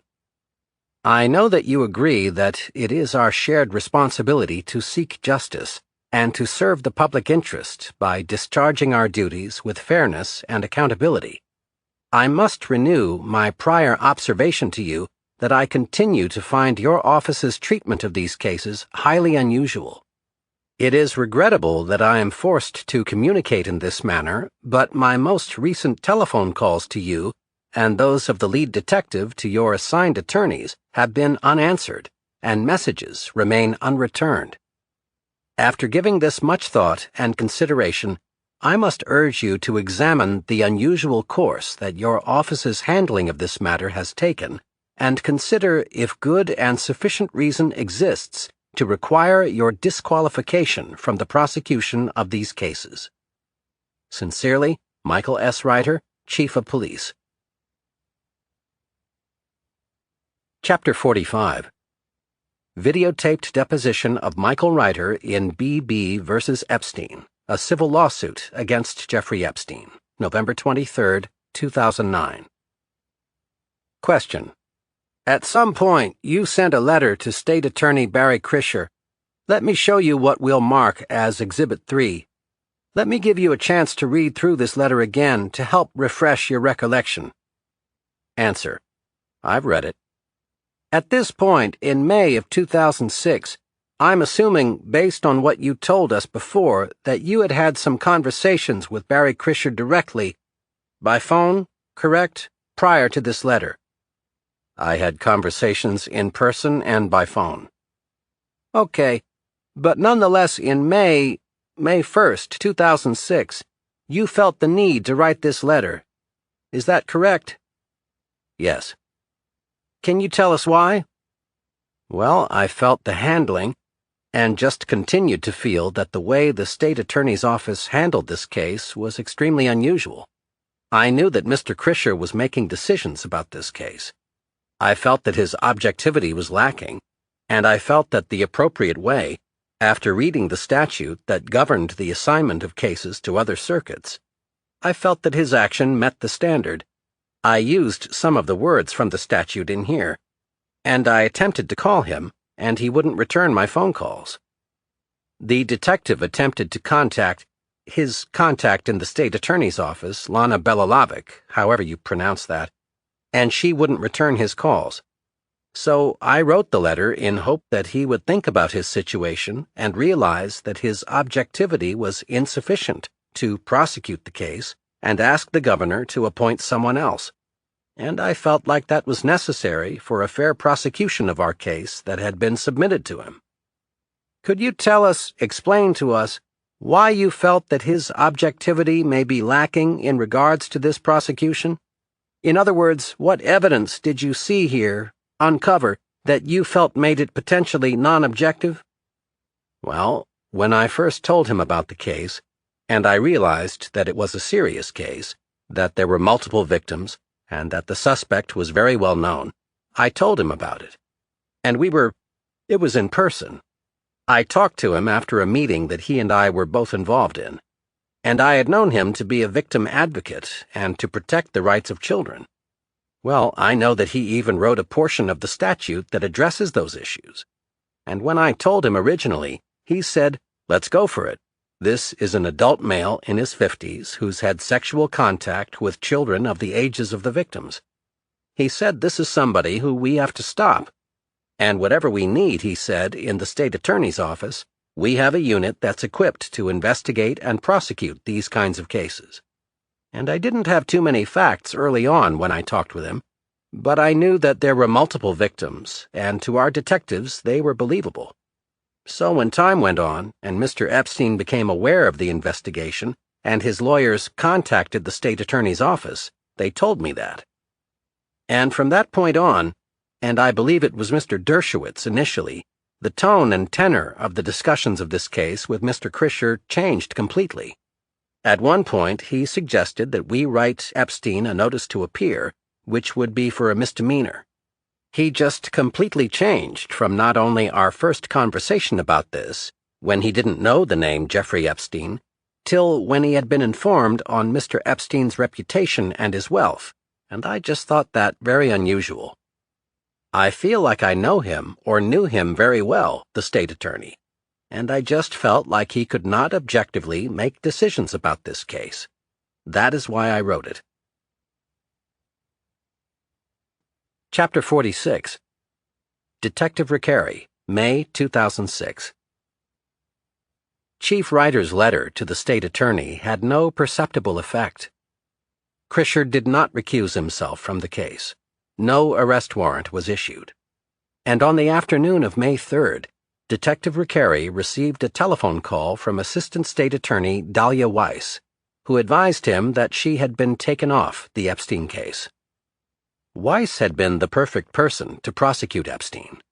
As a member of the Special Victims Unit, she focused on sex crimes and crimes against children, prosecuting high-profile cases involving rape, aggravated child abuse, and neglect. But Epstein had added another lawyer, a man named Jack Goldberger, and made Goldberger his attorney of record. Goldberger was friendly with Barry Krischer, and an associate of Goldberger's was married to Dahlia Weiss.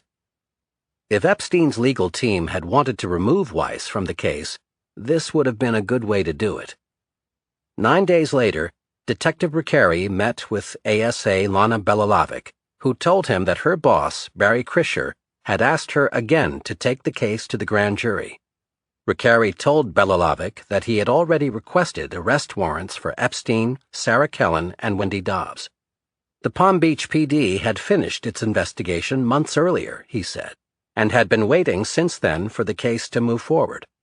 He asked her once more to issue the warrants. Once again, Belalovic declined, saying that the original offer her office had made to Epstein's old lawyer had been resubmitted to the new lawyer. When Epstein's reply came, she would call. While waiting for that call, Rickeri received several calls from Mary's father, who told him that he was being followed by a green Chevrolet Monte Carlo, tailed so aggressively that other vehicles were being run off the road. Rickeri ran the plates and found that the Chevy was registered to one Zachary Bichard of Jupiter, Florida. Bichard was a licensed private eye. A funny thing happened in Palm Beach, says Tim Malloy, who was working as a TV newscaster in South Florida at the time. This would have been right around the time that Michael Ryder sent his letter asking Barry Krischer to recuse himself from the case. I didn't even know what Epstein looked like, really, at the time. We had pictures taken by the British tabloids where the link to Prince Andrew first broke, but we didn't have too many of them. What we did have was a contact in the hangar where Epstein kept his 727. I don't know how much you know about Palm Beach International Airport. It's the kind of place that has private hangars, valet parking, and waiting lounges that look as chic as anything you'll see in Manhattan. It's an airport for the rich, basically. Saudi princes, heads of state, powerful men who value their privacy. You can bring limousines onto the tarmac. And we found out Epstein was very secretive about his dealings there. He didn't want anyone to know the tail numbers on his planes. But our contact didn't like Epstein, and he was horrified by how young the girls around Epstein were. So thanks to him, we had the 727's tail number, and thanks to one other source, someone I won't say too much about here, we had Epstein's flight plan for a certain trip he was making. We knew he was going to land at the airport, and so our producer climbed into the station's traffic helicopter and told the pilot to hover at 500 feet, a quarter-mile south of the field. Our cameraman had a telephoto lens. The idea was to get a tight shot on video of Epstein deplaning. And for a moment, we did get the shot. Epstein, with the collar of his cashmere coat flipped up over his neck, about to run down the steps into a cart that was waiting for him. Then he saw our helicopter with the station's markings. I was doing a live voiceover on Epstein's arrival. It was the first video anyone had on him up to that point. But Epstein had run back onto the plane. Then, during the next commercial break, my producer told me through my headpiece, Jeffrey Epstein wants us to stop taking his picture. In fact, he wants to talk to you. The cameraman kept rolling, and eventually Epstein got out, got into a car with tinted windows, and was driven over the bridge to his home in Palm Beach. So, in a sense, we failed to get the story. But the fact that Epstein would call a news program from his plane and command them to order the program's traffic helicopter away, that says something about the man's arrogance. And maybe his temper. Chapter 47. Mary, July 2006. On June 29th, Assistant State Attorney Lana Belalovic told Detective Recarey that despite his protestations, the case would be going to a grand jury after all. One had been convened for July 19th. On July 12th, Recarey spoke with Mary's stepmother, who said that she still hadn't heard from the state attorney's office. This, too, was odd, since Recarey knew that Mary would be called upon to testify. She was back in Palm Beach now, after months of living with out-of-state relatives. All in all, it had been a very tough year for Mary. "What has happened to my daughter's life is criminal," her father would say. Mary had been sent to a school for troubled children. For her, it was the wrong place at the worst time in her life. She had gotten into more fights there, growing depressed and withdrawn from her sister and parents. Helplessly, her parents watched her spiral out of control. As they neared the end of their rope, they sent her out of state. But after the move, Mary had fallen apart completely. She used drugs, fell in with a bad crowd, ran away from her relatives, and shacked up with a gang of drug dealers. When the gang was busted by local police, the dealers blamed Mary for snitching and put out the word that they wanted her dead. "We had to move her again," Mary's father explained. "We finally got her into therapy. She's still seeing the therapist. And worst of all, she developed HPV. She's already had to have a serious operation." Mary's troubles didn't end there. On June 28th, she was brought in front of the grand jury. She hadn't been briefed by the state attorney, she hadn't even met the prosecutors, and she had no idea what she would be asked. Almost immediately, she found that she was being treated more like a criminal than like a witness or victim. The prosecutor produced a printout of our daughter's MySpace page, Mary's father recalls. Mary was stunned. She began to cry. The prosecutor accused her of all sorts of things. It was like she was working for Epstein. All this time, we knew that we were being watched. Creepy guys, private investigators from Miami. They would follow us, scaring the hell out of my wife and Mary's sister.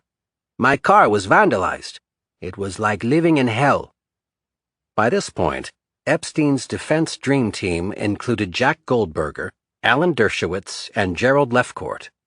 All of them had excellent track records. Dershowitz and Lefcourt were two of America's most famous lawyers, and before long, another celebrity lawyer, Ken Starr, the former Solicitor General who had had Bill Clinton impeached for perjury, would join Epstein's team.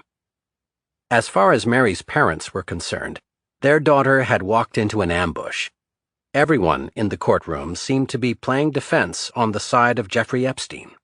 And as for the second girl, Allison, who claimed that she had been raped, she never testified in court at all. Chapter 48. Michael Reiter, July 2006. On July 28th, the grand jury reached a verdict that floored the Palm Beach PD. The original plea deal that Krischer had offered to Epstein had been bad enough. Now, the grand jury was recommending that Epstein be charged with just one felony count of solicitation of prostitution. There was no mention of underage girls. The original accusation, 4 felony counts of unlawful sex acts with minors and 1 felony count of lewd and lascivious molestation, had simply evaporated. It wasn't enough to send Epstein to prison. Epstein was allowed to surrender on a Sunday when no one would know he'd been arraigned. A few hours later, he was released on $3,000 bail. The Palm Beach PD was not even notified. Once again, Chief Reiter was outraged. So much so that he took the extraordinary step of calling the FBI and the federal prosecutor's office. At the time, the federal prosecutor of the Southern District of Florida was a Republican named R. Alexander Acosta. Chief Reiter recalls being present at Acosta's swearing-in ceremony and remembers Acosta's declaration that one of his goals would be the prosecution, to the fullest extent of the law, of anyone who takes advantage of the weak, especially perpetrators of sex crimes. Disgusted with Krischer's laissez-faire attitude, Reiter recalls thinking he'd found his man. In Acosta, the chief saw a prosecutor who wouldn't shy away from confronting a man with Jeffrey Epstein's resources and connections. But it turned out that Acosta had worked under Ken Starr at Starr's high-powered multinational law firm, Kirkland & Ellis. And while Acosta had a sterling resume, which included a stint clerking for future Supreme Court Justice Samuel Alito, he had only argued 2 cases before a judge. At the time, Reiter did not know this. All he knew was that someone had to look much more seriously into Jeffrey Epstein's crimes. Reiter's actions did not necessarily make him a hero, at least not in every corner of the community he served. I had individuals suggest that the department's approach to the investigation and my referral of the investigation to the FBI was more horsepower than the investigation deserved. And I had other individuals suggest that, yeah, the term back off probably fits, Reiter said in his deposition for BB versus Epstein. I had people in the community in Palm Beach who either made comments directly to me or to others who relayed them to me that I didn't need to take the tack in the investigation that we did, which is to completely investigate it and then refer it to the FBI after the state case was resolved, Reiter said in the deposition. I had one individual who came to see me a couple of times about this. According to the chief, the individual in question was a prominent Palm Beach politician. He said this wasn't necessary. This was a case that was really very minor, Reiter recalled. The victims had lifestyles that shouldn't make them believable to the police department. I told him that those kinds of suggestions to me were improper and he should stop, said Reiter. that he had taken a couple of steps down the road towards something that could eventually constitute a crime. We talked several times. Early on, it didn't end favorably. You know, this is an individual whom I had to interact with in my official capacity, and in his official capacity as well. The Palm Beach politician wasn't the only one to pressure the police chief. I received comments from a variety of different viewpoints. In some cases, I had people tell me, "Hey, he's a Palm Beacher. Why are you investigating a Palm Beacher?" Ryder would say when deposed. I had people that said it was an unfavorable career move for me to ask the state attorney to remove himself from the case and to refer it to the FBI. I had plenty of people that told me that that was a mistake. Ryder didn't back off. To have done so would have been a betrayal, not only of the victims, but also of his vocation and the community he had sworn he would serve. My responsibility was to protect everyone that lives in Palm Beach and preserve their constitutional rights and be the police department for all, Ryder said. And I think that under the law, particularly under the criminal laws, that all people have to, by the nature of our system, be treated exactly alike. But along with handing the case off to the FBI and the U.S. Attorney, Ryder took another unusual step. He wrote personal letters on Palm Beach PD letterhead to the parents of the victims in the case. He delivered the letters by hand. Town of Palm Beach Police Department, a national and state-accredited law enforcement agency. July 24, 2006. Hand-delivered. Address redacted. Dear Mr. Redacted, your daughter, redacted, was the victim of a crime which has been investigated by the Palm Beach Police Department and subsequently referred for prosecution to the Palm Beach County State Attorney's Office. You may be aware that Jeffrey Epstein was indicted on charges of solicitation for prostitution by a state of Florida grand jury last week and turned himself in at the Palm Beach County Jail on July 23, 2006. While I do not speak for them, it is my understanding that is the full context in which the Palm Beach County State Attorney's Office intends to address the charges that involved the crime in which your daughter was victim. Please know that it is the role and responsibility of law enforcement to investigate crime and to refer appropriate charges to the prosecutor for consideration. I believe that the Palm Beach Police Department has acted competently and responsibly in carrying out this role.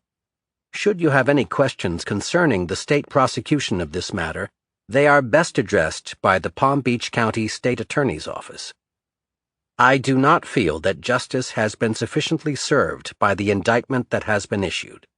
Therefore, please know that this matter has been referred to the Federal Bureau of Investigation to determine if violations of federal law have occurred. In the event that the FBI should choose to pursue this matter, the Palm Beach Police Department will assist them in their investigation of potential violations of federal law. Please feel free to contact me at 561-838-5460 should you have any questions.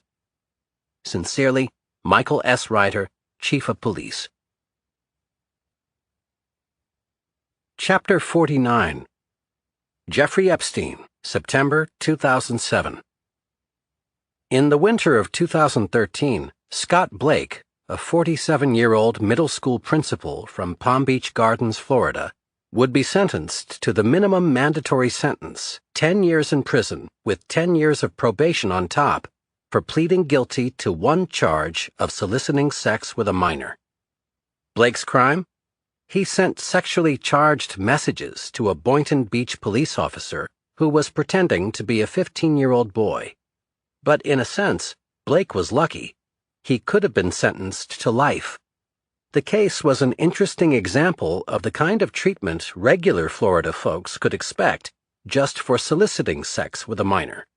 But nothing about Jeffrey Epstein was regular, and the plea deal he managed to strike in 2007 was simply extraordinary. Epstein had bought himself one of the best defense teams ever assembled. His connections and contributions to Democratic causes had made him a player on that side of the political aisle. He had a famous Republican, Bill Clinton's nemesis, Ken Starr, working the other side. And just to make sure they'd covered the bases, Epstein's team also recruited Roy Black, the lawyer who'd cleared William Kennedy Smith of rape and kept Rush Limbaugh out of prison for his alleged illegal drug use, and Jay Lefkowitz, a defense attorney who'd worked with U.S. Attorney R. Alexander Acosta at Ken Starr's law firm. And so in September, the U.S. Attorney's Office reached a formal agreement with Epstein's team. The United States would defer federal prosecution in favor of prosecution by the state of Florida. A non-prosecution agreement, NPA, was drafted. Among other things, it assured Epstein that he would not be prosecuted in the Southern District of Florida for felony offenses involving the sexual abuse of underage girls. By that point, 30 known victims had been discovered. Instead, it allowed him to plead guilty to state felony offenses for solicitation of prostitution and the procurement of minors for prostitution.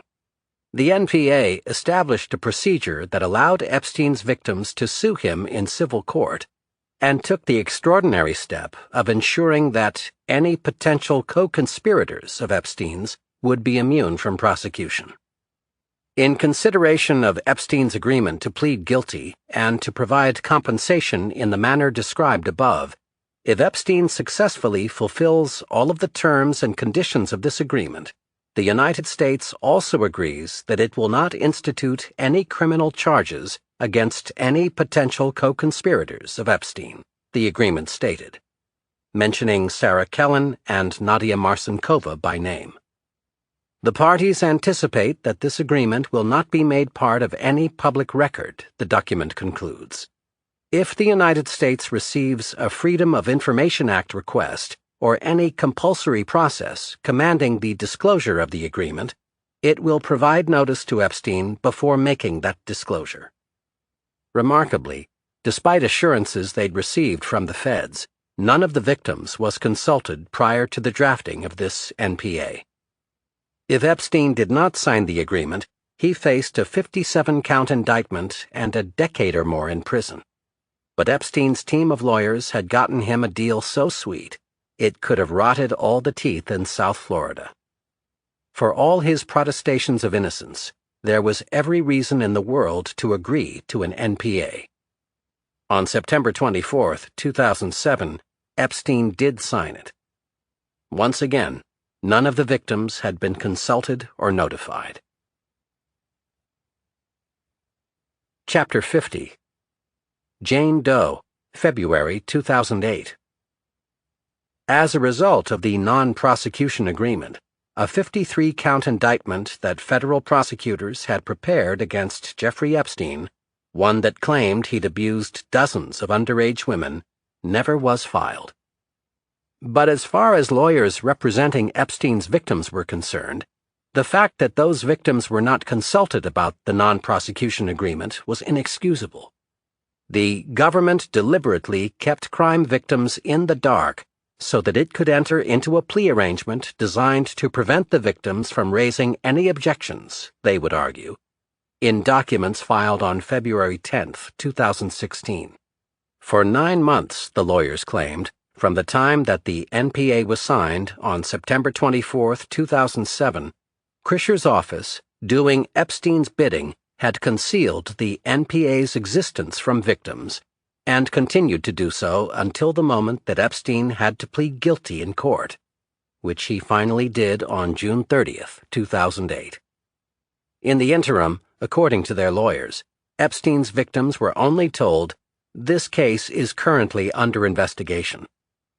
A lawsuit that Bradley Edwards, a victims' rights attorney in Fort Lauderdale, filed in July of 2008, cited the Crime Victims' Rights Act, or CVRA, Title 18, Section 3771 of the U.S. Code, which states that victims of federal crimes have rights, including the right to be heard in court, and most particularly, not to be precluded from court proceedings, and the right to be treated fairly. According to him, prosecutors had violated the CVRA rights of the victims. Edwards, who said he was working pro bono, knew that this suit against the government would not allow for monetary recovery of any sort, including lawyers' fees. But he also knew that if the government, urged by Jeffrey Epstein, had entered into a contract that improperly or illegally violated the rights of Epstein's victims, then that contract, by nature, would have been improper in and of itself, in which case the only remedy would have been to have the contract invalidated. And while it is difficult to know what exactly would happen if the contract is overturned, one possibility is that the government could prosecute Epstein for crimes against his victims, if the statute of limitations on those crimes has not expired. At the time of this writing, that case is winding its way through the courts. It has all the earmarks of a modern-day Bleak House, the Charles Dickens novel about a legal case that is so massive and so complex that it drags on forever and drags everyone involved into the mire. In the meantime, Epstein began to settle out of court with his victims. In February of 2008, a Virginia woman who went by the alias Jane Doe No. 2 brought a $50 million lawsuit against Epstein. At the time of their meeting, she claimed, Epstein was 52 years old. She was a teenager, and her complaint, which was made public, gave the rest of the world an early glimpse of what Epstein and the inner workings of his secret world looked like from a victim's perspective. Epstein is a financier and money manager with a secret clientele limited exclusively to billionaires, the lawsuit alleged. He is himself a man of tremendous wealth, power, and influence. He maintains his principal home in New York and also owns residences in New Mexico, St. Thomas, and Palm Beach, Florida. The allegations herein concern Epstein's conduct while at his lavish estate in Palm Beach. The complaint continued. Upon information and belief, Epstein has a sexual preference and obsession for underage minor girls. He engaged in a plan and scheme in which he gained access to primarily economically disadvantaged minor girls in his home, sexually assaulted these girls, and then gave them money. In or about 2004-2005, Jane Doe, then approximately 16 years old, fell into Epstein's trap and became one of his victims. Upon information and belief, Jeffrey Epstein carried out his schemes and assaulted girls in Florida, New York, and on his private island, known as Little St. James, in St. Thomas. Epstein's scheme involved the use of young girls to recruit underage girls. Upon information and belief, the young girl who brought Jane Doe to Epstein was herself a minor victim of Epstein, and will therefore not be named in this complaint. Under Epstein's plan, underage girls were recruited ostensibly to give a wealthy man a massage for monetary compensation in his Palm Beach mansion. The recruiter would be contacted when Epstein was planning to be at his Palm Beach residence or soon after he had arrived there. Epstein or someone on his behalf would direct the recruiter to bring one or more underage girls to the residence. The recruiter, upon information and belief, generally sought out economically disadvantaged underage girls from western Palm Beach County who would be enticed by the money being offered, generally $200 to $300 per massage session, and who were perceived as less likely to complain to authorities or have credibility if allegations of improper conduct were made. This was an important element of Epstein's plan. Epstein's plan reflected a particular pattern and method. Upon arrival at Epstein's mansion, the underage victim would be introduced to Sarah Kellen, Epstein's assistant, who gathered the girl's personal information, including her name and telephone number. Ms. Kellen would then bring the girl up a flight of stairs to a bedroom that contained a massage table in addition to other furnishings. There were photographs of nude women lining the stairway hall and in the bedroom. The girl would then find herself alone in the room with Epstein, who would be wearing only a towel. He would then remove his towel and lie naked on the massage table and direct the girl to remove her clothes. Epstein would then perform one or more lewd, lascivious, and sexual acts, including masturbation and touching the girl's vagina. Consistent with the foregoing plan and scheme, Jane Doe was recruited to give Epstein a massage for monetary compensation. Jane was brought to Epstein's mansion in Palm Beach. Once at the mansion, Jane was introduced to Sarah Kellen, who led her up the flight of stairs to the room with the massage table. In this room, Epstein told Jane to take off her clothes and give him a massage. Jane kept her panties and bra on and complied with Epstein's instructions. Epstein wore only a towel around his waist. After a short period of time, Epstein removed the towel and rolled over, exposing his penis. Epstein began to masturbate, and he sexually assaulted Jane. After Epstein had completed the assault, Jane was then able to get dressed, leave the room, and go back down the stairs. Jane was paid $200 by Epstein. The young girl who recruited Jane was paid $100 by Epstein for bringing Jane to him. As a result of this encounter with Epstein, Jane experienced confusion, shame, humiliation, and embarrassment, and has suffered severe psychological and emotional injuries. Chapter 51. Jeffrey Epstein, June 30th, 2008. On June 30th, 2008, more than 3 years after the start of Officer Pagan's investigation into his dealings with underage girls, Jeffrey Epstein reported to the Palm Beach County Jail. A few days earlier, Epstein had taken a phone call from the New York Times. At the time, he'd been working, or vacationing, the line having long since blurred, at his compound on Little St. Jeff's. "I respect the legal process," Epstein had said. "I will abide by this." He'd spent years fighting the charges, fighting the state, then the federal government, in an effort to avoid a sentence that would have seen him emerge from prison an old man. But the battle had aged him, mellowed him, even. Months earlier, he had all but boasted to a journalist from New York Magazine. "It's the Icarus story, someone who flies too close to the sun," that journalist said in reference to the agony of Epstein's legal ordeal. "Did Icarus like massages?" Epstein responded. But after Epstein's indictment, there were no more boasts. For the most part, he kept silent in public and retreated into his eyes-wide-shut world.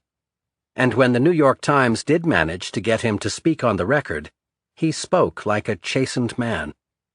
Sitting on his patio down on Little St. James, Epstein likened himself to the shipwrecked Gulliver after he washes ashore on Lilliput. "Gulliver's playfulness had unintended consequences," he said. On the eve of his departure, he had a few more things to say. "That is what happens with wealth. There are unexpected burdens as well as benefits. Your body can be confined, but not your mind. I am not blameless." Outside of the agreement he'd signed with the prosecutor's office, this was the closest Epstein had come to admitting his guilt. But strange details were sprinkled throughout the story. He had formed a board of directors of friends who would counsel him on his behavior. And seemingly for the first time, he'd hired a full-time masseur, a man. Readers of the New York Times might have wondered. Epstein was going to jail for 18 months. What need would he have for a full-time masseur? The story's last line hinted at the answer. In preparation for incarceration, Epstein had set up an email alert. From then on, his automatic reply would read, "On vacation." Part 5. Incarceration. Chapter 52. Jeffrey Epstein, June 30th, 2008. The Palm Beach County Main Detention Center is on the west side of Lake Worth Lagoon, which separates West Palm Beach from the island of Palm Beach. Epstein's home on El Brillo Way is 5 miles to the east. Mary's High School is several miles to the west. It's fitting somehow that this jail, which is the jail Epstein ends up in after turning himself in to the local sheriff, lies in between the 2 points. The detention center's inmates, their families, and their lawyers call it the Gun Club, a reference not only to the jail's address, on Gun Club Road, but also to its population of hustlers, burglars, drug dealers, rapists, and murderers. There's the occasional hooker as well, and from time to time, Haitian refugees are lodged there. There are 3,000 inmates in all. Some wait a year before making their way to the courthouse, their date with the public defender, and an appearance before the judge. Some get out much sooner, if only they can make bail. But there's no bail without money, or at least collateral, and of course, being without money is often what lands people in jail in the first place. Jeffrey Epstein could have posted bail for every single inmate in the gun club. But that's just one of the ways in which Epstein is unlike his fellow inmates. He's an admitted pedophile now, even a famous one. And famously, pedophiles tend to fare poorly in jail. Luckily for Epstein, Rick Bradshaw, the sheriff in charge of local jails, transfers Epstein to the infirmary, where he spends exactly one night before being transferred 7 miles up the road to a much smaller, safer location, the Palm Beach County Central Detention Center, or, as it's known, the Stockade. It's not somewhere we'd put a serial killer, Rick Bradshaw says. Most of the residents here are addicts who take part in drug education programs, prostitutes, petty criminals, and drunks. It's a far safer place for Epstein to be. And unlike other inmates, except of course those being held in solitary, he'll end up with his own cell, even his own wing, which he has to himself. Epstein's allowed to pay for a security guard who sits outside the cell and keeps watch, and he's allowed any number of visitors. For a convicted felon, it's an extraordinary benefits package. But according to Sheriff Bradshaw, who also oversees the Stockade, Epstein is incredulous over the treatment he is receiving. He was astonished that he had to go to prison at all, Bradshaw remembers. Let's just say he didn't think he belonged there. Chapter 53. Sheriff Rick Bradshaw, June 2015. Our job, says Rick Bradshaw, was to make sure nobody killed him. Sheriff Bradshaw could have stepped off the set of a Western. Imposingly tall, with his cowboy hat, Kurt Russell mustache, and slow Southern drawl, he looks exactly like an old-school law officer. The kind you once would have found patrolling the streets of Tombstone, Deadwood, or Dodge City. He's been a lawman for 44 years, 11 of which have been spent as the head of the county's jails. As a rule, he doesn't talk to the media, and today, as he talks about Jeffrey Epstein, he's clearly uncomfortable, fidgety, and ill-disposed. But here in his wood-paneled office on the first floor of the gun club, Bradshaw remembers Epstein quite well. "We have 1,000 sexual predators in the county," he says. "When he arrived here, he was one of them. He definitely fit the category we have to ensure the general population is not going to take their anger out on." Although he understands that Epstein is a sex offender and has a sense of the scope of his alleged crimes, Bradshaw's also aware that the actual conviction was for a low-level felony. At the request of Epstein's attorneys, a request that is confirmed by a court order, Epstein is quickly granted work release. What it means in practice is that 6 days a week, for up to 16 hours each day, Epstein is allowed to leave the Stockade to be driven by a designated driver in a car earmarked especially for him to any one of 3 places: his lawyer Jack Goldberger's office in downtown West Palm Beach, the Palm Beach office of a science foundation that he's established, and his house on El Brillo Way. Despite the ankle bracelet he wears, it could be argued that as a fabulously rich prisoner with 2 of his own jets parked nearby at the Palm Beach International Airport, Epstein might have posed a flight risk. Instead, every day of the week save one, he's allowed to go to his lawyer's, to go to his office, or simply to go home. Did the deputy in charge of Epstein go to the house on El Brillo Way? Rick Bradshaw considers the question. "Yes," he says, "he did." Did the deputy go inside the house? Yes, he did. If so, the deputy might have encountered Nadia Marcinkova, who was staying on El Brillo Way at the time. He may also have met a suave, short-haired gentleman who spoke with a distinct French accent. That would be Jean-Luc Brunel. For the duration of Jeffrey Epstein's stay, or half-stay, in the stockade, Brunel's taken up residence in the house on El Brillo Way. Chapter 54. Jeffrey Epstein, June 30th, 2008 to July 21st, 2009. According to Sheriff Rick Bradshaw, the treatment Jeffrey Epstein received in the stockade was not preferential. By some measures, he isn't wrong. In 2010, millionaire polo mogul John Goodman killed a young man while driving drunk. He was convicted, but was allowed to spend 2 years under house arrest while his appeal was being tried. Like Epstein, Goodman was allowed visitors.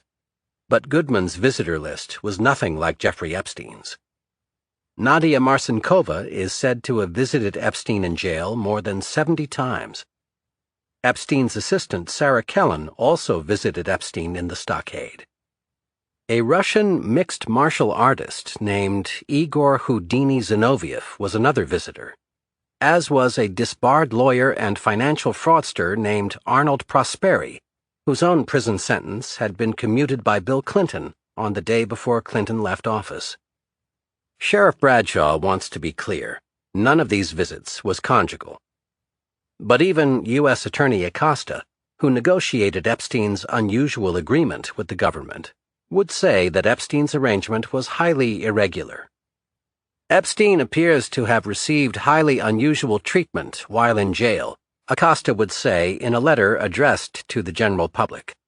Although the terms of confinement in a state prison are a matter appropriately left to the state of Florida and not federal authorities, without doubt the treatment that he received while in state custody undermined the purpose of a jail sentence. And, of course, Epstein's stay at the stockade was subsidized by taxpayers. Chapter 55. R. Alexander Acosta's Letter to the General Public, March 20th, 2011. To whom it may concern, I served as U.S. Attorney for the Southern District of Florida from 2005 through 2009. Over the past weeks, I have read much regarding Mr. Jeffrey Epstein. Some appears true, some appears distorted. I thought it appropriate to provide some background with 2 caveats. 1. Under Justice Department guidelines, I cannot discuss privileged internal communications among department attorneys, and 2. I no longer have access to the original documents, and as the matter is now nearly 4 years old, the precision of memory is reduced. The Epstein matter was originally presented to the Palm Beach County State Attorney. Palm Beach police alleged that Epstein unlawfully hired underage high school females to provide him sexually lewd and erotic massages. Police sought felony charges that would have resulted in a term of imprisonment. According to press reports, however, in 2006, the state attorney, in part due to concerns regarding the quality of the evidence, agreed to charge Epstein only with 1 count of aggravated assault with no intent to commit a felony. That charge would have resulted in no jail time, no requirement to register as a sexual offender, and no restitution for the underage victims. Local police were dissatisfied with the state attorney's conclusions and requested a federal investigation. Federal authorities received the state's evidence and engaged in additional investigation. Prosecutors weighed the quality of the evidence and the likelihood for success at trial. With the federal case, there were 2 additional considerations. First, a federal criminal prosecution requires that the crime be more than local. It must have an interstate nexus. Second, as the matter was initially charged by the state, the federal responsibility is, to some extent, to backstop state authorities to ensure that there is no miscarriage of justice, and not to also prosecute federally that which has already been charged at the state level. After considering the quality of the evidence and the additional considerations, prosecutors concluded that the state charge was insufficient. In early summer 2007, the prosecutors and agents in this case met with Mr. Epstein's attorney, Roy Black. Mr. Black is perhaps best known for his successful defense of William Kennedy Smith. The prosecutors presented Epstein a choice: plead to more serious state felony charges that would result in 2 years imprisonment, registration as a sexual offender, and restitution for the victims, or else prepare for a federal felony trial. What followed was a year-long assault on the prosecution and the prosecutors. I use the word assault intentionally, as the defense in this case was more aggressive than any which I or the prosecutors in my office had previously encountered. Mr. Epstein hired an army of legal superstars: Harvard professor Alan Dershowitz, former judge and then Pepperdine Law Dean Kenneth Starr, former deputy assistant to the president and then Kirkland and Ellis partner Jay Lefkowitz, and several others, including prosecutors who had formerly worked in the U.S. Attorney's Office and in the Child Exploitation and Obscenity section of the Justice Department. Defense attorneys next requested a meeting with me to challenge the prosecution and the terms previously presented by the prosecutors in their meeting with Mr. Black. The prosecution team and I met with defense counsel in fall 2007, and I reaffirmed the office's position: 2 years, registration and restitution, or trial. Over the next several months, the defense team presented argument after argument, claiming that felony criminal proceedings against Epstein were unsupported by the evidence and lacked a basis in law, and that the office's insistence on jail time was motivated by a zeal to overcharge a man merely because he is wealthy. They bolstered their arguments with legal opinions from well-known legal experts. One member of the defense team warned me that the office's excess zeal in forcing a good man to serve time in jail might be the subject of a book if we continued to proceed with the matter. My office systematically considered and rejected each argument, and when we did, my office's decisions were appealed to Washington. As to the warning, I ignored it. The defense strategy was not limited to legal issues. Defense counsel investigated individual prosecutors and their families, looking for personal peccadillos that may provide a basis for disqualification. Disqualifying a prosecutor is an effective, though rarely used, strategy, as eliminating the individuals most familiar with the facts and thus most qualified to take a case to trial harms likelihood for success. Defense counsel tried to disqualify at least 2 prosecutors. I carefully reviewed and then rejected these arguments. Despite the army of attorneys, the office held firm to the terms first presented to Mr. Black in the original meeting. On June 30th, 2008, after yet another last-minute appeal to Washington, D.C. was rejected, Epstein pled guilty in state court.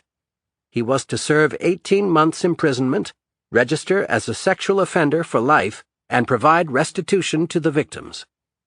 Some may feel that the prosecution should have been tougher. Evidence that has come to light since 2007 may encourage that view. Many victims have since spoken out, filing detailed statements in civil cases seeking damages. Physical evidence has since been discovered. Had these additional statements and evidence been known, the outcome may have been different, but they were not known to us at the time. A prosecution decision must be based on admissible facts known at the time. In cases of this type, those are unusually difficult because victims are frightened and often decline to testify, or if they do speak, they give contradictory statements.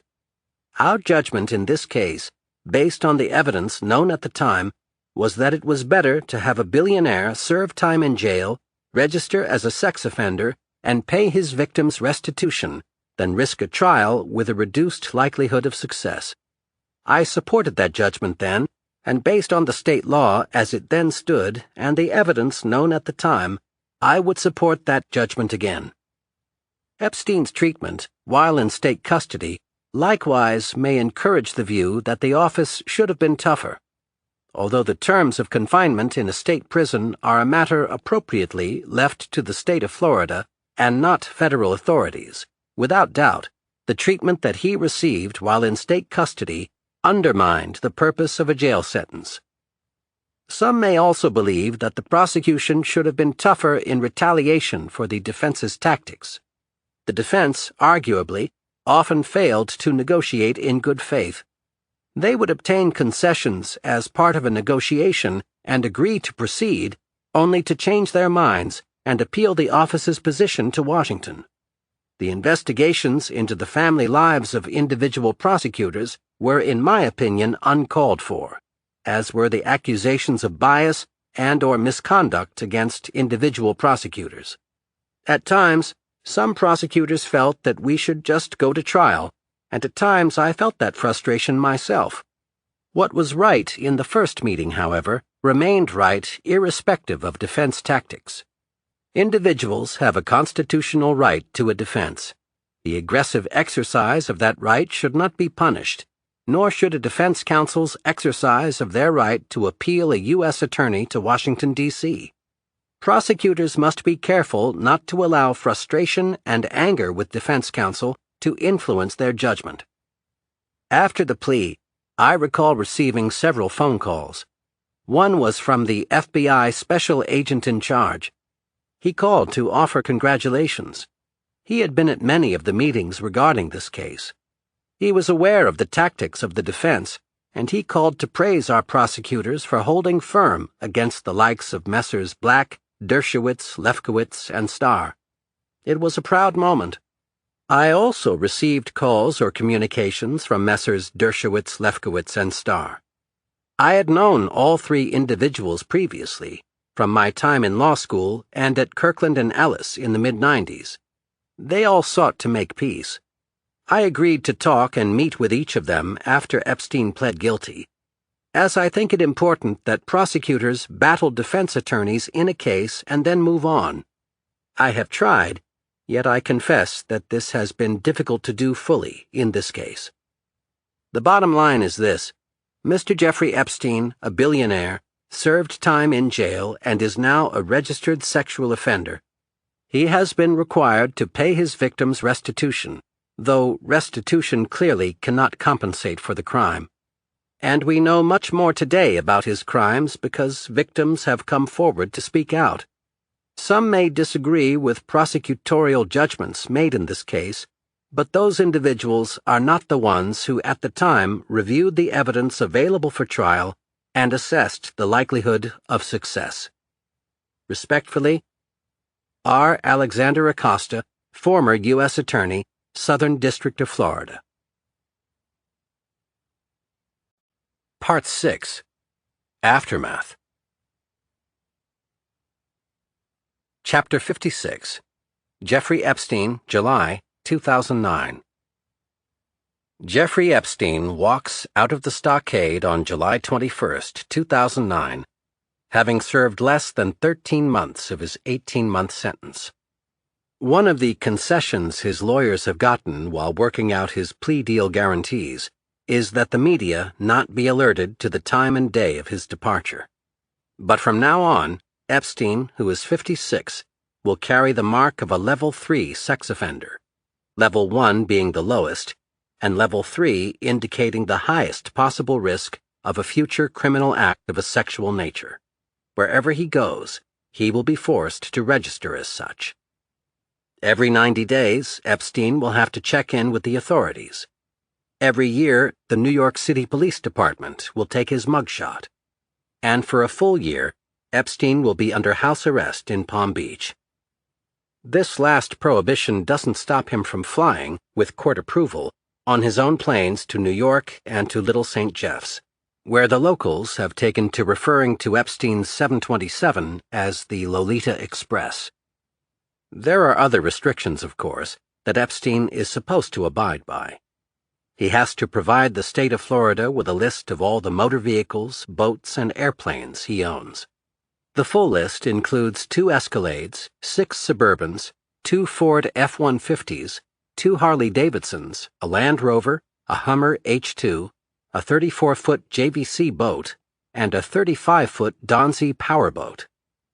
3 of his 5 planes turn out to be registered to a company called Air Ghislaine Incorporated. As a registered sex offender, Epstein is legally obliged to undergo psychiatric treatment.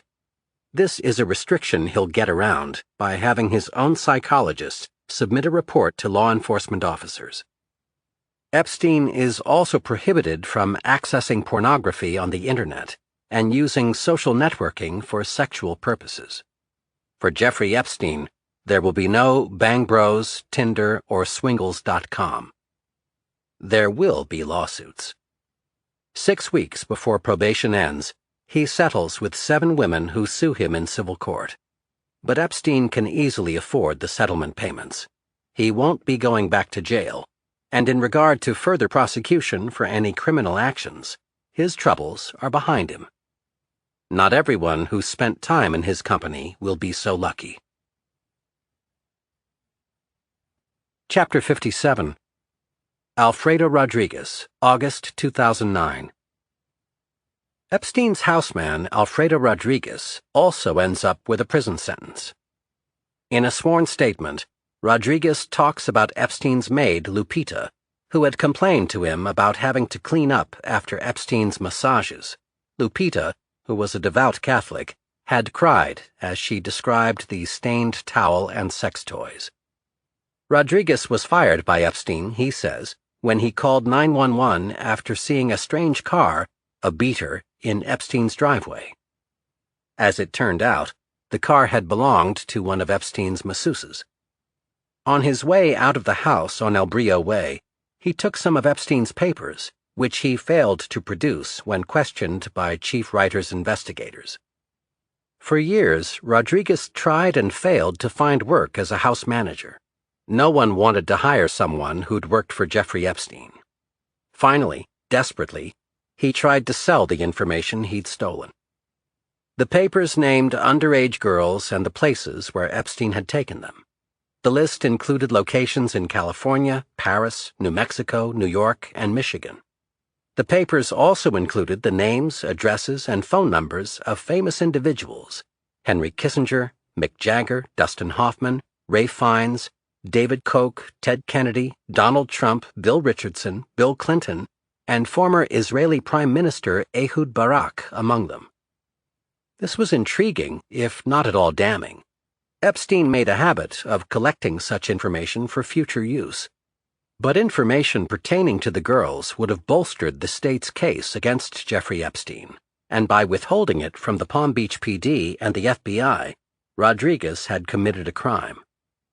In his defense, Rodriguez would say that the papers were an insurance policy. Without them, he believed, Epstein would have made him disappear. But now Rodriguez needed the money, and so a few weeks after Epstein's release from the stockade, he approached a lawyer who was representing some of Epstein's masseuses. He had the Holy Grail, he insisted, a golden nugget, the names of hundreds of girls, he said, who had been abused by Epstein. The lawyer told Rodriguez in no uncertain terms that he was obliged to turn whatever he had over to the authorities. By demanding money for the information, Rodriguez was committing another crime. According to a sworn statement by Christina Pryor, a special agent with the FBI, Rodriguez persisted that he would only turn over the information in his possession in exchange for $50,000. 2 months later, on October 28th, the lawyer called Rodriguez, who insisted once more on being paid for the information. The lawyer told him that an associate would be in touch. What the lawyer knew, and Rodriguez did not know, was that the associate in question was an undercover employee, UCE, of the FBI. A few days later, on November 2nd, the UCE calls Rodriguez and sets up a meeting, which takes place the following day. During the meeting, Rodriguez produced a small bound book and several sheets of legal pad paper containing handwritten notes, Special Agent Pryor would say in her statement. She continues. Rodriguez explained that he had taken the bound book from his former employer's residence while employed there in 2004 to 2005, and that the book had been created by persons working for his former employer. Rodriguez discussed in detail the information within the book and identified important information to the UCE. In addition, Rodriguez admitted he had previously lied to the FBI. Rodriguez asked the UCE about the $50,000, took possession of the money, and began counting it. Rodriguez was then detained for obstruction of official proceedings, Title 18 U.S. Code, Section 1512C, and questioned. After Miranda warnings were administered by agents, Rodriguez waived his rights and signed a written waiver of those rights. Rodriguez admitted that he had the documents and book in his possession and had never turned them over to local law enforcement or the FBI. In addition, Rodriguez advised he had witnessed nude girls whom he believed were underage at the pool area of his former employer's home, knew that his former employer was engaging in sexual contact with underage girls, and had viewed pornographic images of underage girls on computers in his employer's home. Rodriguez was then released from custody for further investigation. The items that Rodriguez had attempted to sell to the UCE for $50,000 were reviewed by an agent familiar with the underlying criminal investigation. As Rodriguez had described, the items contained information material to the underlying investigation that would have been extremely useful in investigating and prosecuting the case, including the names and contact information of material witnesses and additional victims. Had those items been produced in response to the inquiries of the state law enforcement officers or the FBI special agents, their contents would have been presented to the federal grand jury. Following his release, Alfredo Rodriguez was arrested again. He appeared in court on June 18, 2010, facing charges of corruptly concealing records and documents. Dressed in a blue jumpsuit and shackles, he apologized for his crimes and asked the court to be merciful. He received a sentence of 18 months. It was the same punishment that Jeffrey Epstein had gotten for his crimes. But unlike Epstein, Alfredo Rodriguez served his time in a federal prison and did not ask for or receive permission to go on work release. Chapter 58. Prince Andrew, 2011. Prince Andrew also fares poorly in the wake of Epstein's imprisonment. The two men are old friends. They have been ever since Ghislaine Maxwell introduced the prince to her then beau sometime in the 1990s. In 2000, Epstein had been invited to Windsor Castle to celebrate the Queen's birthday.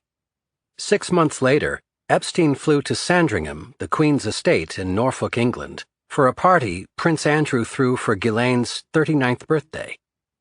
The prince had also visited Epstein on several occasions, in Palm Beach as well as in New York. And if allegations Virginia Roberts made in her 2015 declaration are to be believed, Epstein asked her to give the prince whatever he required, then report back with the details. According to The Guardian, Epstein and the prince had partied together at Windsor Castle, in Saint-Tropez, and in Thailand, where Andrew was pictured on a yacht surrounded by topless women. According to Roberts's lawsuit, Epstein had forced her into the prince's bed on Little St. Jeff's. After Epstein's conviction, the British press were using another name for Little St. Jeff's, Sex Island. The Guardian reported that the manager of two Virgin Islands-based corporations owned by Epstein happened to be the wife of the governor of the Virgin Islands. There were allegations involving $1 million donation that Epstein had made to the governor's re-election campaign. And then there was Roberts's claim that she had been forced to have sex with the prince on the island, as well as in New York and in London. Invariably, the photograph of Prince Andrew with his arm around the bare midriff of a very young-looking Virginia Roberts ran with stories that appeared in the tabloids. It is emphatically denied that the Duke of York had any form of sexual contact or relationship with Roberts, Buckingham Palace spokespersons would say. The allegations made are false and without any foundation. The prince's ex-wife, Sarah Ferguson, the Duchess of York, while on a skiing trip with the prince and their daughter Eugenie in Switzerland, told reporters, "He is the greatest man there is. It was the finest moment of my life in 1986 when I married him. He is a great man, the best in the world. I won't stand by, because I know what it feels like to have salacious lies made up about you, and not support him so publicly because they are just shockingly accusatory allegations, which I don't think is right, she said a few days later when interviewed by Today host Matt Lauer. It's a defamation of character, and as a great father and a humongously good man and all the work he does for Britain, I won't stand by and let him have his character defamed to this level. But at the same time, a certain schadenfreude attended the good man's fall from grace, and former associates kept coming out of the woodwork to dish to the press. I've seen him treat his staff in a shocking, appalling way, said a former aide to the prince. He's been incredibly rude to his personal protection officers, literally throwing things on the ground and demanding they fucking pick them up. No social graces at all. Sure, if you're a lady with blonde hair and big boobs, then I bet he's utterly charming. Despite all this, the prince had stuck by Epstein. There was even a photo, frequently trotted out by the tabloids, of the two of them strolling in Central Park. Some few months before it was taken, a reporter posing as a businessman had secretly taped Sarah Ferguson's demand for £500,000 in return for access to the prince. If you want to meet him in your business, she'd said then, look after me, and he'll look after you. You'll get it back tenfold. Once again, she said afterward, my errors have compounded and rebounded and also impacted on the man I admire most in the world, the Duke. Prince Andrew had had his troubles already, with shady real estate deals, sticky romances, highly embarrassing document dumps, courtesy of Julian Assange and WikiLeaks, and questionable ties to Tunisian oligarchs, corrupt presidents of former Soviet republics, and Muammar Gaddafi, among other entanglements, many of which were explored in a Vanity Fair article headlined The Trouble with Andrew. The Duke has a record of being loyal to his friends, a royal source told Vanity Fair's Edward Klein. Take his feelings for Sarah Ferguson. If you are a prince and you bring a woman into the royal life, and for whatever reasons she's spit out, you might have feelings of debt toward her. The Duke feels that she's been spattered and rejected. His close relationship with the Duchess of York is problematic, and there have been many problems over the last 5 to 10 years, all of which stem from the Duchess. Some of the behavior of the Duchess is inconsistent with being married to or an ex-wife of the Duke. There's no question but that Sarah's been a financially self-destructive element in the Duke's life. The same kind of loyalty manifested itself last December when the Duke visited Epstein at his home in New York, said a spokesperson for Buckingham Palace. Epstein was a friend of the Duke's for the best part of 20 years. It was the first time in 4 years that he'd seen Epstein. He now recognizes that the meeting in December was unwise. Don't expect to see a photo of the two of them together, another royal source would say. But one more story about the prince's dealings with Jeffrey Epstein had already emerged. At a dinner party at Epstein's townhouse, the prince dished about the wedding of his nephew Prince William to Kate Middleton. He was amused that his dinner companions were so interested in every detail, a guest in attendance told a New York Post gossip columnist. What would Kate wear? What would the Queen wear? Would his ex-wife Sarah Ferguson be invited? Other guests in attendance that night included Chelsea Handler, George Stephanopoulos, Charlie Rose, Katie Couric, and Woody Allen. At around the same time, Jeffrey Epstein told the New York Post, I'm not a sexual predator, I'm an offender. It's the difference between a murderer and a person who steals a bagel. Was it so remarkable that Prince Andrew would have been seen in Epstein's company? Andrew's philandering had been tabloid fodder for years. Randy Andy, they called him in the UK. And in the circles that Jeffrey Epstein moved in, philandering wasn't seen as a vice. Epstein came of age just as industry-wide deregulation took hold on Wall Street. Junk bonds were king. Call girls were charging $10,000 a night. And in the shadows, You'd see things that would have made Caligula blush, sights that would make Nero himself reach for the nearest fire extinguisher. When the urge presented itself, the new super-rich didn't have to swap wives. They could simply swap harems. By the same token, was it so very strange to think that a man like the prince would have grown so detached from reality, insofar as reality is even a word that applies to a prince?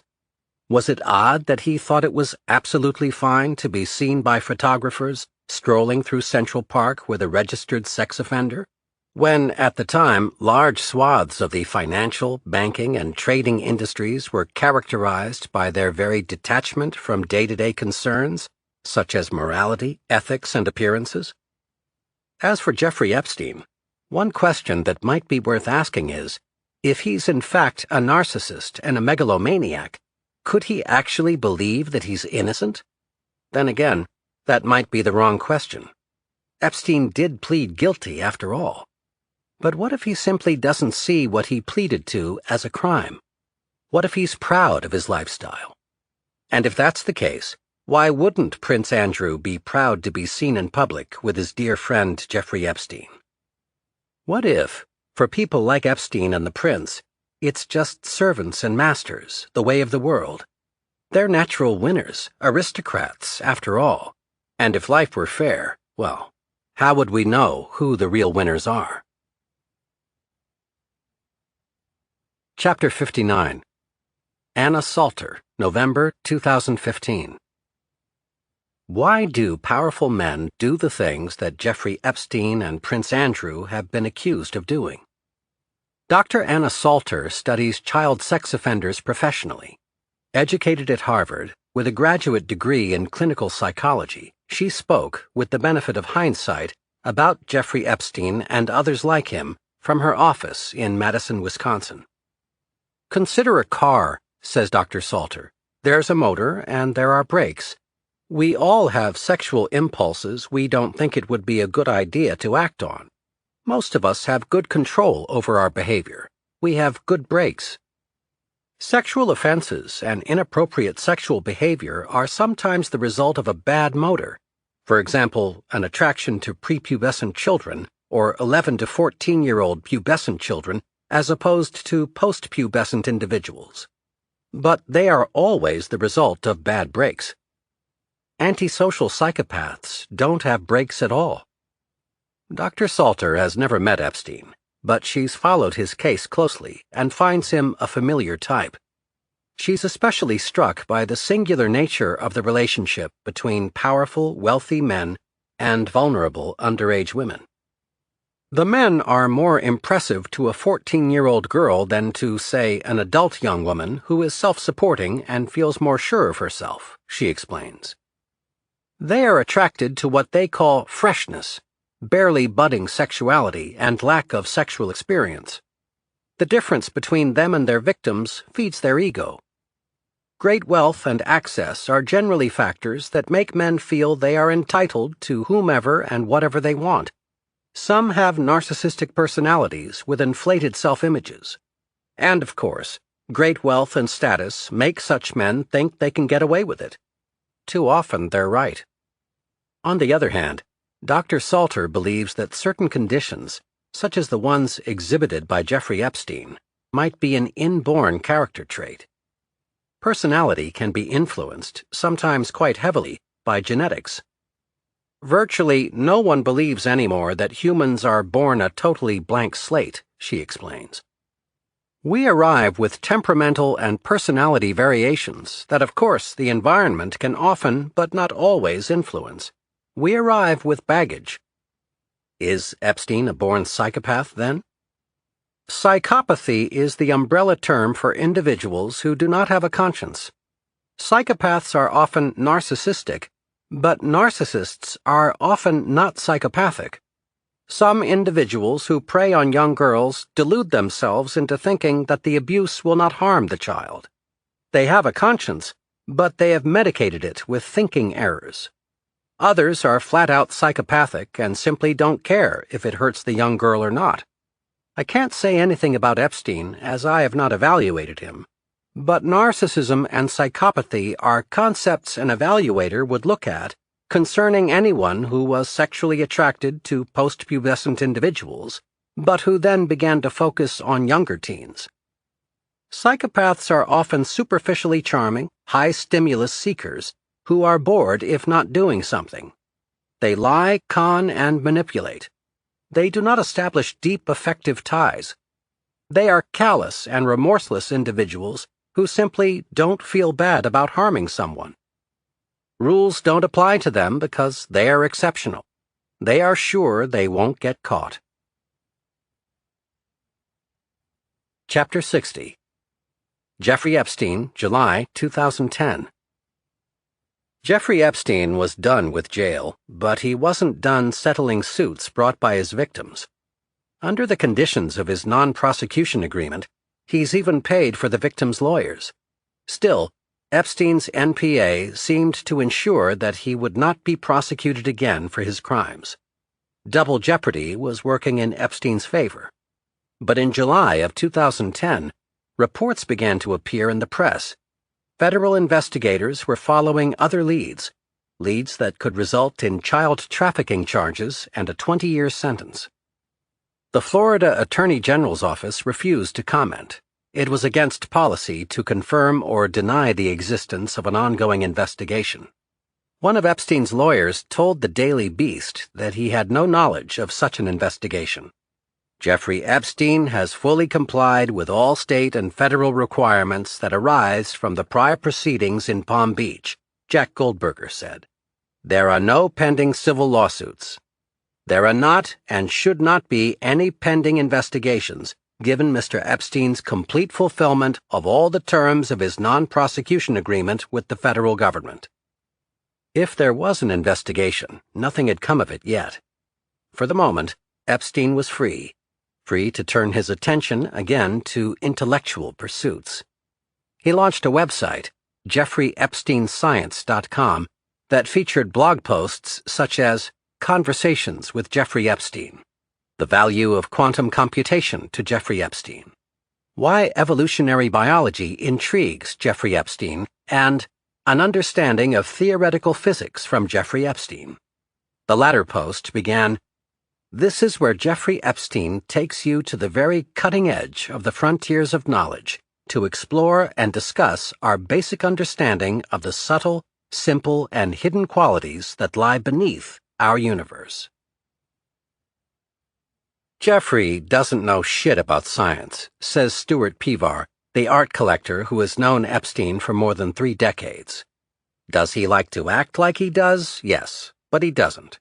But as far as these academic scientists, without people like him, they wouldn't have any money. Other friends of Epstein's say that he truly did have a brilliant mind for science. And in any case, Epstein had done more than sponsor individual scientists. He'd also sponsored conferences on Little St. Jeff's. On his website, he announced a conference called Mindshift, at which Nobel laureates, such as the theoretical physicist Murray Gell-Mann, would mix with surgeons, engineers, and futurists, and where professors would discuss cognitive neuroscience, artificial intelligence, systems of encryption and decryption, and other topics. Epstein had been hosting get-togethers like this for years.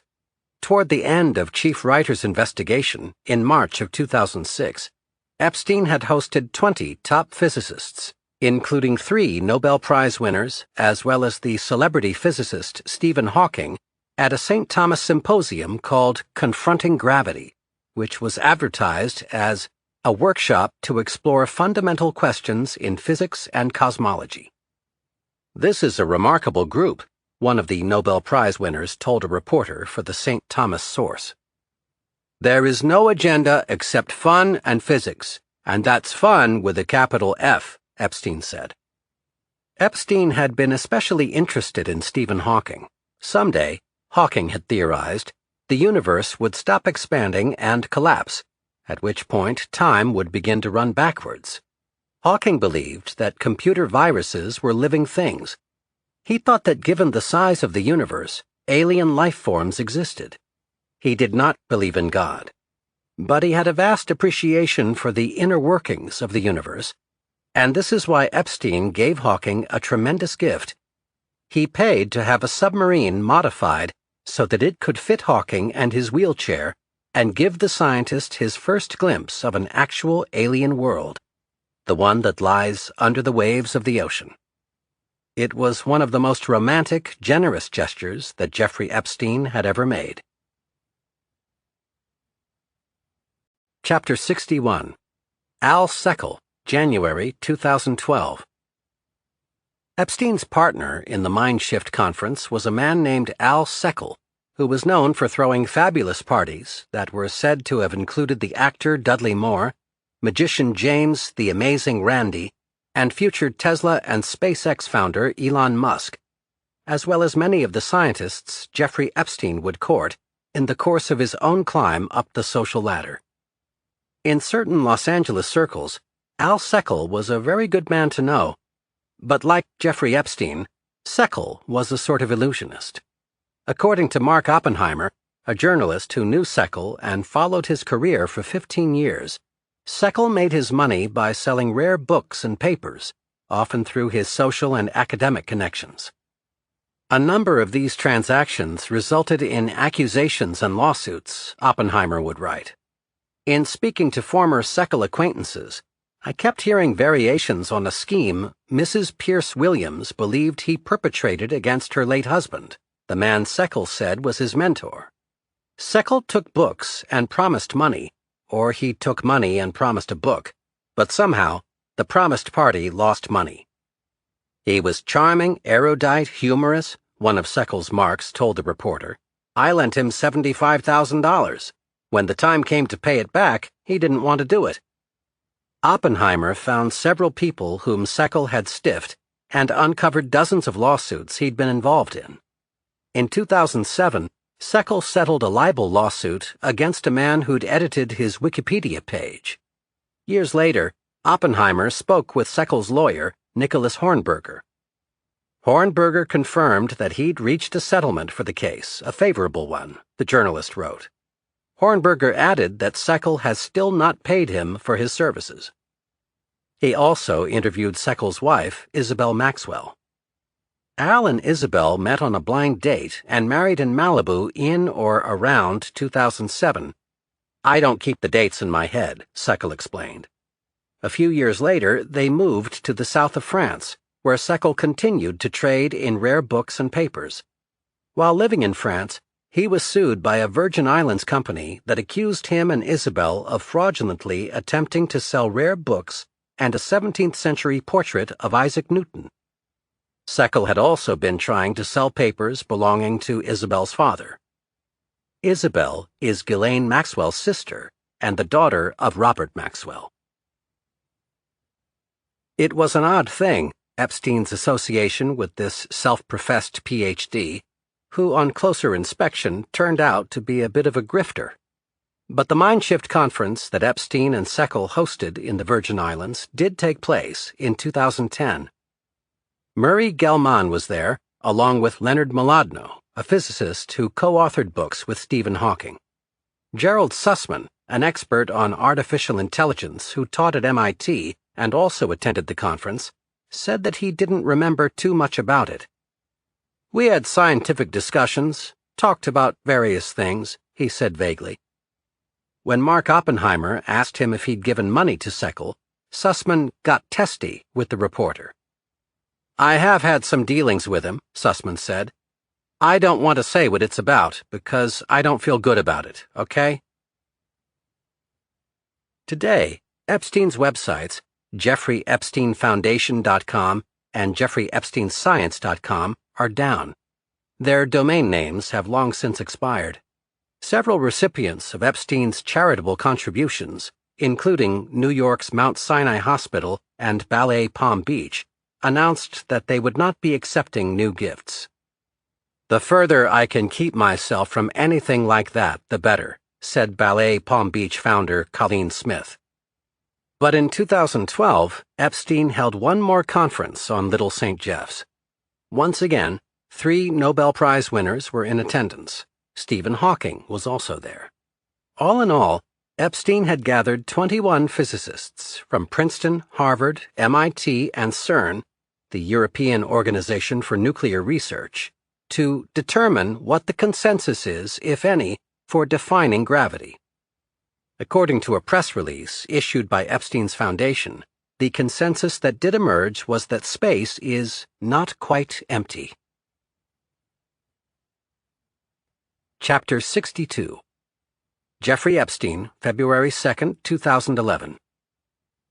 It's Groundhog Day, and once reclusive Jeffrey Epstein is hitting the peak of his fame in a ripped-from-the-headlines episode of Law & Order SVU that tracks, eerily well, with his own legal history. The setup for this episode is the rape of a very young French girl, one who's been flown to New York on a very rich man's private jet, then flown back coach class to Paris. On the plane, she has a freak-out. She thinks the middle-aged guy sitting next to her is trying to rape her. In Paris, the local police get involved. "It was just a birthday party," the tearful girl tells the SVU cops via video conference from France. "We were his present." The cops ask, whose present? "The billionaire, the one who owns the jet." Does the French girl know his name? "Jordan. He wanted a massage, but I had to take off my clothes. He climbed on top of me. It hurt. I started to bleed, and it wouldn't stop. The doctor came." "Dominique," the cops say, "we're going to arrest this man. But we need you to return to New York so you can testify." "Non," says the girl. "Non, jamais, jamais."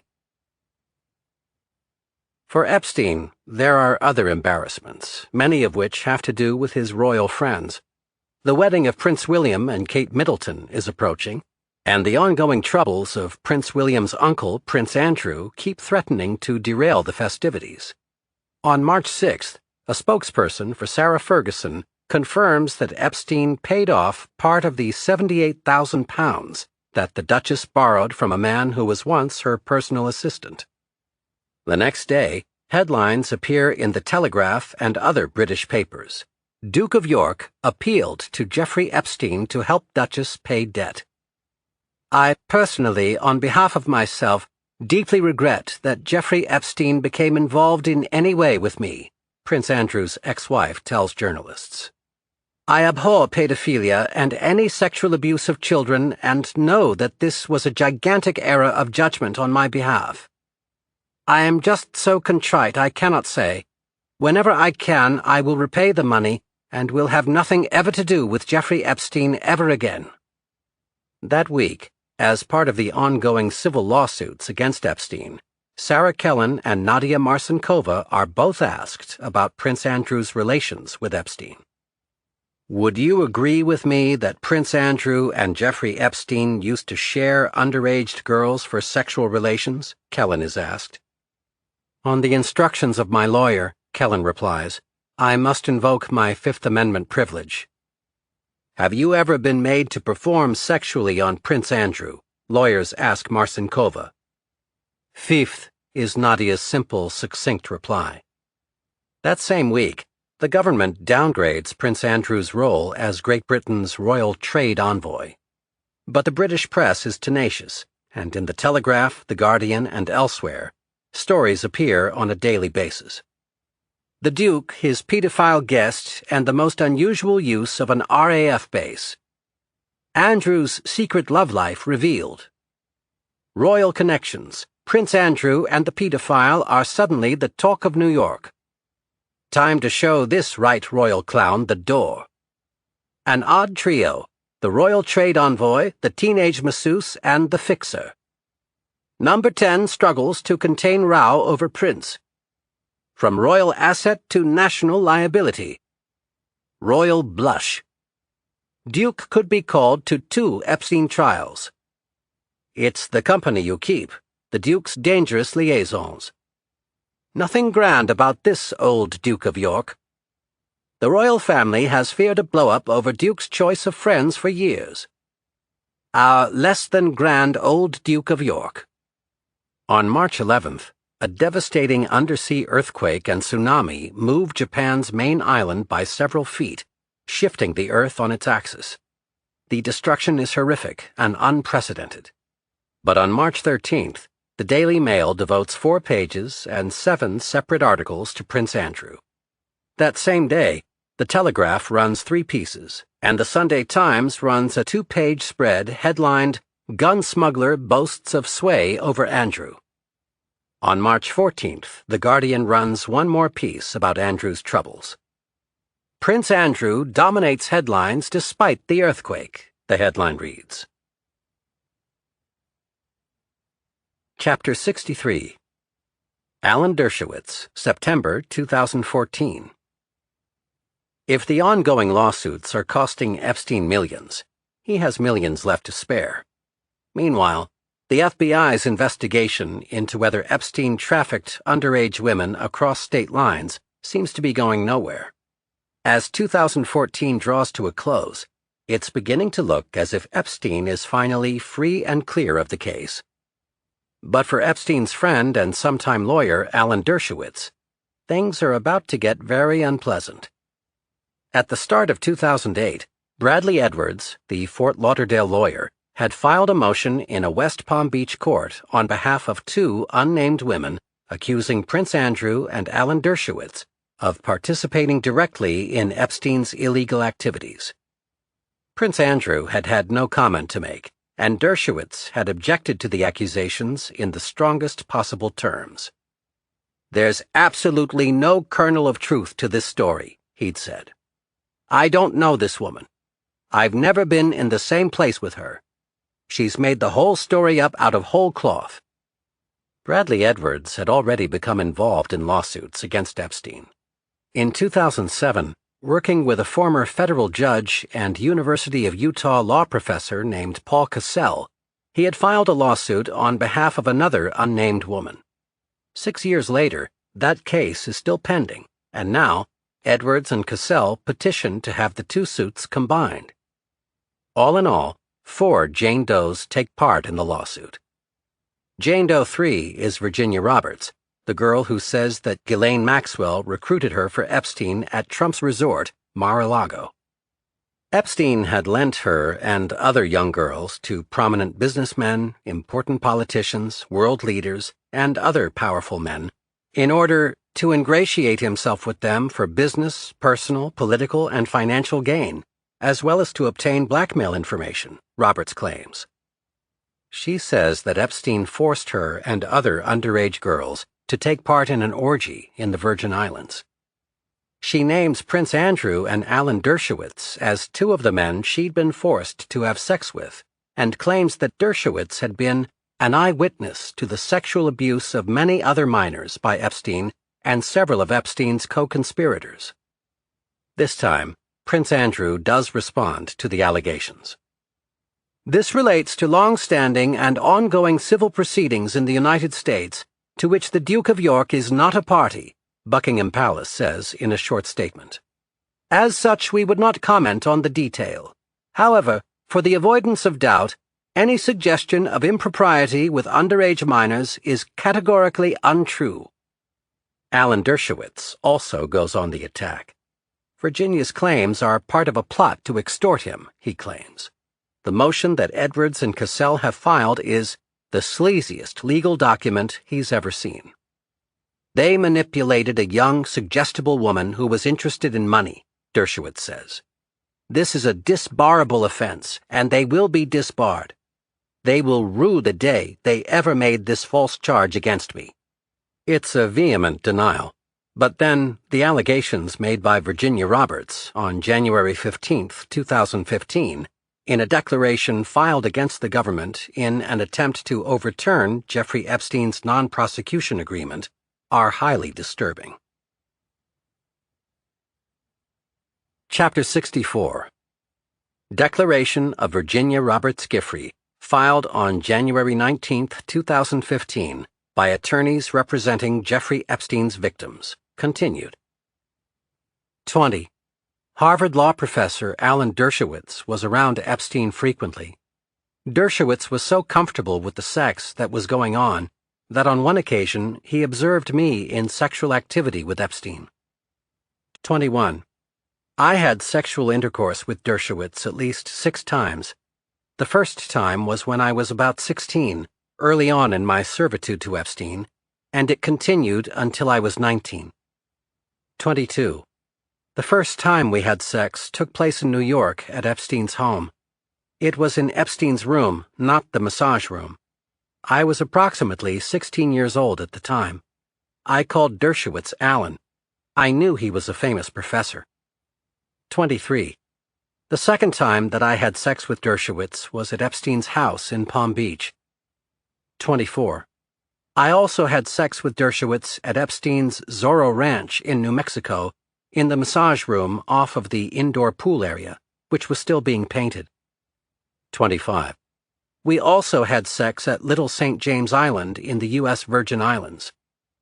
26. Another sexual encounter between me and Dershowitz happened on Epstein's airplane. Another girl was present on the plane with us.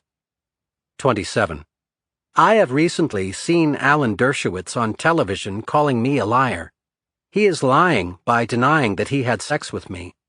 The man I've seen on television, described as a former law professor, is the same man that I had sex with at least 6 times. Dershowitz also knows that Epstein had sex with other underage girls and lent me out to other people, but he is lying and denying that. 28. After years of abuse and being lent out, I began to look for a way to escape. I had first gone into Epstein's household because I wanted to be a massage therapist. Epstein had taken me into his clutches through promises and talk, and for some time I believed him. But once he had me under his control, regardless of my doubts and fears, I felt trapped. 29. I kept asking Epstein for my promised training and education. Epstein finally got me a plane ticket to Thailand to go to Chiang Mai to learn Thai massage. This sounded like my chance to escape. In September 2002, I packed my bags for good. I knew this would be my only opportunity to break away. 30. On September 27, 2002, I flew from JFK in New York to Chiang Mai, Thailand. I arrived around September 29th for my training, but Epstein was going to get something out of this trip as well. I was supposed to interview a girl and bring her back to the United States for Epstein. 31. Left blank in the original. 32. I did the massage training in Chiang Mai. While I was there, I met a great and special guy and told him honestly what I was being forced to do. He told me I should get out of it. I told him that the people I was working for were very powerful and that I could not walk away or disobey them without risking serious punishment, including my life. He told me he would protect me. I had confidence in him, and I saw his love and help as my opportunity to escape and to be with someone who truly loved me and would protect me. I married him and flew to Australia. 33. I called Epstein and told him I was not coming back. He asked why. I said, I've fallen in love. Epstein basically said, good luck and have a good life. I could tell he was not happy. I was afraid of what he was going to do to me. I thought he or one of his powerful friends might send someone to hurt me or have me killed. 34. From that point onward, out of concern for my safety and general well-being, I stayed in Australia with my husband. I was in Australia from late 2002 to October 2013. To be clear, I was never in the United States during these years, not even for a short trip to visit my mother. And my absence from the United States was not voluntary. I was hiding from Epstein out of fear of what he would do to me if I returned to the United States. 35. In around 2007, after not hearing from anyone for years, out of the blue, I was contacted by someone who identified himself with a plain-sounding name and claimed he was with the FBI. It seemed very odd for someone doing an official criminal investigation to just call up on the phone like that. I hadn't heard Epstein's name for years. I didn't know who this person was and what it was really about. I couldn't tell what was going on. 36. This man said he was looking into Jeffrey Epstein. The man asked if I had been involved with Epstein. My first instinct was to say nothing because I wasn't sure he was really with the FBI or any authorities. I answered a few basic questions, telling him that I knew Jeffrey Epstein and had met him at a young age. But the conversation didn't feel right. This man never offered to come and meet with me in person. Instead, he asked me right off the bat about Epstein's sexual practices. I thought it would be strange for a true law enforcement officer to behave that way, so I became increasingly uncomfortable and suspicious about who was actually calling me. 37. I told the man nothing more about Epstein. The conversation probably didn't even last 3 minutes, but it immediately triggered all of the fears of Epstein and his powerful friends that had caused me to escape in the first place. If the call accomplished anything, it only put me back in a state of fear and told me that I could be found quite easily and had nobody officially protecting me. 38. I suspected that the man who called me was working for Epstein or one of Epstein's powerful friends.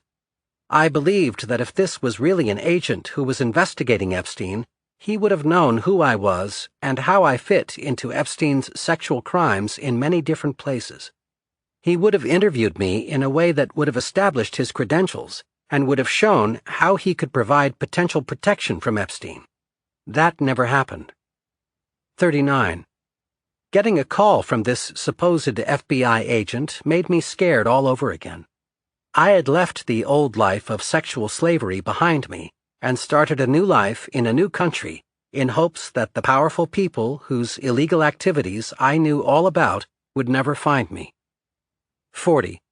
Shortly after this purported FBI call, I was contacted by telephone by someone who appeared clearly to be working for Epstein.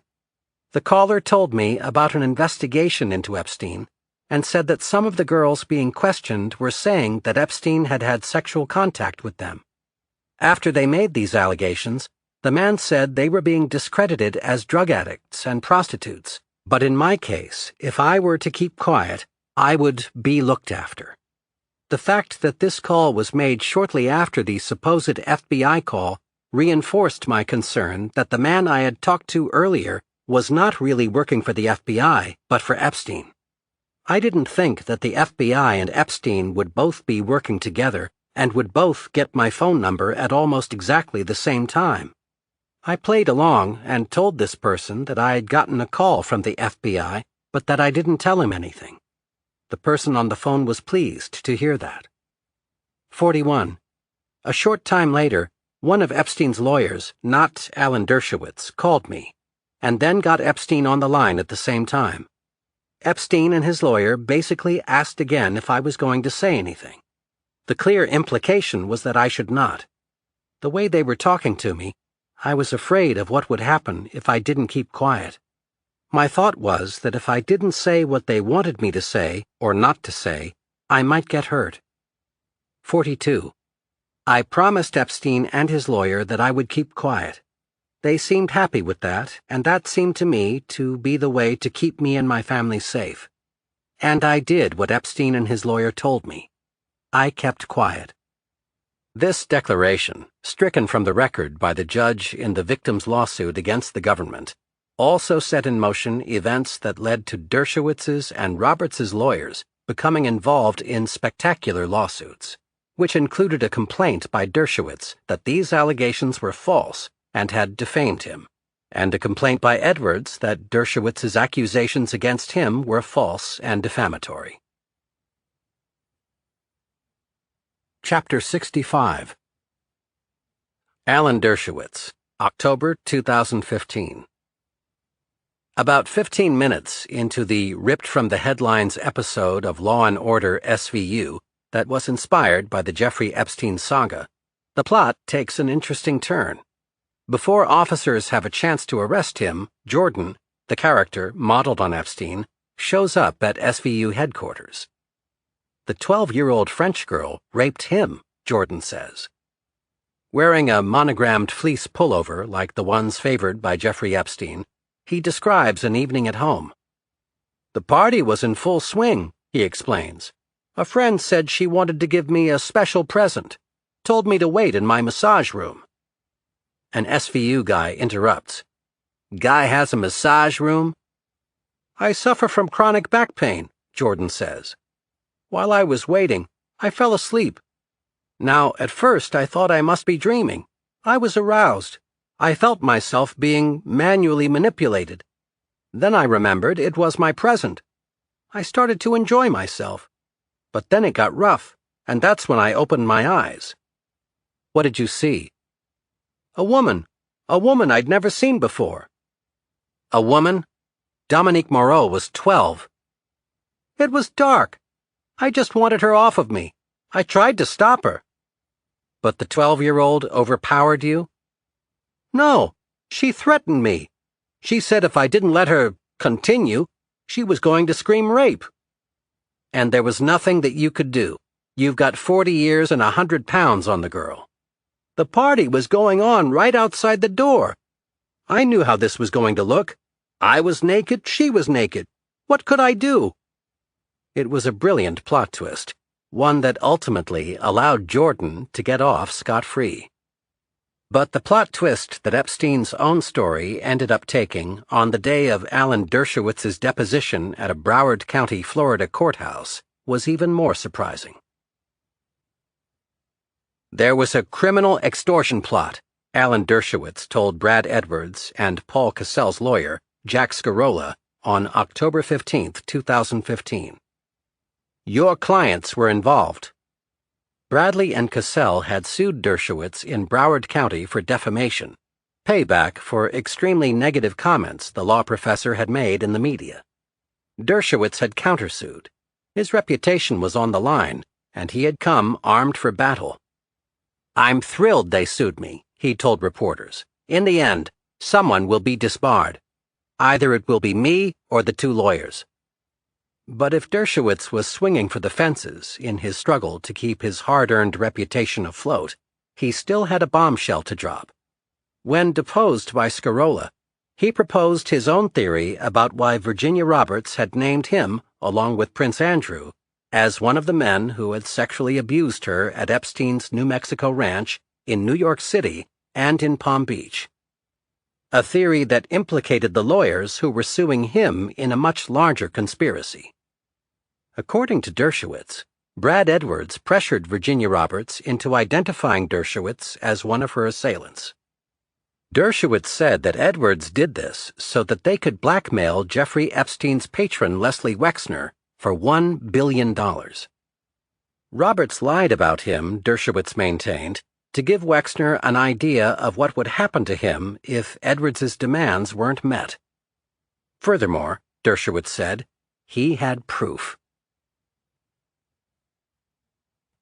Chapter 66. Excerpts from the deposition of Alan Dershowitz, October 15, 2015. 9:46 a.m. Question. In an interview with Hala Garani on January 5th of this year, broadcast on CNN Live, you said, I have a superb memory. Do you acknowledge having made that statement? Answer. I have a superb memory, so I must have made that statement. My mother had an extraordinary memory, and when I was in college and I was on the debate team, my mother allowed me to debate on the Sabbath, which was Jewish rest day, only on the conditions that I not take notes or write. And at that point I discovered that I have a very good memory and generally didn't have to take notes. My memory, obviously, at the age of 77 has slipped a bit. But do I have a very good memory? Yes. 10:18 a.m. Which of my clients are you swearing under oath encouraged Virginia Roberts to include allegations of an encounter with you at the New Mexico ranch? Both of them. Both of your clients, both Judge Cassell and Mr. Edwards, were both involved in encouraging their client to file a perjurious affidavit that they knew or should have known was perjurious recently when they sought to file another defamatory allegation in the federal proceeding.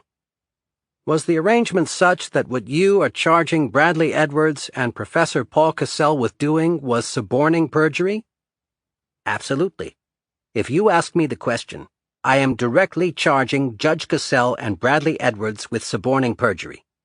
I have been advised that Virginia Roberts did not want to mention me, told her friends that she did not want to mention me, and was, quote, pressured by her lawyers into including these totally false allegations against me.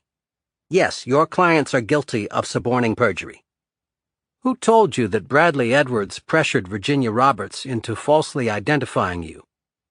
A friend of Virginia Roberts, who called me out of the blue and told me that she was horrified by what was happening to me, and that she recently had meetings with Virginia Roberts, and Virginia Roberts had told her that she never mentioned me previously, that the lawyers pressured her into mentioning me, and mentioning me over her desire not to mention me, yes. 10:20 a.m. What was the name of the person? Her first name is Rebecca. Yes? I don't know the last name. Did you attempt to find out her last name? I have her last name written down, but... Where? It's in my notes, and I could get it for you. When did you write Rebecca's name down? When she first called me. Let me be very clear, since you've asked me the question. At first, her husband and she called me on the phone. They would not give me their names, but they told me the story.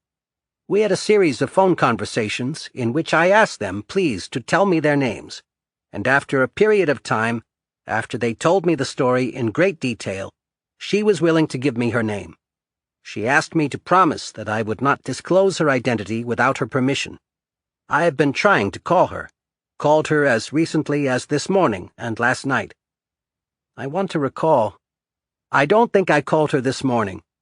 I called her twice last night to try to get her permission to reveal her complete name and identity. But I have the name, and I will be happy to give it to you. I just don't have it off the top of my head. 10:23 a.m. Would you tell us how many phone conversations you had with this person, Rebecca? More than 6. Probably between 6 and 10, maybe closer to 10. The first few times she called me, and after I got their number, I called her a number of times. What is her husband's name? Michael. Different last name from hers, but again. Where do they live? Palm Beach, or West Palm Beach, in the Palm Beach area. They have been friends of Virginia Roberts since she was a young child. Were there any witnesses to any of these phone conversations other than Rebecca, Michael, and you? Yes. Who? My wife. When did the first conversation occur? I can probably get you specific information about that, but it was months ago. When the story was in the newspapers, she called and related the entire story to me and related to me that it was part of a massive extortion plot. 10:25 a.m. Did you take contemporaneous notes of those phone conversations? No, I took note of names, but not really notes of the substance, no. Have you ever made notes with regard to the substance of any communications that you allegedly had with Rebecca and/or Michael? I didn't allegedly have these conversations. I had these conversations, and I don't recall taking notes of those conversations. 10:44 a.m. How many phone calls did you have with this person, Rebecca, before she informed you as to the reason why she was calling you? She informed me the first time. The very first conversation? Yes. How many phone calls was it before she asked you for money? She never asked me for money. How many phone calls was it before her husband asked you for money?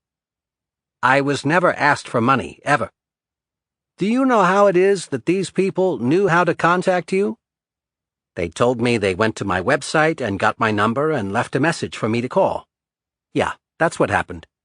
Oh no, they went on my website and sent me an email and asked me, and the email had a blank name but a way to respond. And so I responded with my phone number and they called, is my recollection. That's my best recollection. 10:45 a.m. So from the very first conversation that you had with this person, you had information indicating that this person was informing you that Bradley Edwards had engaged in unethical conduct, correct? Let me just be very clear what she said to me. She said to me that she had been told directly by her friend Virginia Roberts, who stayed with her overnight for a period of time, that she never wanted to mention me in any of the pleadings, and that her two lawyers in the pleadings, or her lawyers who filed the pleadings, pressured her into including my name and details. Did Rebecca ever suggest to you that the details sworn to by Virginia Roberts were false? She certainly suggested that, yes. She mentioned to me that Virginia Roberts had never ever mentioned me to her, among any of the people that she had had any contact with, until she was pressured into doing so by her lawyers, yes. So from the very first conversation, the impression you had was that this was a witness who could provide information that Bradley Edwards and Paul Cassell had acted unethically and dishonestly, correct? I wasn't sure she could provide the information because she was very reluctant to come forward. She didn't want to be involved. But I knew she had provided me with information, yes, but I didn't know, and I still don't know, whether she is prepared to be a witness. I don't know the answer to that question. 11:08 a.m. Was any request made by you for a meeting? Yes. Let me back up then, if I could, please, because what I want you to do, based upon your superb memory, is to tell us in as much detail as you possibly can recall everything that was said. I'm not sure the request for the meeting came in the first call or the second call. The first call was basically, I'd really like to talk to your wife, Rebecca, about this. I'm happy to fly down. I'm happy to talk to you on the phone. And we left it that they would think, that he would ask her to think about it. And that I could call back in a few days and find out what her current feelings were. Where were you when you received this phone call, or when you made this phone call, sorry? I think I was in New York. Do you know whether that phone call was made on a cell phone or a landline? I don't remember. Have you attempted to gather your telephone records for purposes of responding to discovery requests in this case? I left that to my lawyers. I know that we did produce telephone records during the relevant periods of time when Virginia Roberts knew Jeffrey Epstein, and those telephone records established that I could not have been at the locations and at the times that Virginia Roberts falsely claimed to have had sexual contact with me. I promise you we're going to get to those. Good.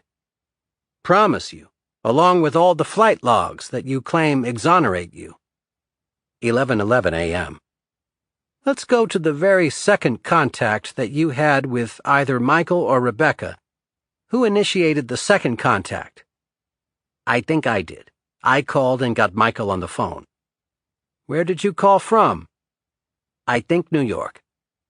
Tell me in as much detail as your superb memory allows you to recall everything that was said during the course of that phone conversation. Dershowitz's lawyer. Let's object to the form and the continued use of the word superb. He's described his memory. That's your characterization. Go ahead. No, I think that was Mr. Dershowitz's characterization, which I have adopted. Okay, go ahead. I called, spoke to Michael. I asked Michael if he had spoken to his wife. She said yes, and she was still reluctant to talk to me. I'm sorry, she said yes when you asked Michael if he had spoken to his wife? He said yes, and that she was still reluctant to talk to me.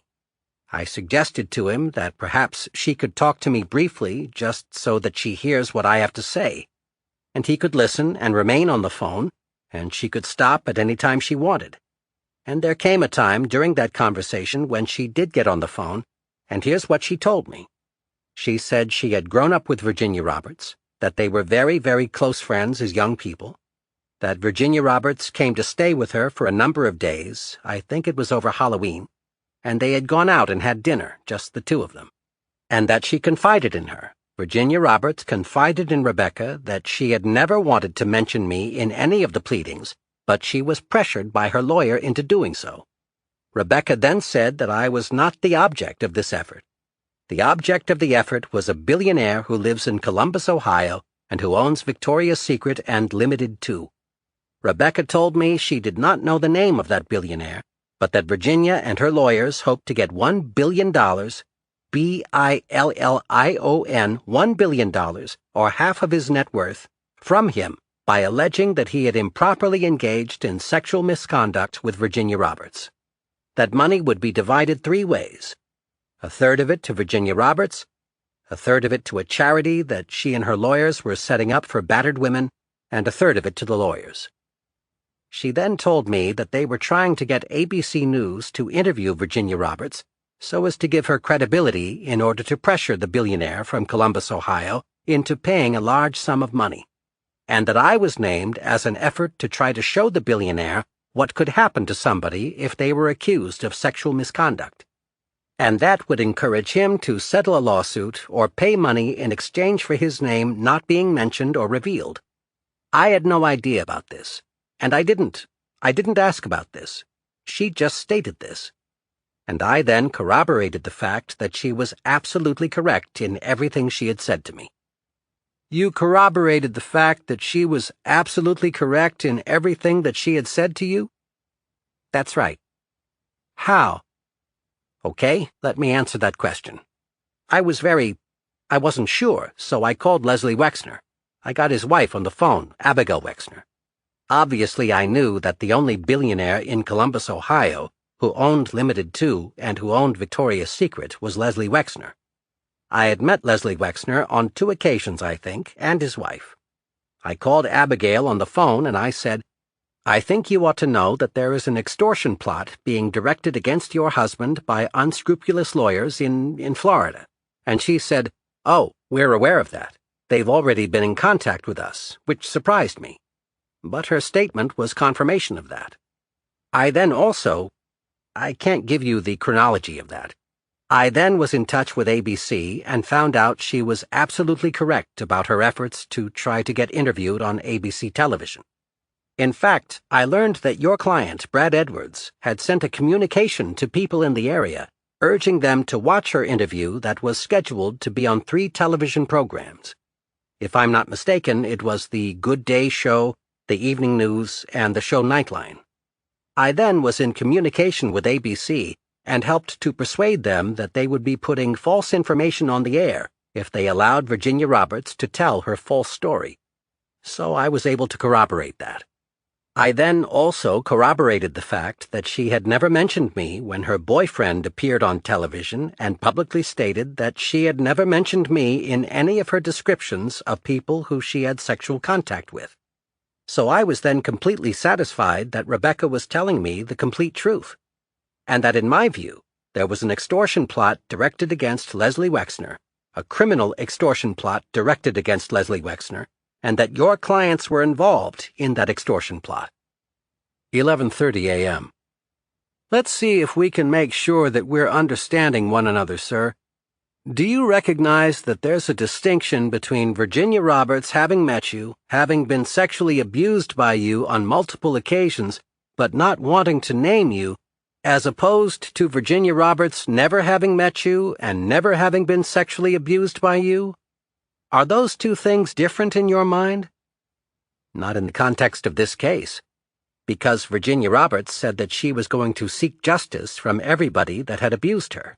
And if she didn't want to name me, I think the inference is inescapable that I was not among those people that she had had any sexual contact with. So that was certainly the inference I drew. 11:35 a.m. Who are the people that Rebecca says Virginia had previously told her that Virginia was abused by? I never asked her that question. Did you ask her, was Les Wexner one of the people that abused Virginia? I told you I never asked her the question. Are you aware that years before December of 2014, when the CVRA pleading was filed, that your name had come up repeatedly in connection with Jeffrey Epstein's abuse of minors, correct? I am aware that never before 2014, end of December, was it ever alleged that I had acted in any way inappropriately with regard to Virginia Roberts, that I ever touched her, that I ever met her, that I had ever been with her. I was completely aware of that. There had never been any allegation. She claims under oath that she told you that secretly in 2011, but you have produced no notes of any such conversation. You, of course, are a witness to this allegation and will be deposed as a witness to this allegation. I believe it is an entirely false allegation that she told you in 2011 that she had had any sexual contact with me. I think she's lying through her teeth when she says that. And I doubt that your notes will reveal any such information. But if she did tell you that, she would be absolutely, categorically lying. So I am completely aware that never, until the lies were put in a legal pleading at the end of December 2014, it was never alleged that I had any sexual contact with Virginia Roberts. I know that it was alleged that I was a witness to Jeffrey Epstein's alleged abuse, and that was false. I was never a witness to any of Jeffrey Epstein's sexual abuse. And I wrote that to you, something that you have falsely denied, and I stand on the record. The record is clear that I have categorically denied I was ever a witness to any abuse, that I ever saw Jeffrey Epstein abusing anybody. And the very idea that I would stand and talk to Jeffrey Epstein while he was receiving oral sex from Virginia Roberts, which she swore to under oath, is so outrageous, so preposterous, that even David Boies, a prominent lawyer associated with the firm representing Virginia Roberts, said he couldn't believe it was true. 12:24 p.m. You engaged in a mass media campaign to convince the world that Bradley Edwards and Professor Paul Cassell were unethical lawyers who had fabricated false charges against you, correct? No, that's not correct. I responded to press inquiries by telling the truth. My goal was to let the world know that Virginia Roberts' allegations against me were totally false. These two stories appeared, as far as I can tell, in every single newspaper in the world and on every media, which was part of their plot and the plan of your clients, which is why they absurdly mentioned Prince Andrew, claiming in the most absurd way that they mentioned him because he was trying to lobby prosecutors to get a reduced sentence for Jeffrey Epstein. They obviously put Prince Andrew in there in order to get massive publicity around the world. And every media in the world practically called me, from the BBC to CBS to ABC to CNN, and I responded to lies with the truth. And the truth that you attempted to convey was that Bradley Edwards and Professor Paul Cassell were unethical lawyers who fabricated false charges against you, right?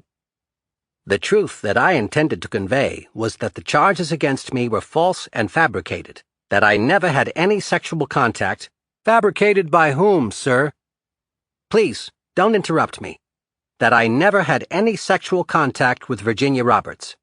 Because Professor Cassell insisted on conveying to the public that he was a former judge, and that he was a professor, and that he was using, improperly in my view, the stationery and name of his university to add credibility to his claims, I felt that it was imperative for me to indicate that he was engaging in improper and unethical conduct.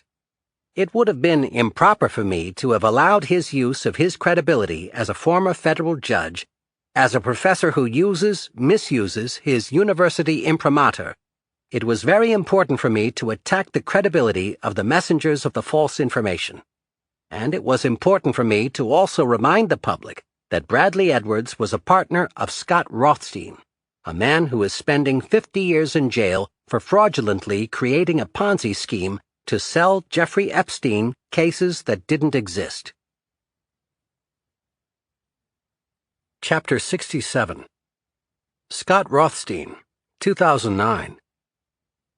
Scott Rothstein was a flashy Fort Lauderdale ex-lawyer who parked his collection of cars in an air-conditioned warehouse, kept a copy of the Torah on his desk, and hung a portrait of Al Pacino as Michael Corleone outside his office. One of his nicknames was TPOFD, short for the Prince of Fucking Darkness, and in private, he'd say things like, "Understand that the repercussions of engaging me could open the gates of hell. Understand that I am capable of evil far beyond anything your imagination could ever conjure up." Rothstein hosted receptions for prominent politicians, John McCain, Bobby Jindal, Arnold Schwarzenegger, and handed out hundreds of thousands of dollars at a time in campaign contributions.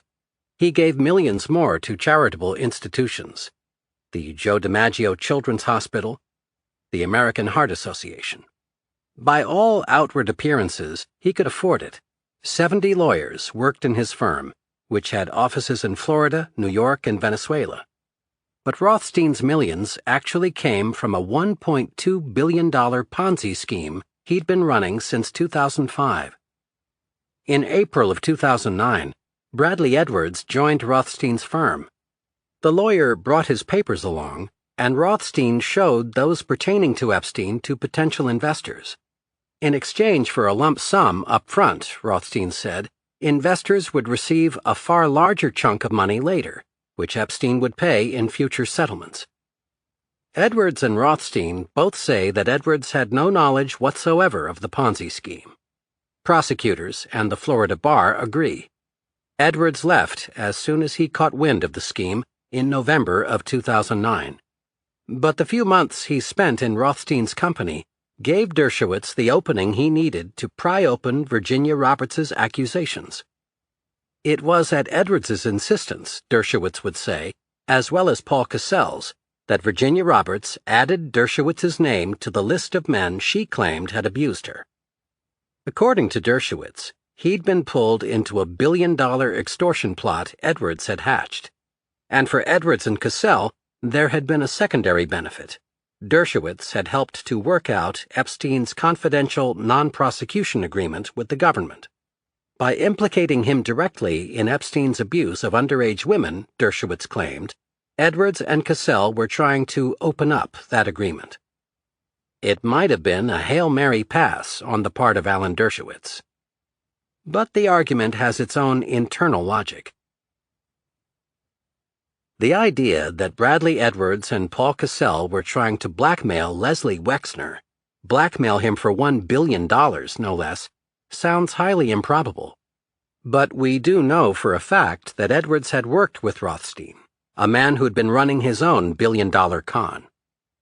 Edwards may not have known that Rothstein was taking his files on Jeffrey Epstein and showing them to investors.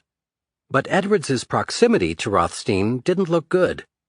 It may not have been as damaging as Dershowitz's close friendship with Epstein, but it was damaging nonetheless. It gave Dershowitz the opening he needed to make his argument. And the genius of Dershowitz's argument was that it wasn't necessarily predicated on an actual plot to blackmail Wexner. Maybe the thing Edwards was really after was the idea that a lawyer who helped work out Epstein's non-prosecution agreement was also having sex with Virginia Roberts. That would give Edwards leverage in trying to crack the agreement open. And in that case, was it so hard to imagine him pressuring Virginia Roberts to add Dershowitz's name to the list? Perhaps it wasn't in this scenario. Virginia would have still felt reluctant to mention Dershowitz. If she was, there was the matter of the $300 million and then some that she would stand to gain. And the $300 million or so that goes to set up a charity for battered women? If the scenario Dershowitz had thrown out was true, that would have been a genius move on Edwards's part, the sort of detail that helps the whole psychological picture fall into place. If Virginia felt guilty for lying about Dershowitz, she could think of the thousands of battered women she'd end up helping. All these possibilities seemed bizarre, and yet everything connected with Epstein's story seemed to be bizarre. Bill Clinton got the use of a jet out of Epstein, a trip to Africa, but he and Epstein weren't bosom buddies. As for Prince Andrew, we already know how he feels about women. But what did Dershowitz get out of Epstein, aside from Epstein's wise counsel on all the books he'd written? One advantage Dershowitz had, as he laid out his argument, was that when it came to Jeffrey Epstein, all bets were off. He didn't have to establish his innocence. All he had to do was make sure that the waters stayed muddy. The more complicated things seemed to be, the better they were for Dershowitz.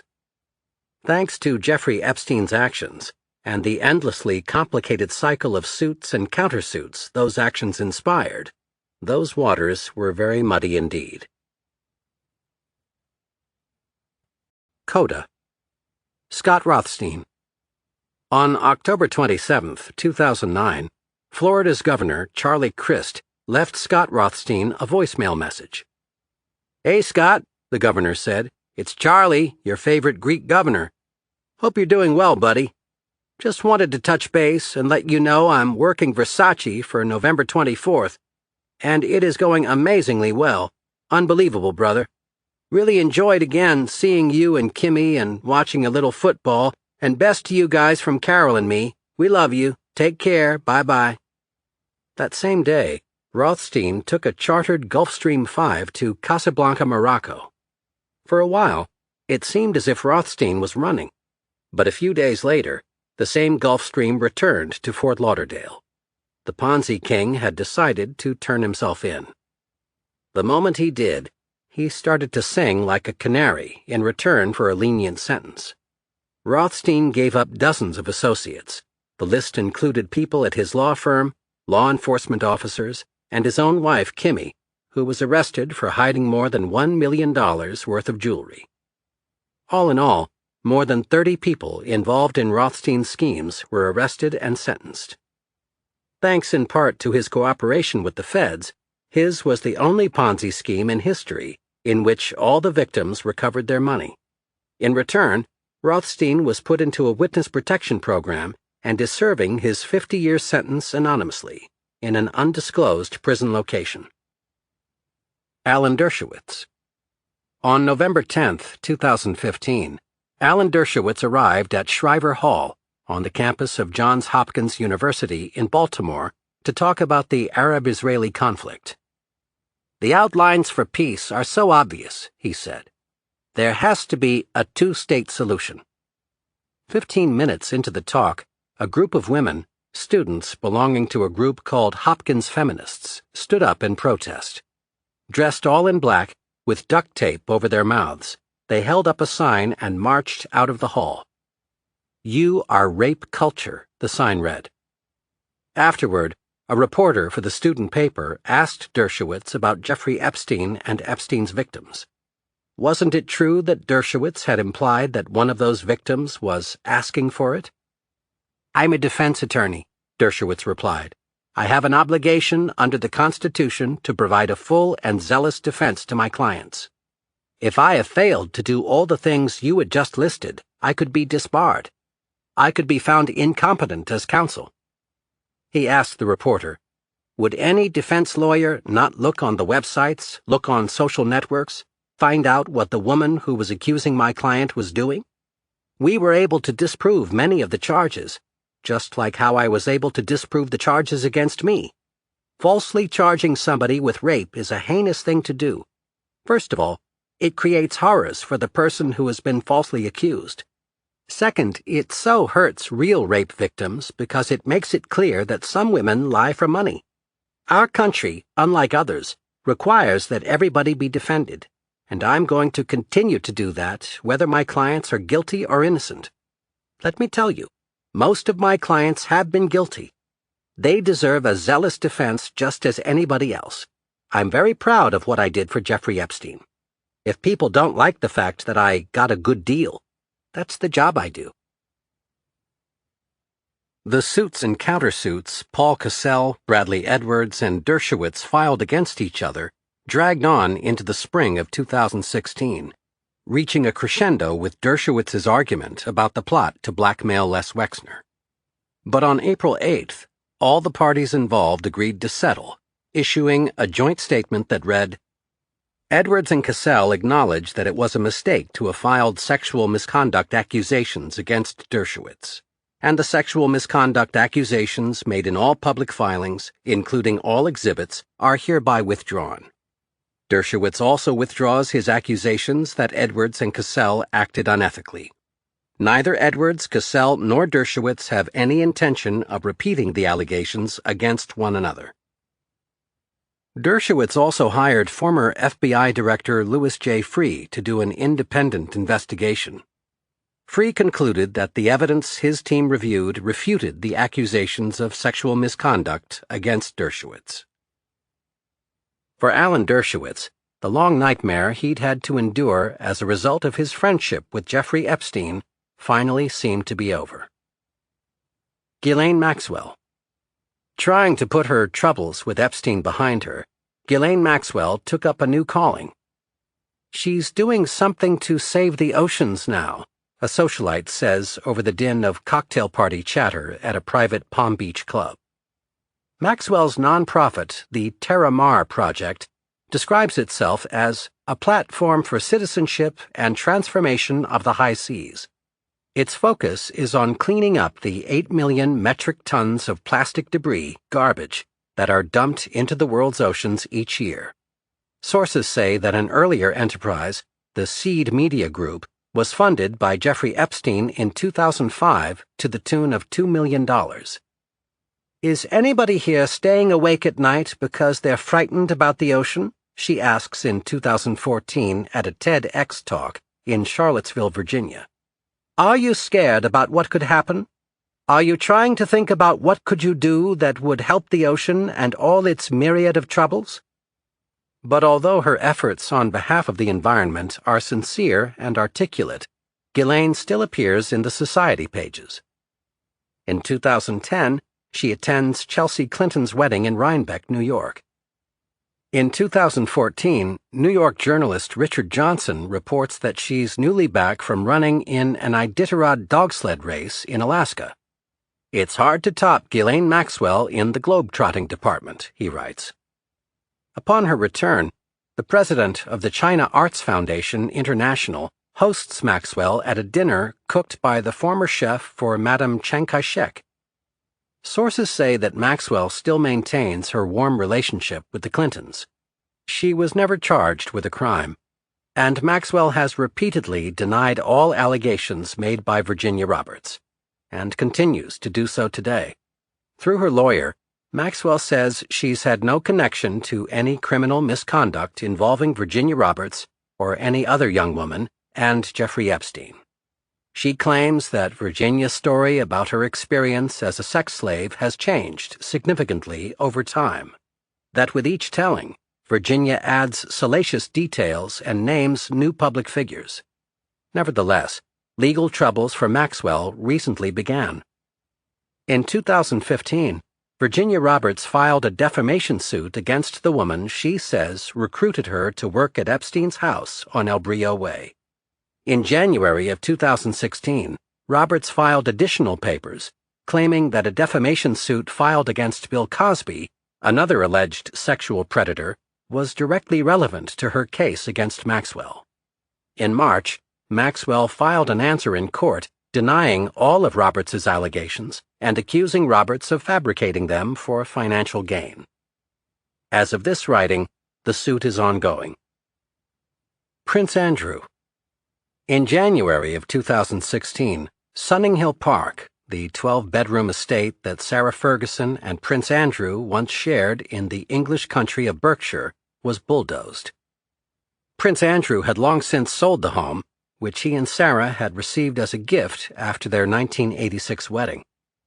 He got into hot water when it was revealed that the buyer, a Kazakh billionaire named Timur Kulibayev, had paid £3 million more than the home's asking price. For her part, Sarah Ferguson announced that she was moving into a £13 million ski chalet in Switzerland. It was a fitting end to the long, sometimes sordid story of the prince's marriage. But it was not the end of the scandals that seemed always to be swirling around the prince. On January 2, 2015, Virginia Roberts's allegations about her relationship with the prince and the photo of him with his arm around Roberts's waist appeared in the press.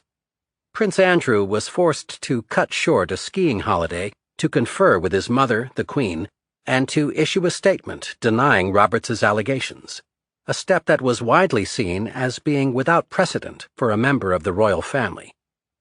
That same month, at the World Economic Forum in Davos, Switzerland, the prince was again forced to reiterate and to reaffirm the repeated denials made by Buckingham Palace that he had any sort of sexual relationship with Roberts, who had announced in papers filed at the start of the year that Prince Andrew has a sexual interest in feet. "My focus is on my work," Prince Andrew said at the time. Asked by a reporter, "Will you be making a statement?" the prince refused to answer. A few days later, Virginia Roberts signed a sworn statement in which she said, "I did have sexual contact with him as I have described here, under oath. Given what he knows and has seen, I was hoping that he would simply, voluntarily tell the truth about everything. I hope my attorneys can interview Prince Andrew under oath about the contacts and that he will tell the truth." According to several reports, Roberts's lawyers had written to the prince, asking him to respond to her allegations in court. Reportedly, Buckingham Palace refused delivery of the letter. "I knew he was a member of the British royal family, but I just called him Andy," Roberts had said in her statement. "I got news from Maxwell that I would be meeting a prince. Later that day, Epstein told me I was meeting a major prince. Epstein told me to exceed everything I had been taught. He emphasized that whatever Prince Andrew wanted, I was to make sure he got." Signing her name to the document, Roberts wrote, "I declare under penalty of perjury that the foregoing is true and correct." That spring, Prince Andrew got a rare break. A federal judge in South Florida ordered that the allegations Roberts made be stricken from civil court records. "At this juncture in the proceedings, these lurid details are unnecessary," the judge concluded. Once again, Buckingham Palace vehemently denied the prince's involvement in any activities, sexual or otherwise, pertaining to Roberts. But that same year, reports leaked that the BBC program Panorama was working on an in-depth investigation into the prince's dealings with Epstein and Roberts. As of this writing, the investigation has yet to air. Barry Krischer. "I have no intention of being dragged into that conversation," Barry Krischer said in 2016 when contacted via telephone and asked about Jeffrey Epstein. More than a decade had passed since Epstein's case first landed on the state attorney's desk.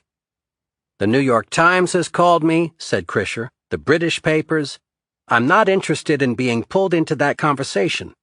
I know that the police chief didn't think the case was handled right, but that's why he's a cop and I'm a prosecutor."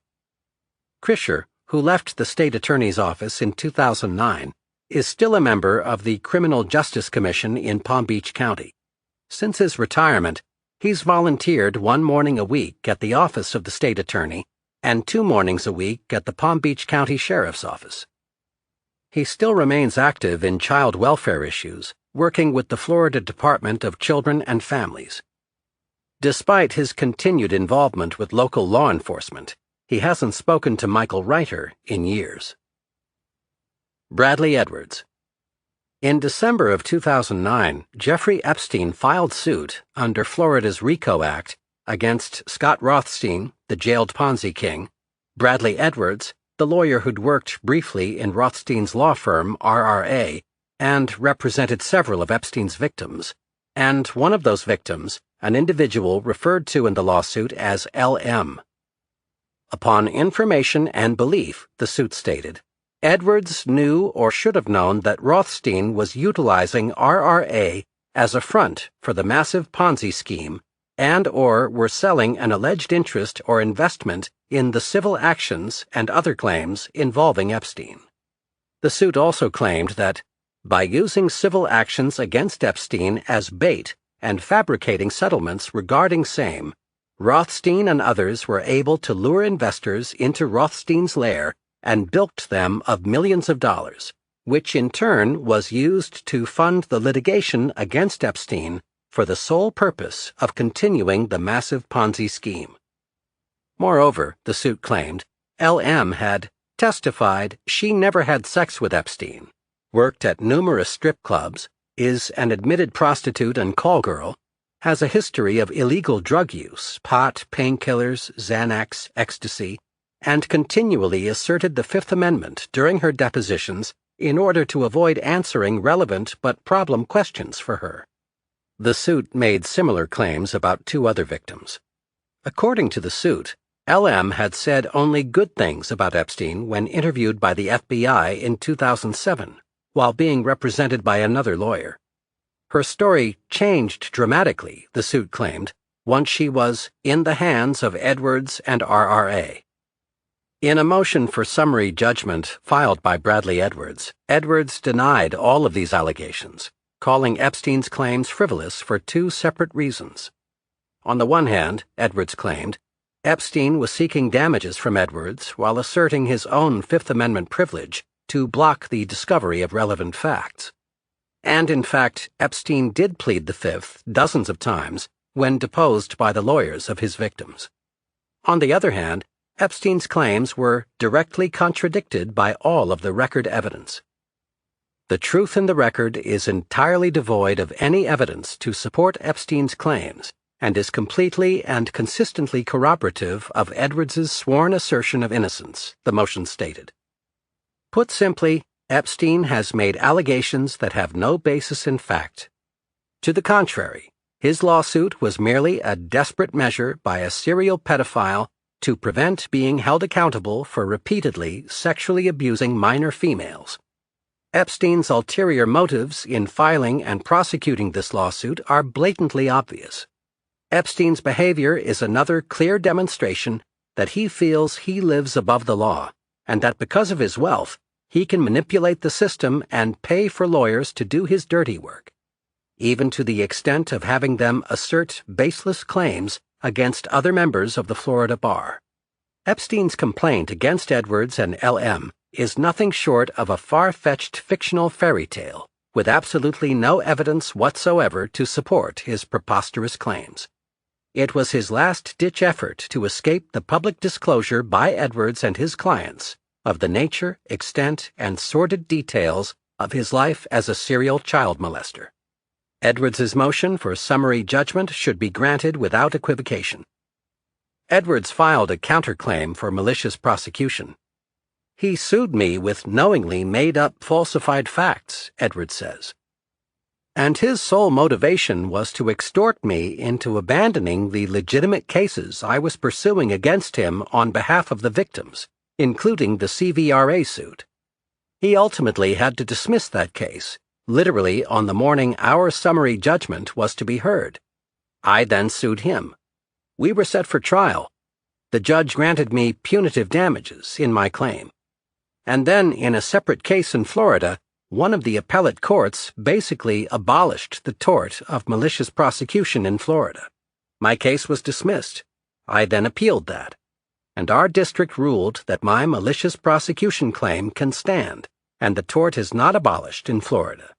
They sent it back to the trial court, and Jeffrey Epstein appealed that to the state Supreme Court. And that's where that stands. Sarah Kellen. She said her name was Clara something on the rental application, says a real estate agent in Palm Beach. It wasn't until much later that I realized she was associated with Epstein. In April of 2009, that agent rented Clara a bungalow in Palm Beach. For Clara, that little home was a step down from Jeffrey Epstein's big house on El Brillo Way and from the life she'd known as Sarah Kellen. But not such a step down. She signed a lease to pay $4,000 a month from April 18th through July 18th, 2009, says a Palm Beach resident familiar with the local housing market. But she stayed a lot longer, and by the way, she went on a round-the-world trip for at least a month while she had the lease. Kellen had been a prime suspect in Chief Reiter's investigation. Prosecutors had considered charging her, Wendy Dobbs, and Nadia Marcinkova as potential co-conspirators. They'd avoided those charges as part of the plea deal that Epstein had struck, a deal in the course of which it was suggested that if Epstein had to have pleaded to something, he could have pleaded to striking Kellen or slapping her once on his jet. Assault, they'd have called it. Kellen might have gone along with that, but in the end, she didn't need to. Sources say she found another rich man as Epstein whiled away his hours in and out of the Palm Beach stockade. She reinvented herself, and when her relationship with the wealthy man fell apart, she played the field until she met and married a race car driver named Brian Vickers. Along the way, she reinvented herself yet again, changing her name to Sarah Kensington. Nadia Marcinkova. Nadia Marcinkova changed her surname to Marcinko, and after training at a Palm Beach flight school, became a commercial pilot and certified flight instructor. Calling herself Gulfstream Girl on Facebook, she cultivated her social media presence until 2013, when the Gulfstream Company filed a trademark infringement lawsuit against her. When the suit was settled out of court in 2014, Marcinko changed Gulfstream to Global. As a child, she wrote for the About Me page on her website. Nadia channeled her entrepreneurial spirit by selling invisible pets to neighboring kids. She continued on to manage a successful family marketing business, and soon she was discovered by a modeling agency and immersed into the marketing and advertising world as a spokesperson and international fashion model.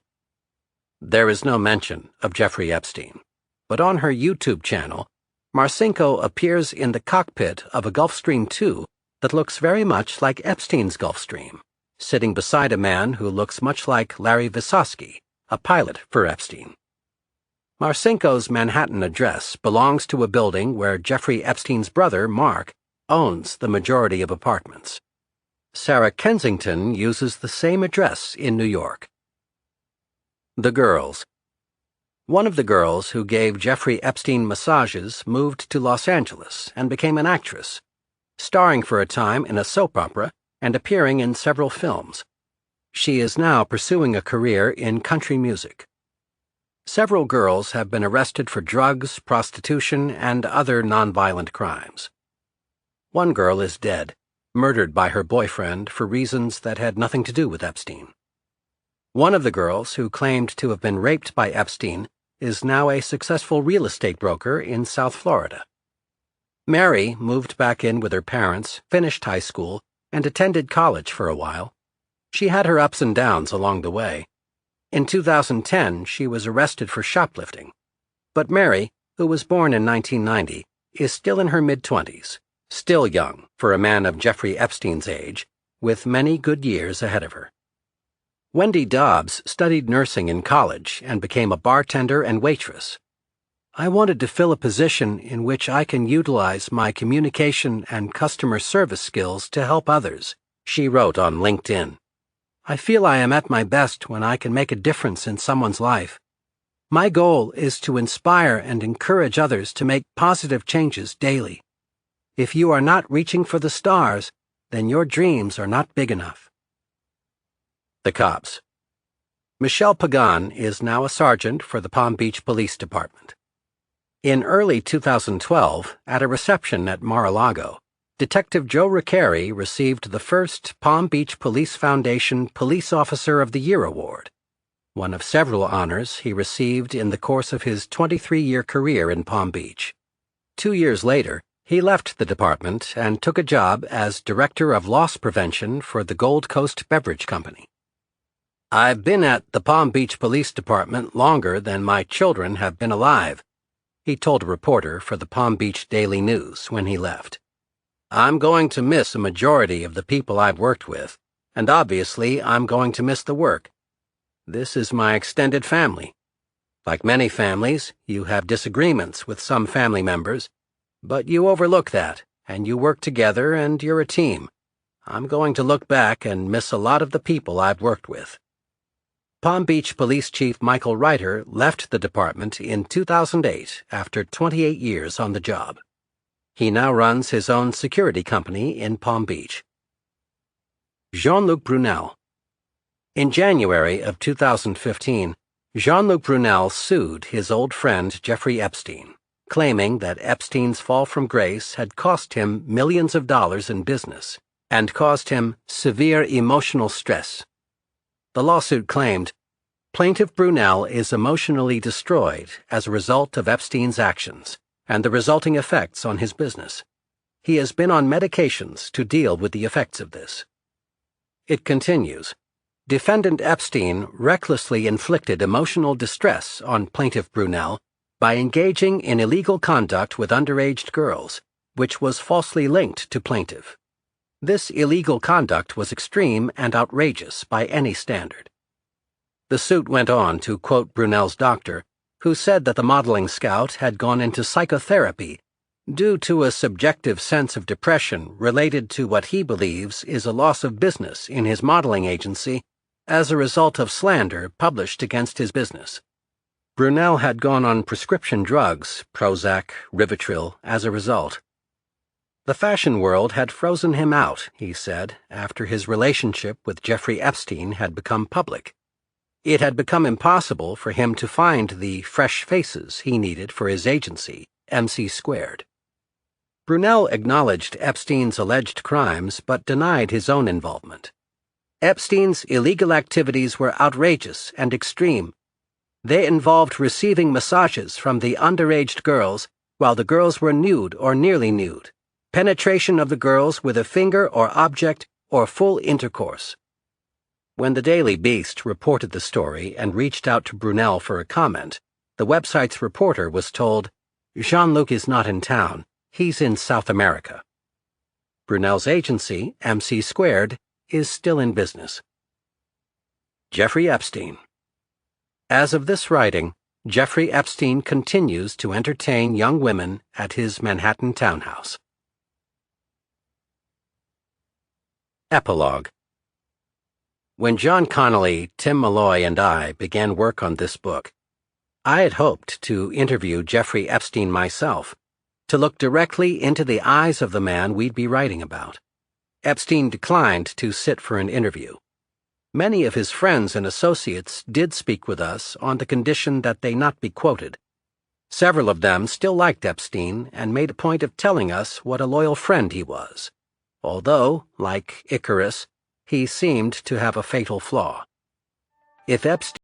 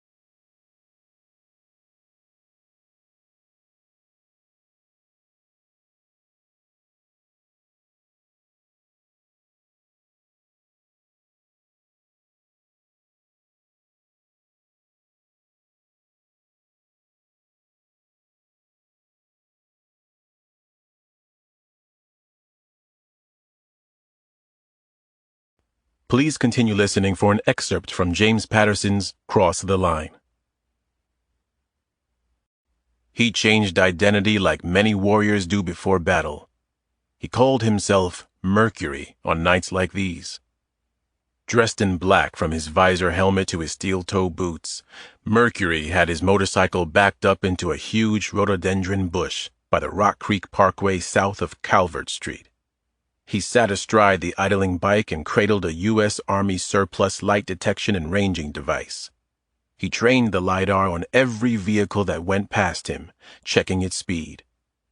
45 miles an hour, on the money. 44. 52. Routine stuff, safe numbers, boring numbers. Mercury was hoping to see a more exotic and inflated figure on the screen.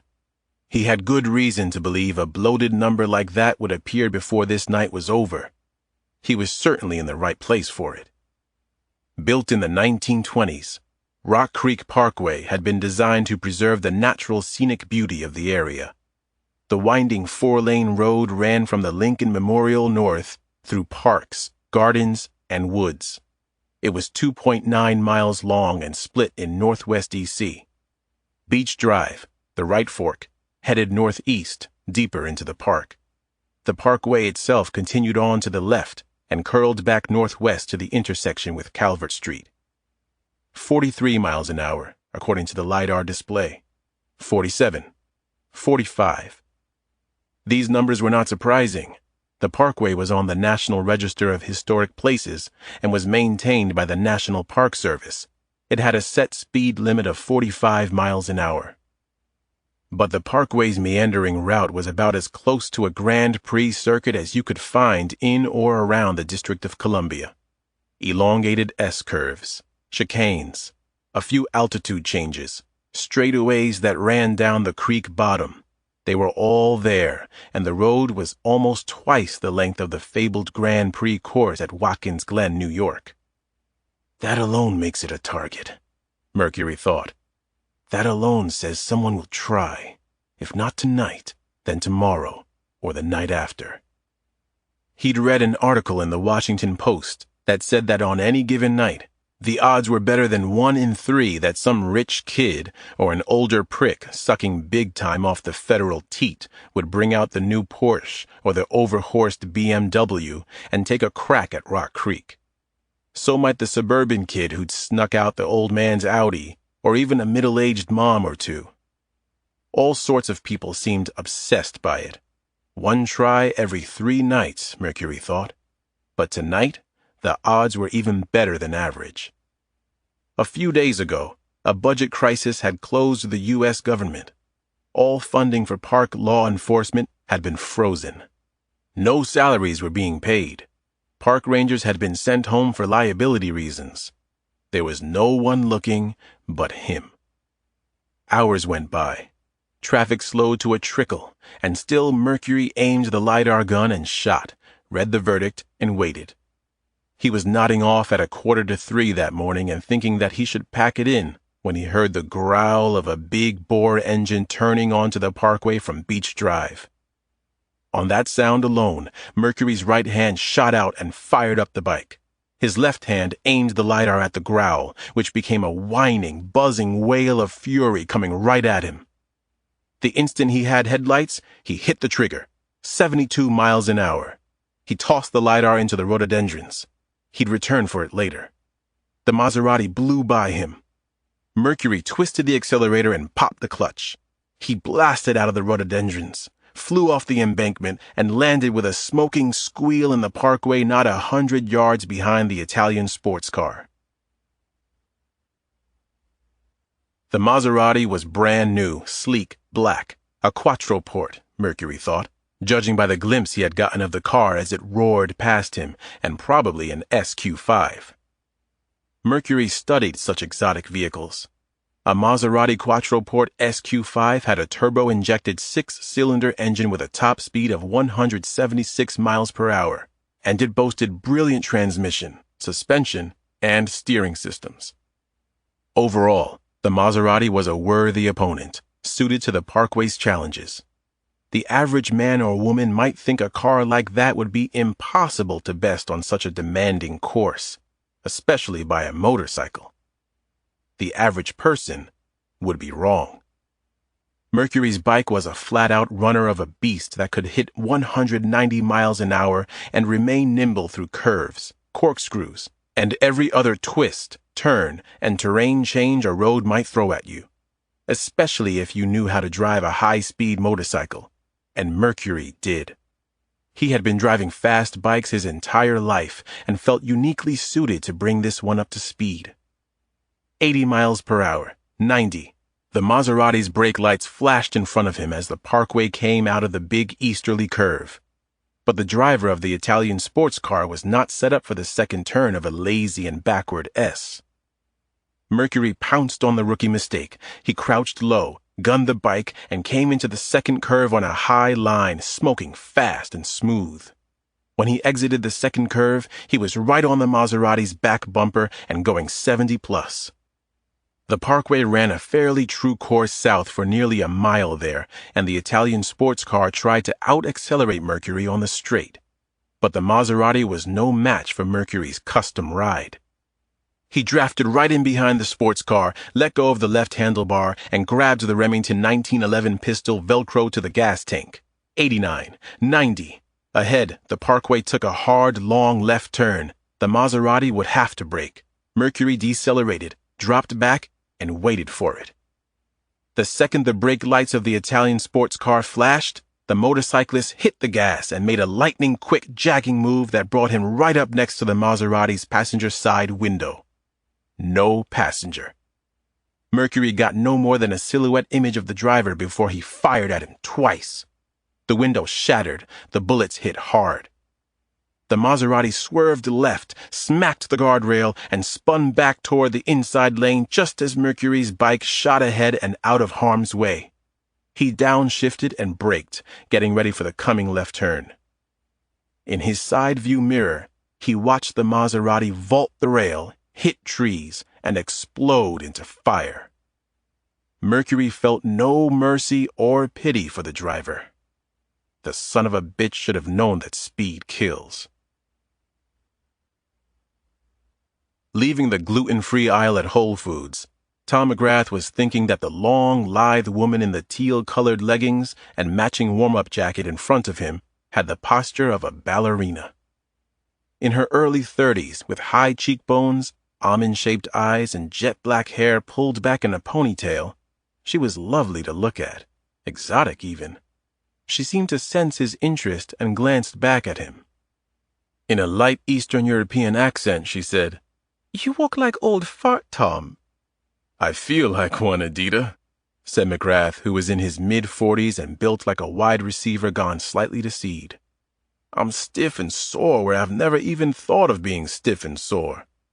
"Too many years with the weights and no stretching," Adita said, putting 2 bottles of kombucha tea in the cart McGrath was pushing.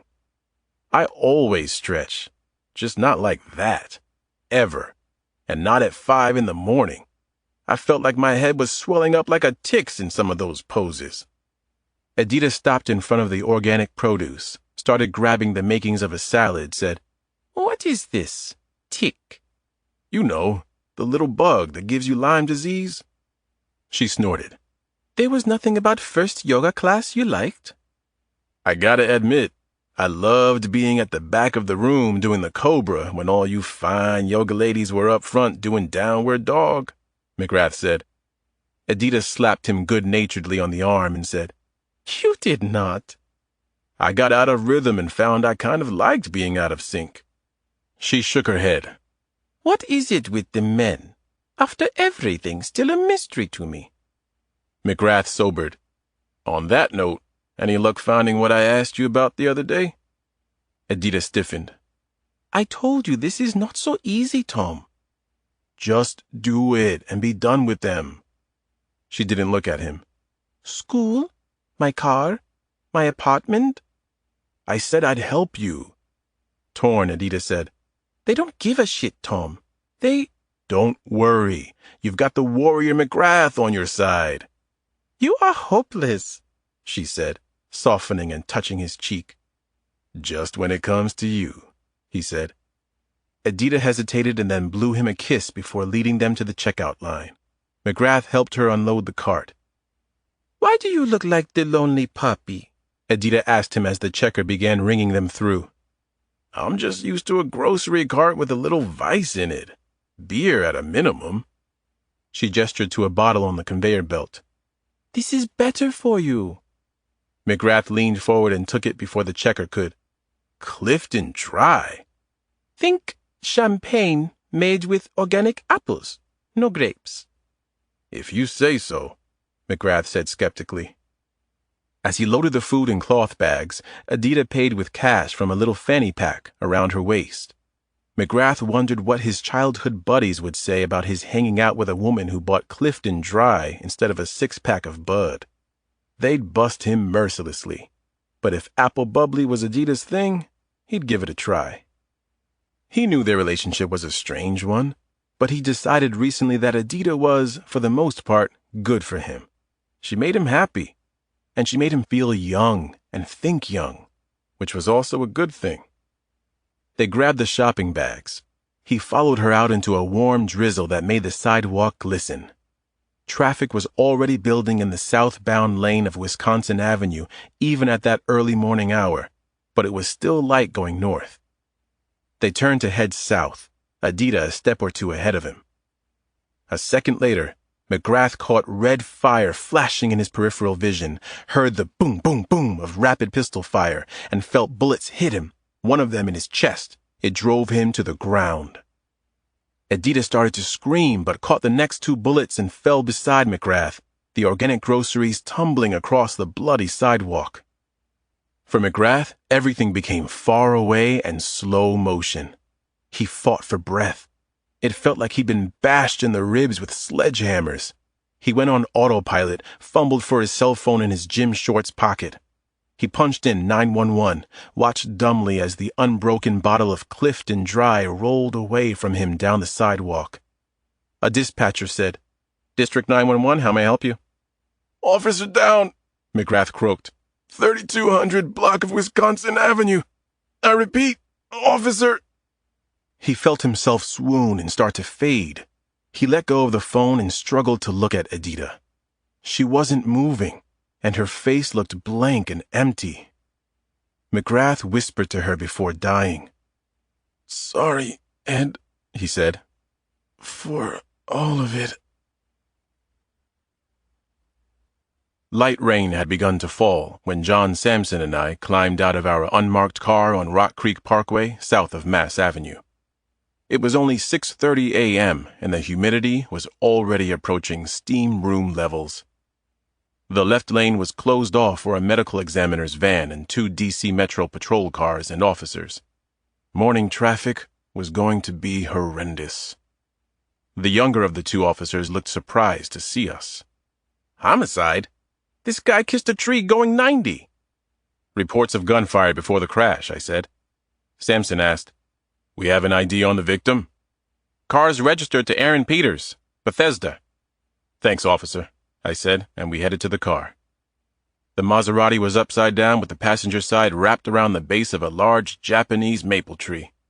The sports car was heavily charred and all the windows were blown out. The M.E., a plump, brassy, extremely competent redhead named Nancy Ann Barton, knelt by the driver's side of the Maserati and peered in with a mag light. "What do you think, Nancy?" I asked. Barton looked up and saw me, then stood and said, "Hi to you too, Alex." "Hi, Nancy," I said. "Anything?" "No good morning? No top of the day to you?" I cracked a smile, said, "Top of the morning, Doc." "That's better," Barton said and laughed. "Sorry, Alex. I'm on an old school kick, trying to bring congeniality back to humankind, or at least the humankind around me." "How's that working for you, Nancy?" Sampson asked. "Pretty well, actually," she said. "This an accident?" I asked. "Maybe," she said, and she squatted down again. I knelt next to Barton, and she shone the light into the Maserati, showing me the driver. He was upside down, hanging from a harness, wearing a charred Bell helmet with a partially melted visor, a neck brace, and a Nomex fire suit, the kind Grand Prix drivers used, right down to the gloves and booties. "The suit worked," Barton said. "No burn-through that I can see, and the airbag gave him a lot of protection. So did the internal roll bar." "Aaron Peters," Sampson said, looking at his smartphone. "Former Senate staffer, big-time oil lobbyist. No wonder he could afford a Maserati." Standing up to dig out my own flashlight, I said, "Enemies?" "I would think by definition, a big-time oil lobbyist would have enemies." "Probably so," I said, squatting back down. I flipped my light on and probed around the interior. My beam came to rest on a black metal box mounted on the dashboard. "What is it?" the ME asked. "If I'm right, that's a camera inside that box. Probably a GoPro. I think he may have been filming his run." "Would something like that survive a fire?" Sampson asked. "Maybe we'll get lucky," I said. Then I trained the beam on the driver's blackened helmet. I noticed depressions in the upper part of it that didn't look right. "You've photographed it?" I asked. Barton nodded. I reached up and released the buckle of the chin strap. Gently but firmly, I tugged on the helmet, revealing Aaron Peters. His Nomex balaclava looked untouched by the fire, but it was blood-soaked from 2 through-and-through bullet wounds to Peters' head. "Not an accident," I said. "Impossible," Barton agreed. My phone rang. I was going to ignore it, but then saw it was Chief of Police, Brian Michaels. "Chief?" I said. "Where are you?" "Rock Creek," I said. "Murder of an oil lobbyist in his car." "Drop it and get to Georgetown. One of our own is down, part of a double drive-by, and I want our best on the scene." I stood, motioned Sampson back toward the car, and broke into a trot, saying, "Who is it, Chief?" He told me. My stomach turned over hard.